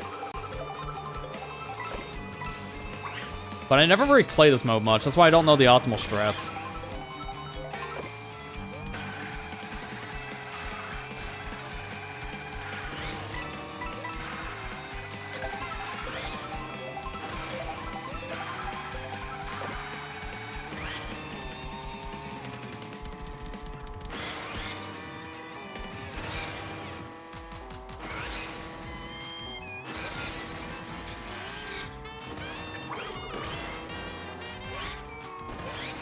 That didn't count as a ramp!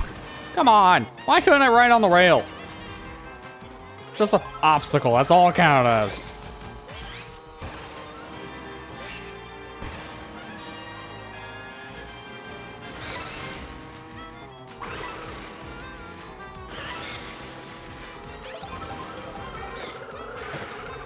Wow, I'm glad I pulled out a banana.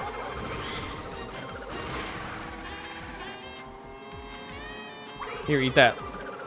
I almost ate it myself. Jeez, don't do that again, you idiot.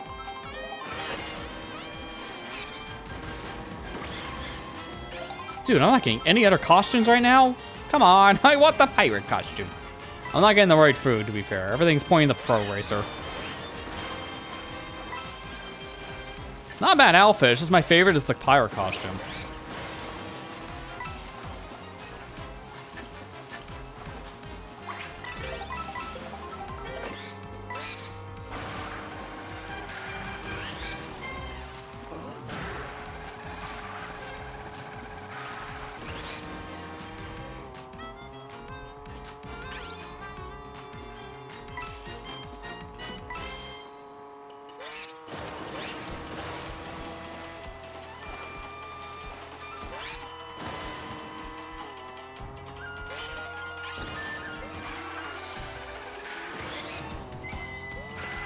Guess what we can do. Shortcut. It's not even the real track, so it's surprising that works there.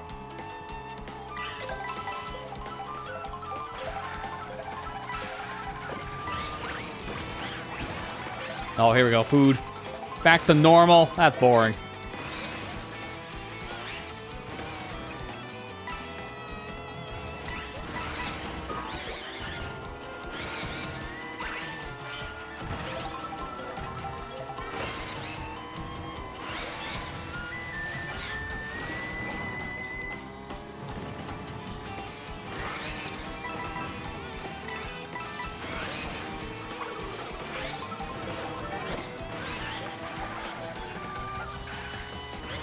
Man, they are nowhere near me. This is insane on the distance I got right now from the CPUs. I'm good if a blue shell comes right now because I'm so far ahead. I don't even need rewind.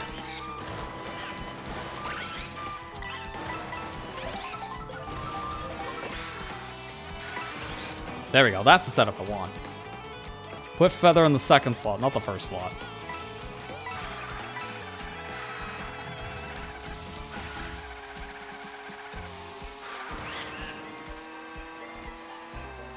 Now it's time just to race DK Pass, and it is just normal. That's what I thought.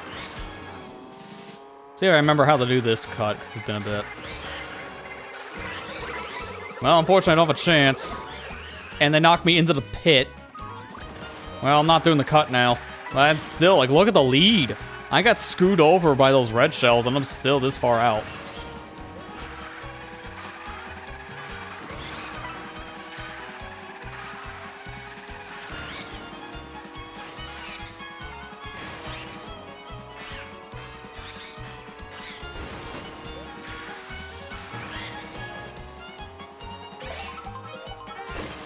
Oh, no feather.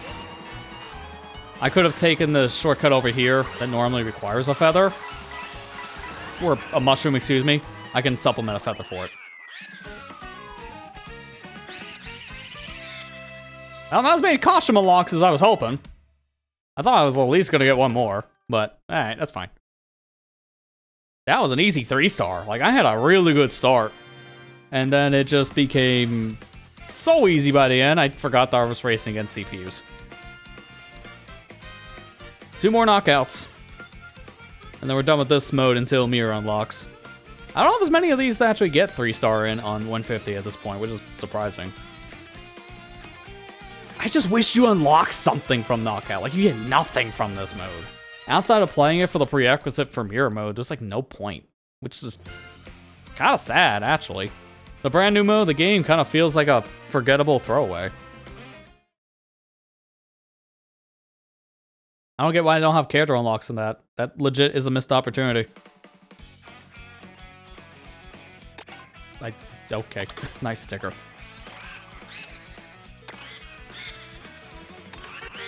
Yeah, looking over our things now. Yeah, it's only...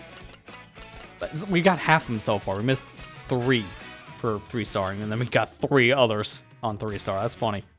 So 2 more of these left. Technically 2 more GPs left too. It's just we haven't unlocked the final one yet. That will unlock once we clear the last one in the Grand Prix list.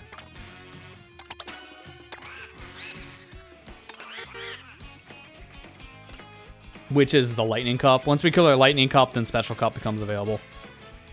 So that one's also pretty much all good to go, outside of one cup not having a 3-star. But again, if I'm doing 3 stars, it's not until we get Mirror mode, because I need Mirror mode for that. Best not to do everything at once, and just wait for Mirror. But yeah, that's pretty much it for tonight's session of Mario Kart World. Again, we got about 68% in terms of overall completion in this free roam mode, so at this point, there's not as much left as you would think, which is kind of insane, and yet there's still a heck of a lot. We haven't even gone to the middle of the map. We haven't gone over here into the volcano side, so there's still a lot of areas we haven't touched. Again, this is our totals again for the end of tonight's session, 105 of the panels. There's all the P switches, which is insane to see on the spread. 269, all collected. And 132 in the medallions. Doesn't look as impactful, but it's just because of how they're more spread out. So, not bad. Not a bad session again. I don't remember what the percentage was when we ended last session. I think it was close to 50% on free roam, so we gained another like 18% or something like that. It's pretty good. But that's all I got for this week. The big one to shout out is tomorrow's the final video on the LPR League side for the Sonic Unleashed hot dog mission stuff, so check that out. It was definitely an interesting one because I actually do have more than just myself in it at the very end, so stick around to the very end of that video for a nice surprise. But that's pretty much it. Still work on some stuff on the back end, so no videos for a little bit on the YouTube channel. That's why I keep on shouting out the LPR League side if you want to see more videos from me. Other than that, we'll be back next week with some streams, as always. Gonna probably start up, as I've been alluding to, Mario Clips. I want to play that ROM hack, and I think now with my schedule cleared out, I think next week would be a good time to start that specific game up. And then more of this, obviously, as well. With that said, that's going to do it for tonight. Thank you for watching. Hope you enjoyed, and I'll see you back here next week. Take care and have a good night, everybody.